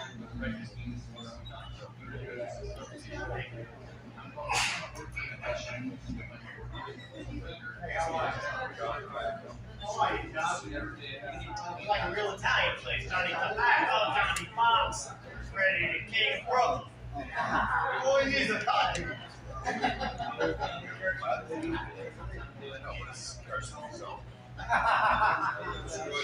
Hi guys.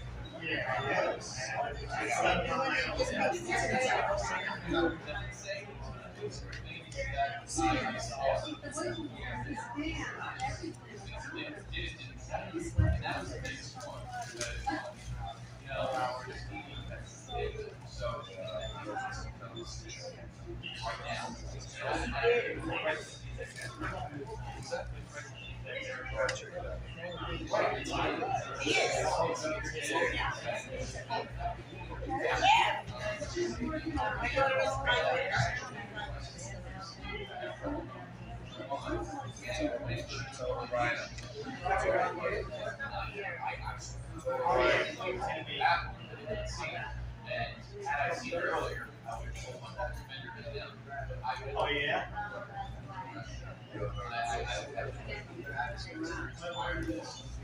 Saturday nights at 10 p.m. and Sunday nights at 11.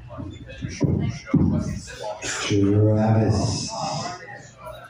Tomorrow, everybody, tomorrow on Tuesday's event is going to be Court Talk Day. All right, we're going to be doing the same thing. We're hoping to get Scott Robato here. Scott had told me his father is very ill, and he's not sure if he can meet his father. If that is the case, we will show Scott Robato's speech that he did here a few weeks ago while he was at the American Coast Warehouse. But tomorrow also is going to bring Cowboy Logic will be coming in through a television stream. Cowboy Logic is going to be asking questions and talking to David Summerall. And we have Trennis Evans coming in as well. We're also very informed J6s. Frank Rocco, we're going to have you up there tomorrow too. Frank is going to be sentenced very soon for his participation in waving flags and loving the country in Washington, D.C., right? That's the way it happens. I think what we'd like to do for a little bit before the 9 o'clock, we're going to get it up on the screen if it's not there already. This is the corner. What you're seeing right now on TV is Nicole Reffitt. Nicole and Mickey and the team was in Michigan this week at another big rally, so they came in late last night, and they're there today. This is what I call dedication. So that's Nicole Reffitt, and I think that's Constitution Steve next to him. That's Jericho. Okay, Jericho was his live stream, and what's happening right now, Nicole is probably talking to some of the prisoners. You see how she has her phone to the microphone, so the prisoners call in every night down on Freedom Corner, right, Tommy? You know, I don't know if maybe the next day or so we can have a few of them call in here like this. You know, that you guys can take care of that. Tonight we're going to Jericho, and then hopefully by 9 o'clock we can put the volume up and sing the national anthem with them, right? Wouldn't that be great? And a prayer. They do a lot of prayers too, like I do. I pray every day. All right, so with that being said, Johnny Tobacco is going to walk around and maybe introduce some people for his show, and then we're going to give him a 15-minute segment where Kara is going to interview John on some of the things that John has done for J6, trying to stay focused on the J6 issues, okay? Everybody having a good time tonight? I can't thank you enough for coming here. It means so much to me and my wife.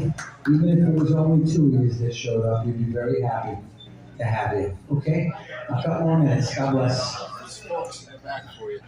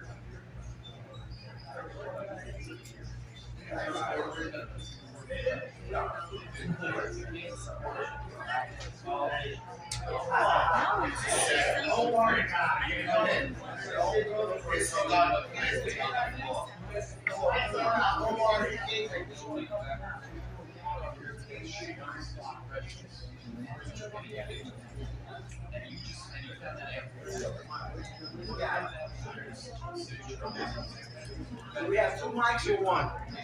One mic's a little low.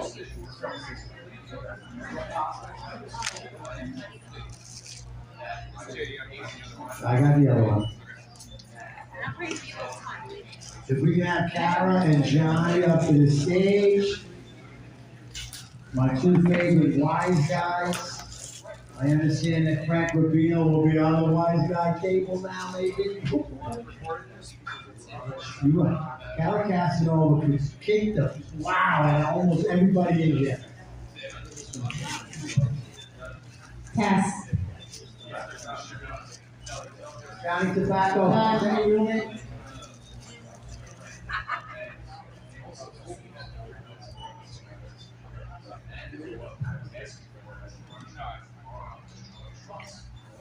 Did you put on the, you want to do the screen? I'll go right beside you. Hmm? You can't go. I'm right here. Sorry.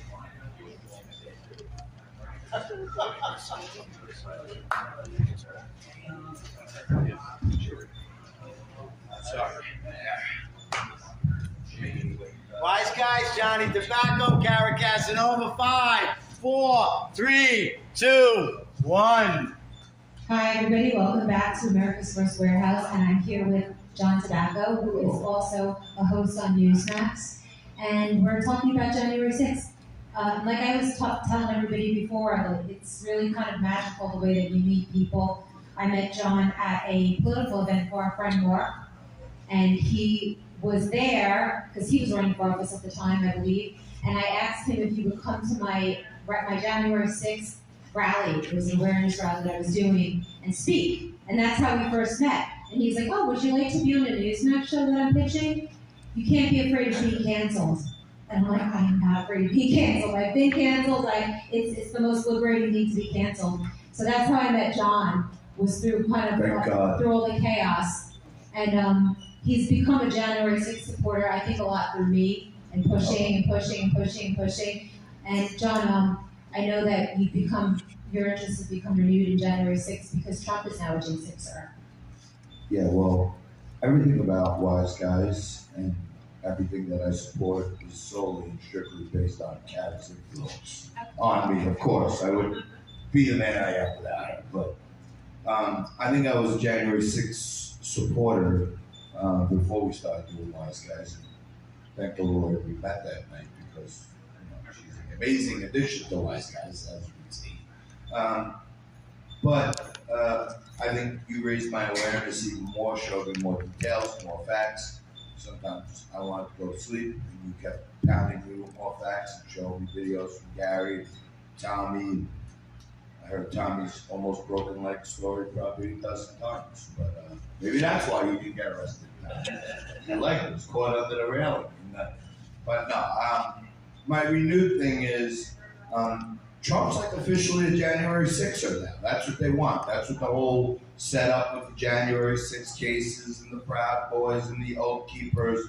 And Karen's been telling me this theory, but now I look at it, and I think the first Wise Guys, we were on episode, almost 110 episodes of Wise Guys. But I think the first episode we had on Jake Lang on the phone recorded from inside the jail, right? Yeah, we had Jake Sullivan and also Chris Laurel, so we were one of the first people to actually put, January 6th was on national TV. That's right, and you and I went down, you much more than me, but just to keep everything on the up and up, I went down to Washington, D.C., sat in the Proud Boys trials, and honestly couldn't believe the lengths the government was going to create a false case and a false narrative. And now I feel like the narrative was all set up to get Trump, right? And now, this, as Trump calls him, the deranged Jack Smith wants to, Karen and I were intellectually sparring the other night. That's the only sparring I can do with her. She'll kill me otherwise.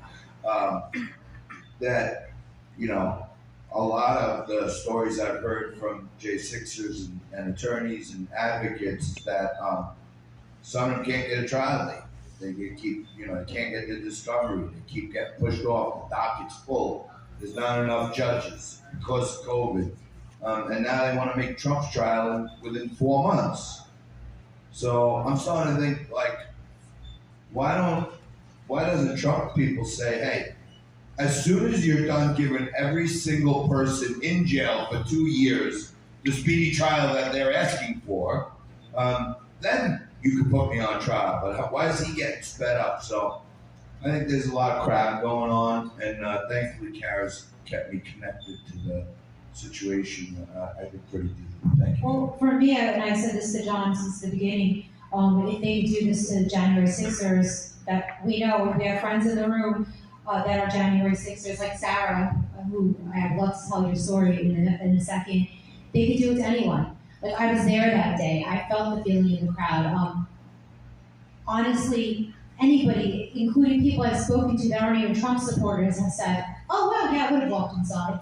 What would the big deal have been? It could have been anybody in this room. It could have been any one of us. And unfortunately, people like Sarah Carpenter, who's sitting here right now, she is an NYPD, decorated NYPD, worked under Giuliani as a spokesperson. Like, just decorated, stellar human being, Christian, and she is a January 6er. She's getting sentenced next month. So everybody, please pray for her. One of the things about her case that stood out the most to me is that when the FBI came and tormented her and terrorized her, broke into her apartment, they seized her rosary beads and her nativity set as evidence against her, which is the craziest thing in the world I've ever heard. So if everybody could please pray for Sarah Carpenter, who's become a friend of mine, and she's just a beautiful person inside and out. She had a public defender who didn't do a good job, unfortunately, but she's so faithful that she was faithful that, the jury would see the light. But right now, unfortunately, there's demonic forces in D.C. that will be expelled because God wins in the end.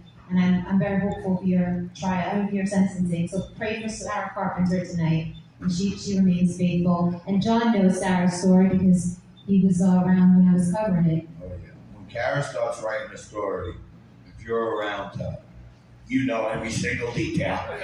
But it is good. It has raised my awareness. Sarah, God bless you. And you're a little outside my narrative, but you actually make it even better. Because what Kara was saying, great, NYPD, Christian, my dad was NYPD, love it. I would back the blue anytime I can. But if you ask me, the real war right now is on white, hetero, Christian, alpha humans. That's what the real war is against. And every one of the policies that they're pushing, Sarah, carry a gun. You know how to operate it. You're Christian. We know Christopher Wray and all his henchmen were chasing anybody with red hats and a cross around their neck.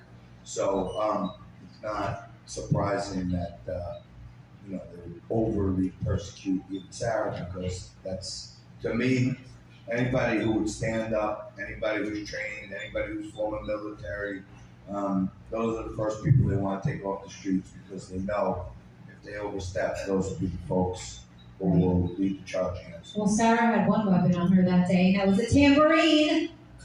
2 tambourines. She was shaking. A rosary, that was evidence, and her tambourine that she was shaking.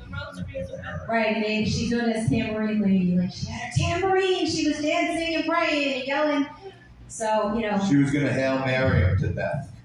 So what's crazy is they have the time to arrest people like Sarah, and John and I have talked about this, yet the 2 elusive real terrorists that day, or the one that planted the pipe bombs, remains at large. I always say, how did the 2 pipe bombers never get caught? I'm sorry, the 1 pipe bomber, there was a pipe bomb at the DNC and the RNC, which I believe were there as backup, just in case January 6th didn't work out like they wanted. It wasn't, pandemonium. They wanted to have those pipe bombs to say that there was some sort of terrorist attack where they could stop. And I always want people to remember, they didn't stop the certification of the election. They stopped the objection to the certification of the election. And who had to gain from that more than anyone? It was the objection. The Democrats had to gain from that certification objection stopping. You're right about that. And I'll tell you what, you want to catch the pipe bomber? Put a vowel on the end of his name. The FBI will chase him to the ends of the earth for a RICO case. But it's odd, Judge Kavanaugh had people on his property with all kinds of weapons and restraints and handcuffs. You don't hear anything about it. You don't hear any follow-up on it. Months ago, if you remember, it's kind of even lost in the wind, but someone within the Supreme Court of the United States of America leaked a ruling, which has never happened, and there's only a dozen people who could have possibly done that. But again, we don't hear anything about that. So, they're out there, as you know, chasing down, moms at, soccer moms at school board meetings, Christians going into Christian organizations, nonprofits using the IRS for that bullshit. And, I always say it, men in red hats are now the enemy. You know, from afar, regular people who are triggered snowflake liberals, you know, I call them kale-eating tree huggers, they see you with a red hat. It doesn't even have to say MAGA on it. But from afar, they're already thinking in their head that they're triggered, which sucks. My brother, who's used to be very liberal, and he's very much not woke, he's the opposite of the weekend, he's this side of things. He said something interesting, this was a year ago. And just so you know, all the January 6th defendants are disproportionately military or law enforcement. Isn't that bizarre? Like, disproportionately. And you didn't want to go near the building, but you felt it. From there, and it just felt shitty. So I said, I'm not going to go do my stand-up by the building. I'm going to go get a bird's eye view. And fortunately for me, I broadcast live from a couple blocks away from the Capitol. So any suggestion that I may have been a participant, even though my phone was in there for some period, I was kind of on camera over there. But I did see the shaman standing in the middle of the street. I thought to myself, what is this shit I do? You know, like what is that? How does that even equate to what's happening here? The guy has Viking horns. You know, it wasn't part of the culture then. You know what I mean? It was a political rally, but yeah, luckily my claustrophobia was getting the best of me, and I was getting squashed in the crowd, and I got over to my location before the mayhem broke out. But you know, it just, you know, Kara didn't mention, but I got arrested for trespassing with a mask on for not wearing a mask, and I was out for 4 or 5 hours. And most of the people that just walked in, many of them guided in by law enforcement, should have got, at worst, the same exact thing, process for trespassing and walk back And a out. lot of people don't realize, a lot of journalists speaking out, I just met 2 of them, were arrested, and they were doing their job, and of course they were from InfoWars. I just met a guy just yesterday. I was at an awards, the Gateway Pundit, by the way, won Most Trusted Media at this awards, so please read the Gateway Pundit. It's an amazing publication. And I was nominated for Most Honest Writer, which I was like, oh my God. Like nowadays, and John could attest to this, like where people, are very fully much aware that if you're an honest journalist, you're probably not going to become famous. You're probably not going to win an award, and you're not going to make a lot of money. That's all there is to it. Now, I've sort of like submitted myself to that because I'm never going to lie. You can't pay me enough to lie. But I don't know about John. I hope that he feels the same way. I think he does. Well, they don't pay me enough. Yeah. Right. So, can I just weigh in on that? I am so awful, okay? Because my mouth starts flying before my brain kind of even revs up and realizes it's on. And thankfully, Wise Guys is taped on Wednesday and airs on Saturday. And I oversee the edit. After we shoot it, I'm the executive producer. Kara gives me a lot of amazing input. God forbid I cut any of Kara's lines out of the show. Oh my God. She's going to beat the shit out of me. But anyway, I'm sorry. It's true.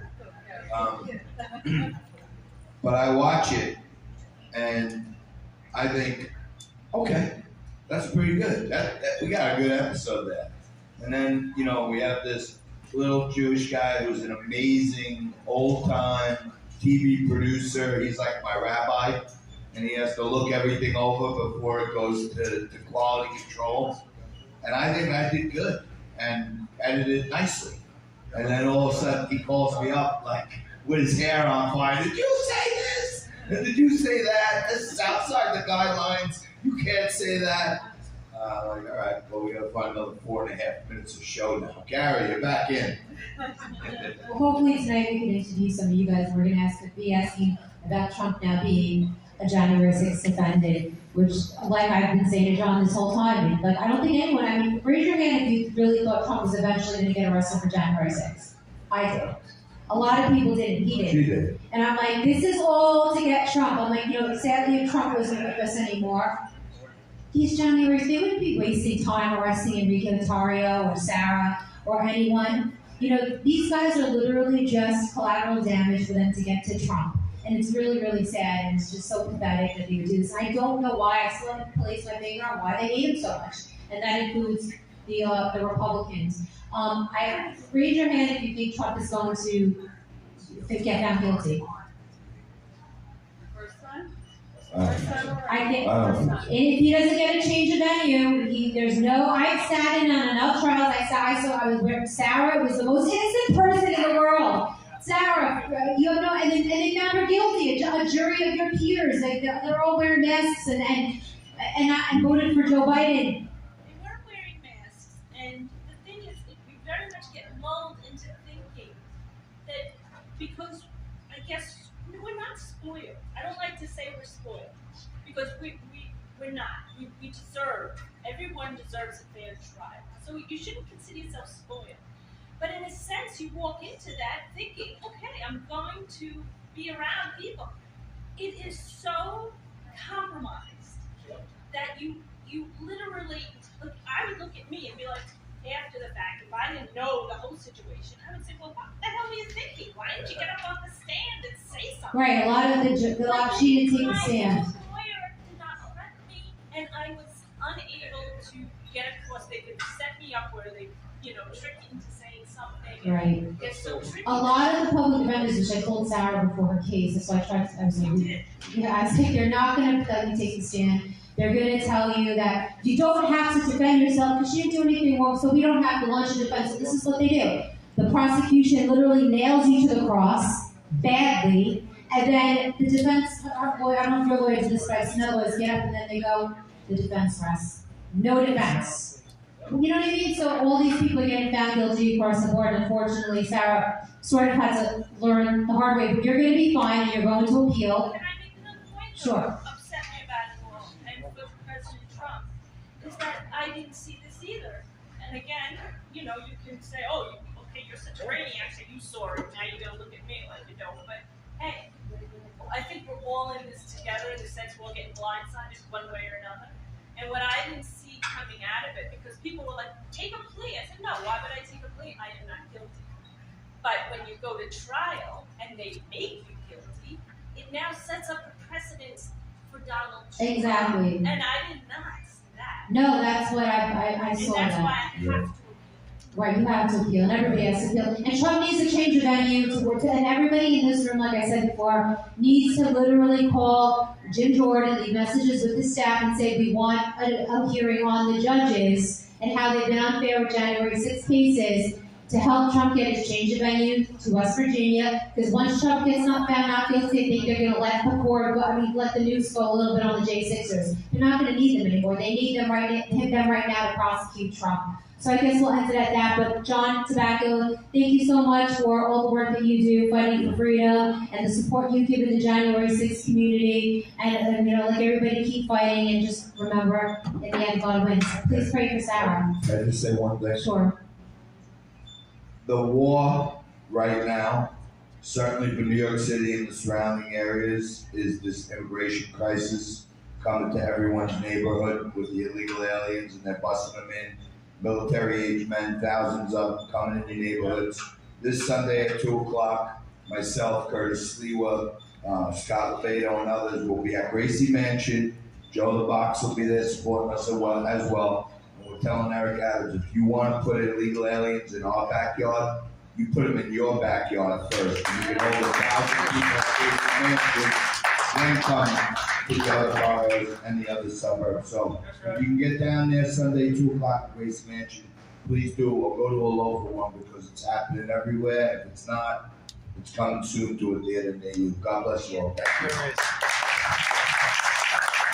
I'm going to turn the lights down.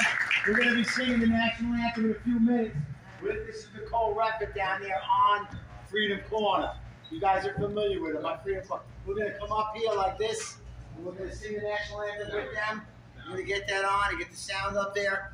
They'll be singing at about 5 more minutes, okay?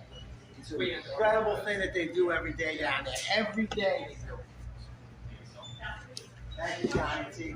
Johnny T would love to interview anybody if you get a chance and put it on the side.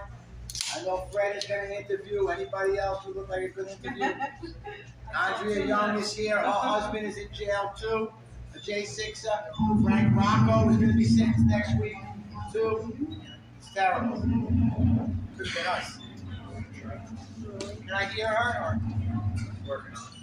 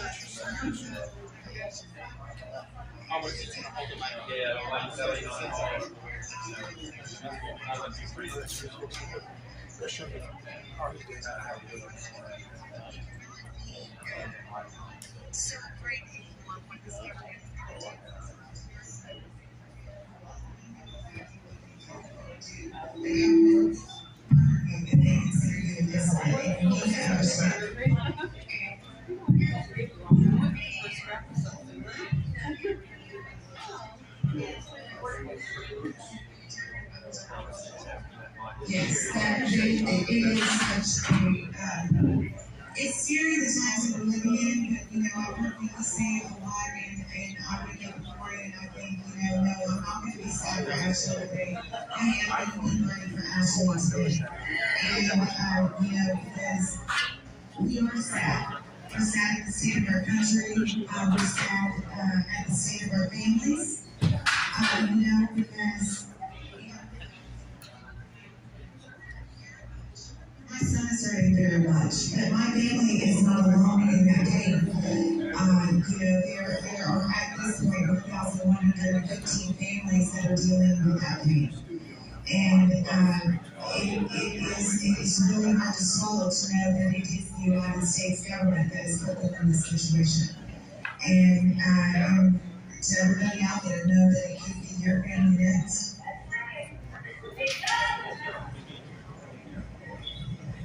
Thank you, Nicole. Here's Mickey back right here. Mickey Whitecroft. Ask your mom.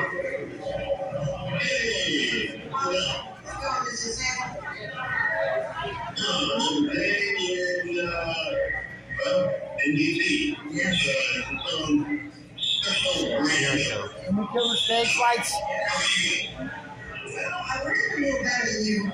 We just came back from Michigan. It's beautiful out here. That's Mickey and Nicole talking to some prisoners now. They're trying to shut up the stage light. Everybody did amazing. And then Scott McKay was 3 finals there, and over 110,000 people were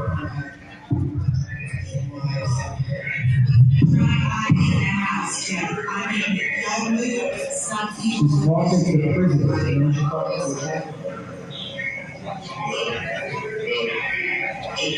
Sable, is that who she's talking to? Sable?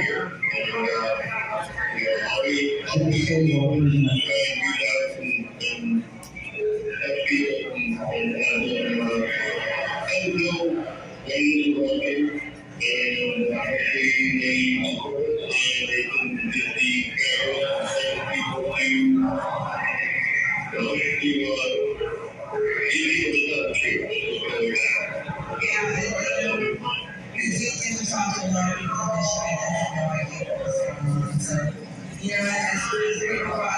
Also American Warehouse on Lysander up there, and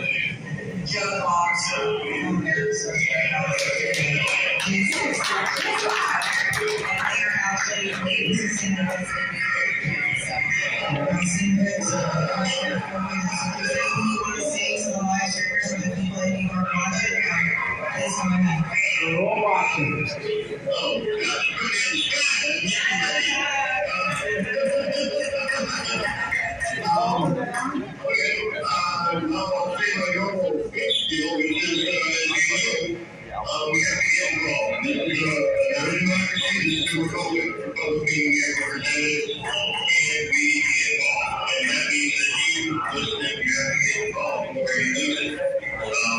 amazing.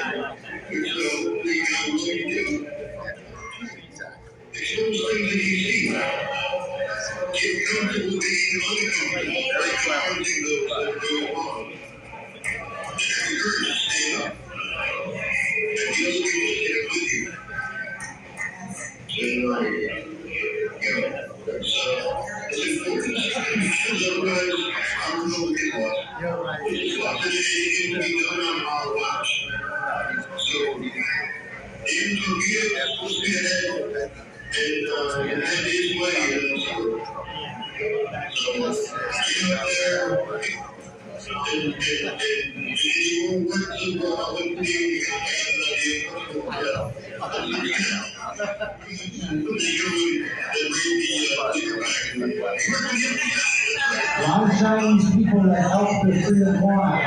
That's the white guy holding the flag. He's been there all the time.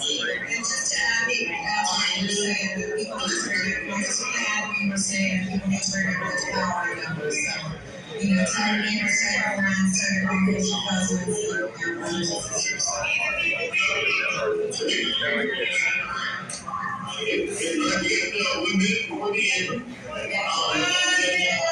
One minute for the anthem.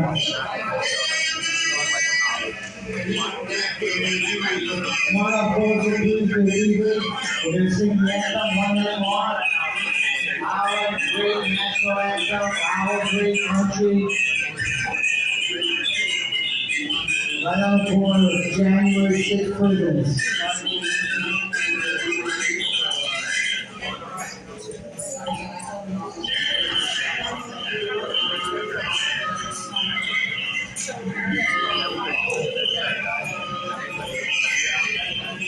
Over the prisons.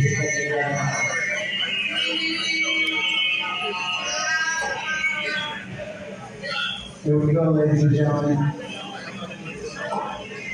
On Freedom Corner. Here's our prisoners, great citizens. Oh, say, can you see why the concert he lied? What so proudly we hailed at the twilight's last gleam, whose brush stripes and bright stars through the veil.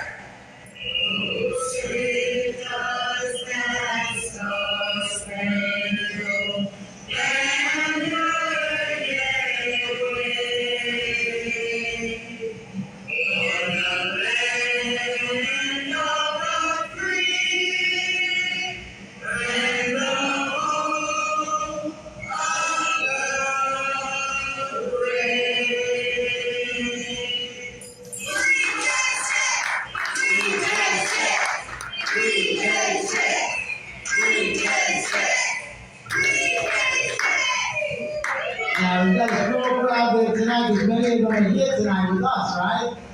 So we go down there, they go down there every day. They got so much credit. Nicole and Mickey will be coming up. There's one more song I think they sing, right? One more time, tell us what's going down. Alright, so they're gonna talk. Jeff said is one of the guys that plays the news and everybody else. So they're gonna talk about the news for a minute, and then we're gonna close out the whole night with God bless the U.S.A. The prisoners like to know what's going on. So they go on their computers and they look and they find. And they ask questions to us on the outside. And they let us know what they see. And they see the garbage. They see the lie.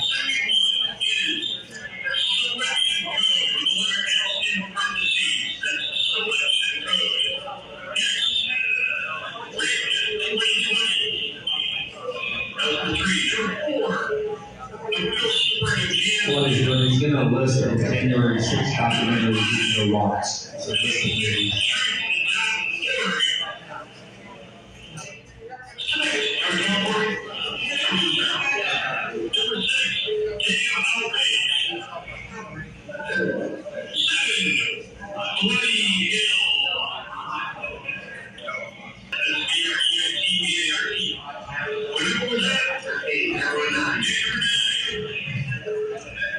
Capital punishment, and then on his glory.tv, that's HISGLORY.tv.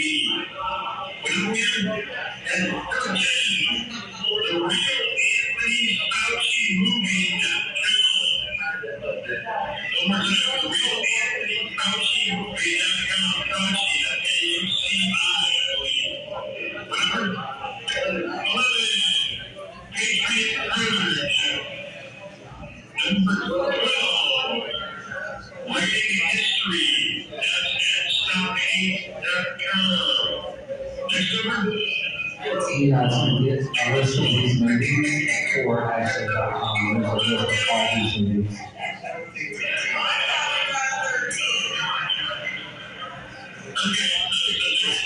Number 13. Shame on the Nation. I believe that's Newsmax. Number 14 is called The Effort to Live or Die. And the next documentary is number 15, which is a new one. And that one is on Epoch.tv, that's the site. And the name of the documentary is The Janet Nixon Case. And Cash, the unreleased Capitol Hill. You know, I'm sure I'm giving out, but these are people that, working on writing history and everything, so I'll put that out right there. So, thank you for some records, he's always on my side.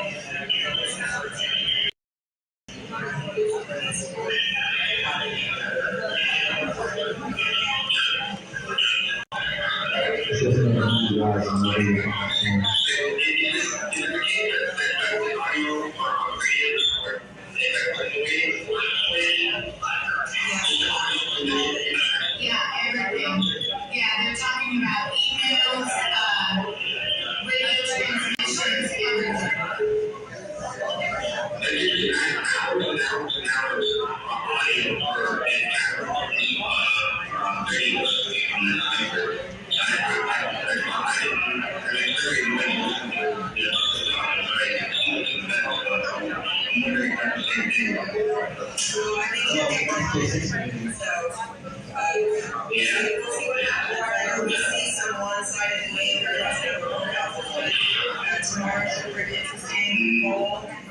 Myself, Deb Ash, I'm not sure what else I'm responsible people will be there with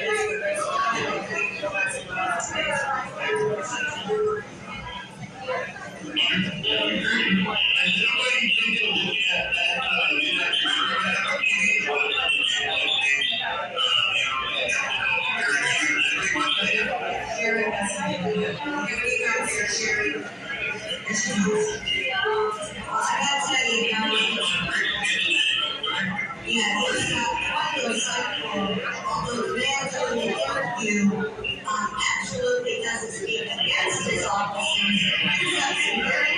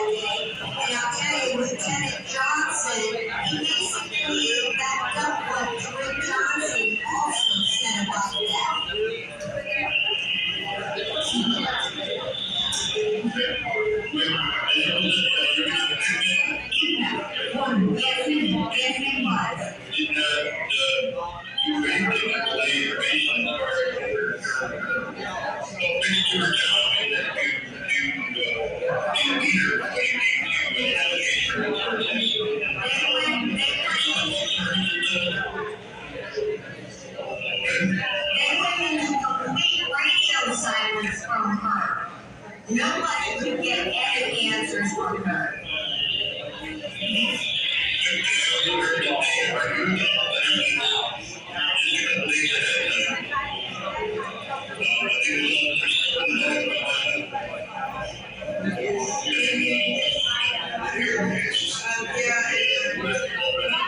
Tucker is going to be the issue, or did reissue his interview with Suicide.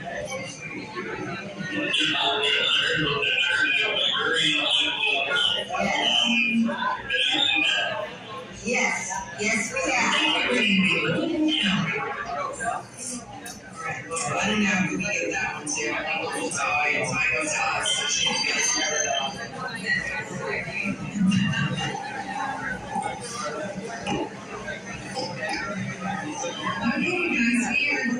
Now, I met Lee Greenwood one time. I'm not going to drink, but he saw this pretty nice.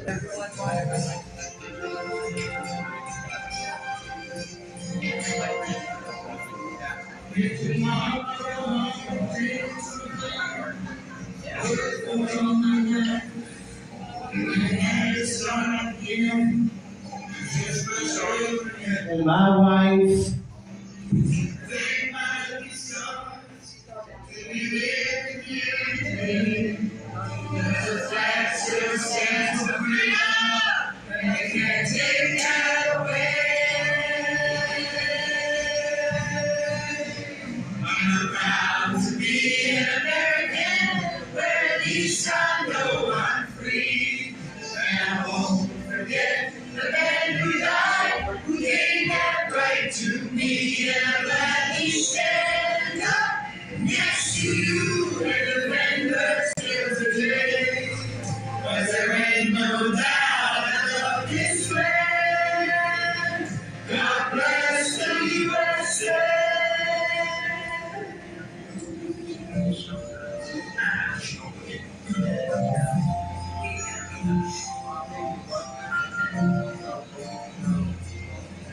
From the lakes of Minnesota to the hills of Tennessee, across the plains of Texas, seas of shining sea, from Detroit down to Houston and New York, but it's pride in every American heart, and it's time to stand the stand. And I'm proud to be an American, where at least I know I'm free. And I won't forget the men who died, who gave that right to me. And I'm ready to stand up next to you and defend the still today. 'Cause there ain't no doubt I love this land. God bless the U.S.A.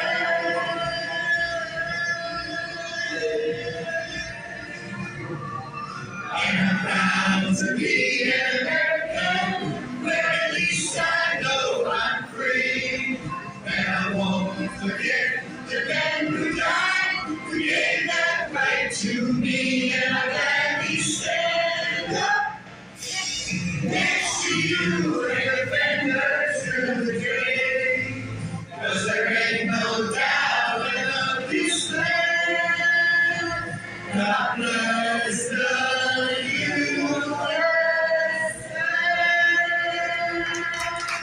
God bless everybody. Thank you for coming tonight. Johnny Tobacco has a few questions for people. Stick around. We're playing more music. God bless the U.S.A.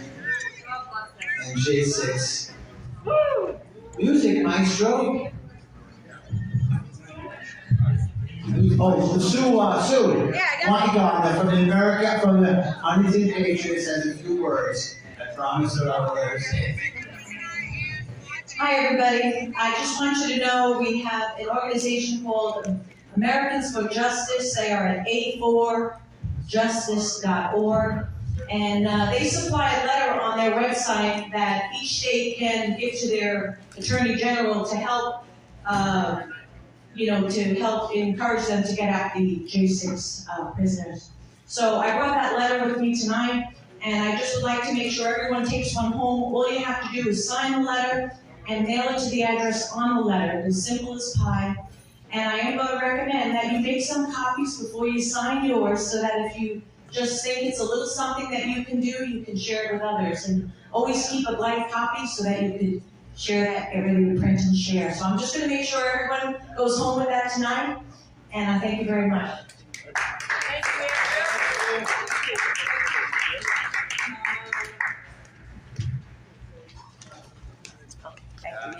Take a little tour around the warehouse. For some people that way. Hi. It's a letter to the Attorney General. A4 Justice. I have to make my it's not on here, but Americans for Justice, they're, involved in cases.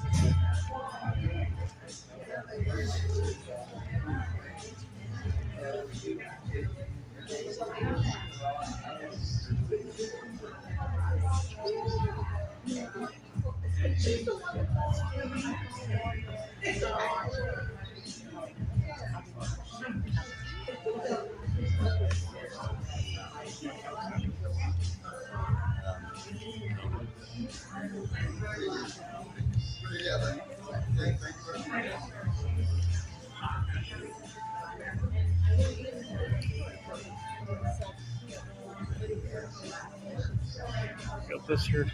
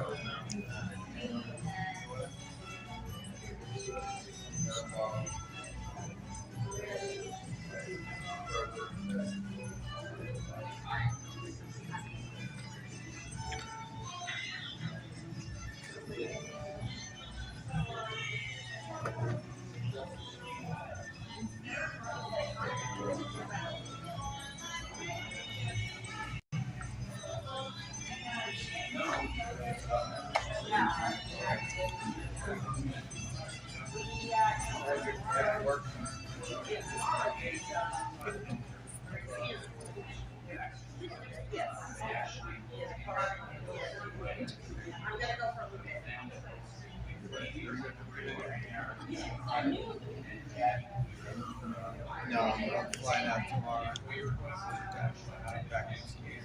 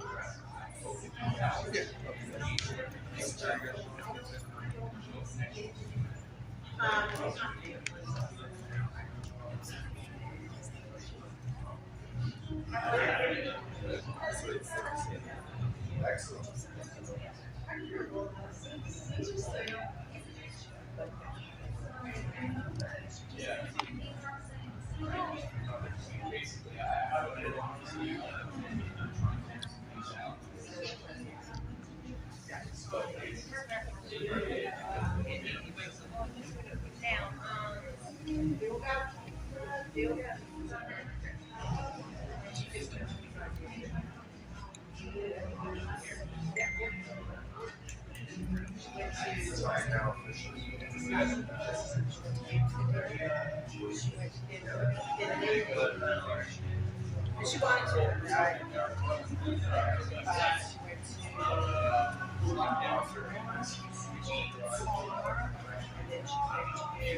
Ireland.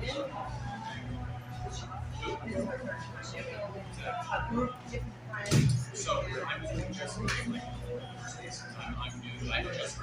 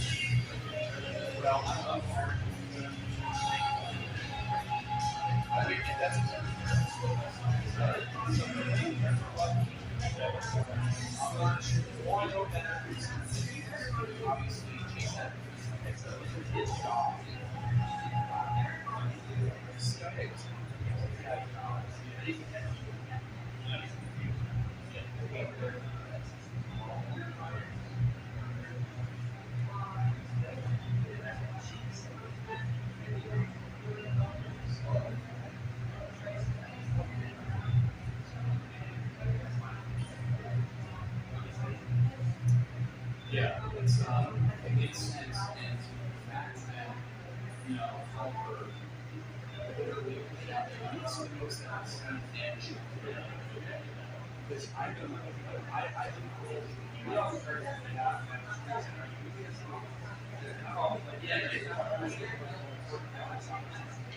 Universal role schools and stuff. Sovereign citizen is not. It's not always an oxymoron, right? Not always an oxymoron, but it's point by the end. The same people that use conspiracy theorists to better organization, and you can support yourself off of organizations. And first of all, they're feeling that actually yeah. Because everything I said firms good that literally say the Constitution. No, they said it was going back. They never did. They never got back.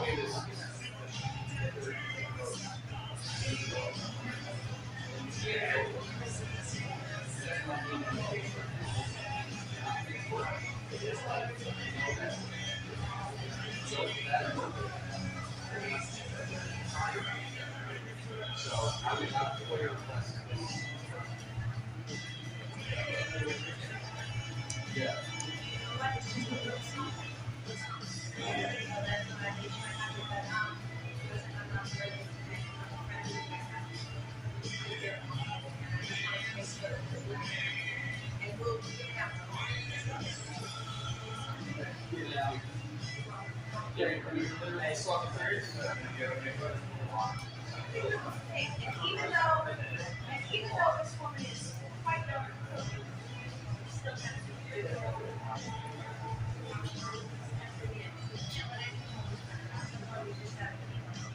It's like the election. They're saying, oh, you keep at it. You keep at it, and we keep at it until these things get fixed. So that in the end, we have a massive landslide. We're getting victories in first minutes. No, I don't see you.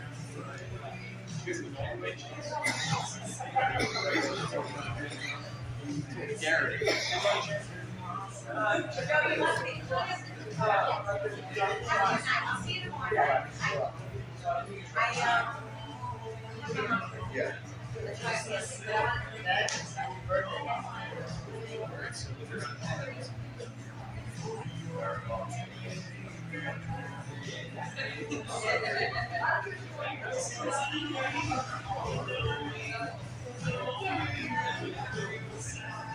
You gotta do a video, Gary.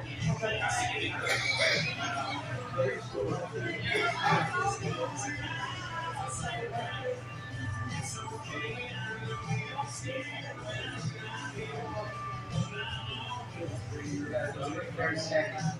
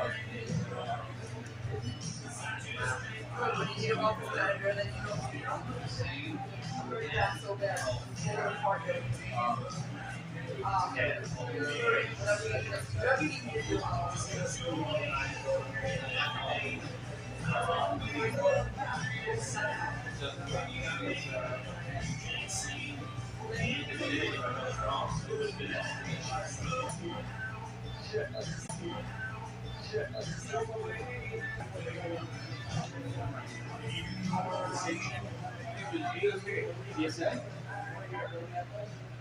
We're in the so it's U.S.A.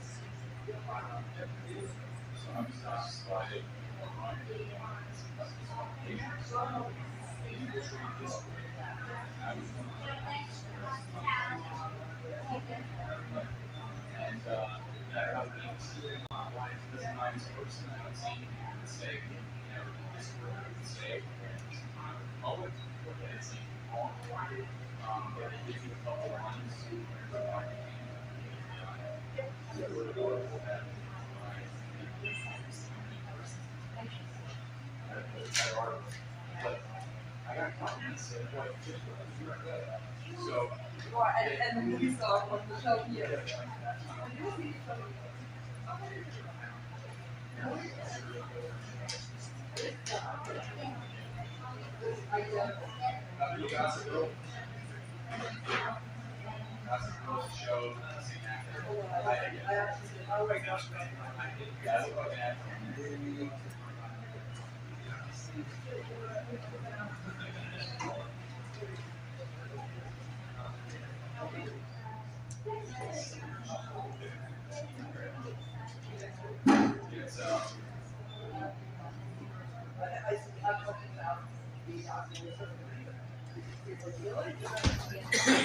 Yeah, you're not gonna find that.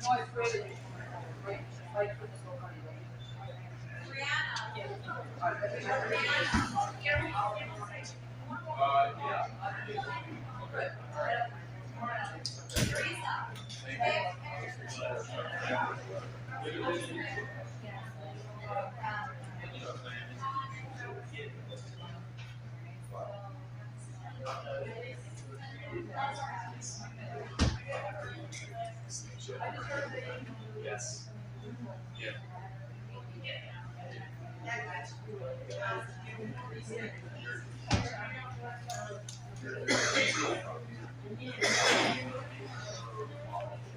My scenario is kind of long-winded because there's a lot to it. But basically, the court is doing all sorts of wild stuff. They're trying to frame me. Well, I was arrested on a non-violent charge. Yes. So what I did is nothing horrible, nothing that you eliminate people to do very good. So what I did was I was in the crowd,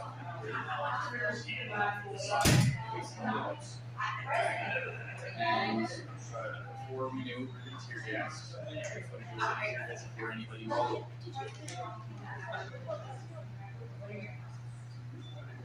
I just thought I was going to a rally to show my support and passion and join voices with, which ended up being had to be 1 million or so people. It was a lot of people, and that's all. And I went to the front of the crowd because I was at a concert. I wanted to be close to the Capitol. Nothing was going wrong, and before I knew it, I was caught up with it. And I did make bad decision because let's face it, it's crazy around that time because I shouldn't, not because it was in the moment because I gave the person that right or allows capital but I went to the Capitol and there was chaos all around. There's huge numbers that crushed outside because the crowd was big, so there's a lot going on. But I didn't want to go in that direction, I did, and they got me in a parade inside a building, Capitol. But I went into honestly, it was a lot of. No, they just gave me a. You want to cut it off? Right. Yeah. I know. You leaving it here? So what I'm doing is I'm addressing the judge's oath. So say thank you very much. Those are no.